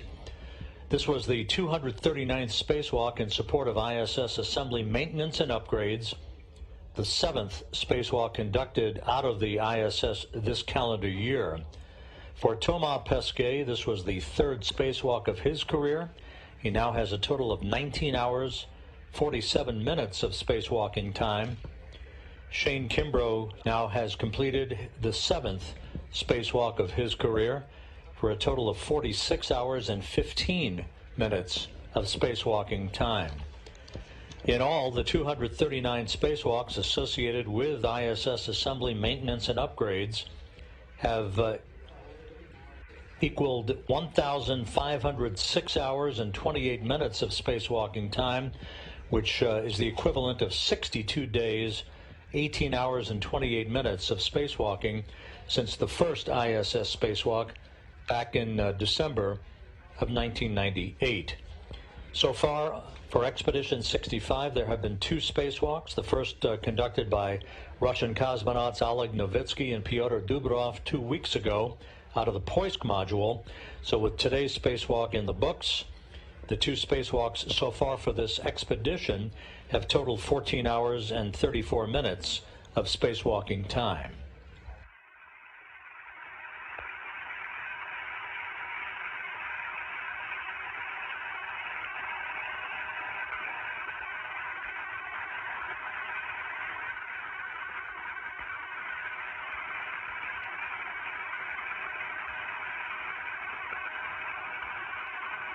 The spacewalk resulted in a mixed bag of results today. The first of the new IROSA ISS rollout solar arrays was removed from its flight support structure on the truss of the station and mounted on a mounting bracket at the base of the P6 solar array truss segment. However, a couple of issues with Shane Kimbrough's suit that resolved themselves cost the spacewalkers some time, about an hour's worth of time, and they were unable to complete all of the work planned for today. They also had an issue with some interference as they tried to unfold the array from its folded configuration once it had been mounted on the mounting bracket at the base of the P6. So the array is back in a folded configuration. It was not unfurled, it was not fully unfolded. It is folded and bolted into place in a safe configuration. Managers now will have discussions regarding the next course of action for this particular solar array and where we go from here with planning for the next spacewalk to deal with the second of these 2 solar arrays. This particular solar array that Pesquet and Kimbrough worked on today was designed to provide augmented power to the 2B power channel on the P6 truss. The next solar array, which remains in its flight support structure on the truss of the station, is currently scheduled to be removed and installed on Sunday by Pesquet and Kimbrough, but whether or not we press ahead with that work or have some modification to the spacewalking plan will be the subject of discussions over the next couple of days.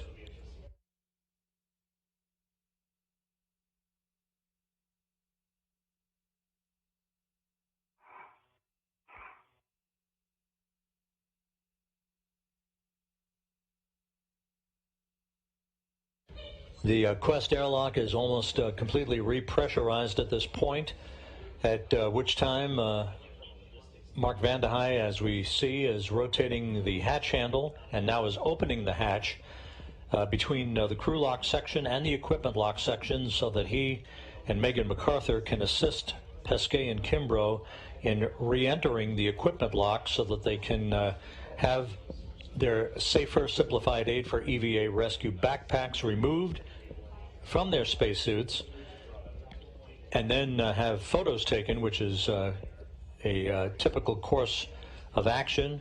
They'll have photos taken of their suits and gloves for analysis by engineers back on the ground before they begin to remove their spacesuits.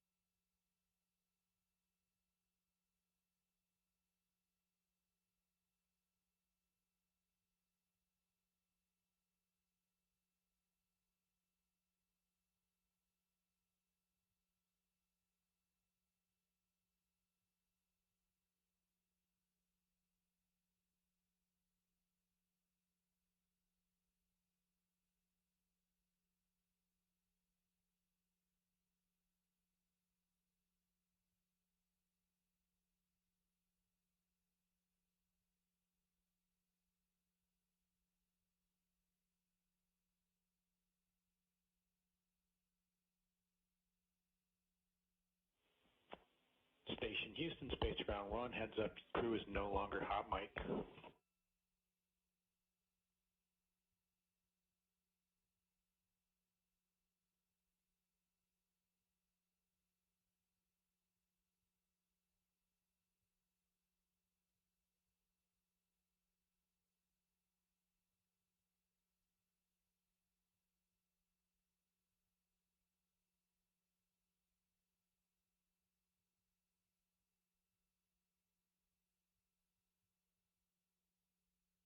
Shane Kimbrough back inside the equipment lock of the Quest airlock.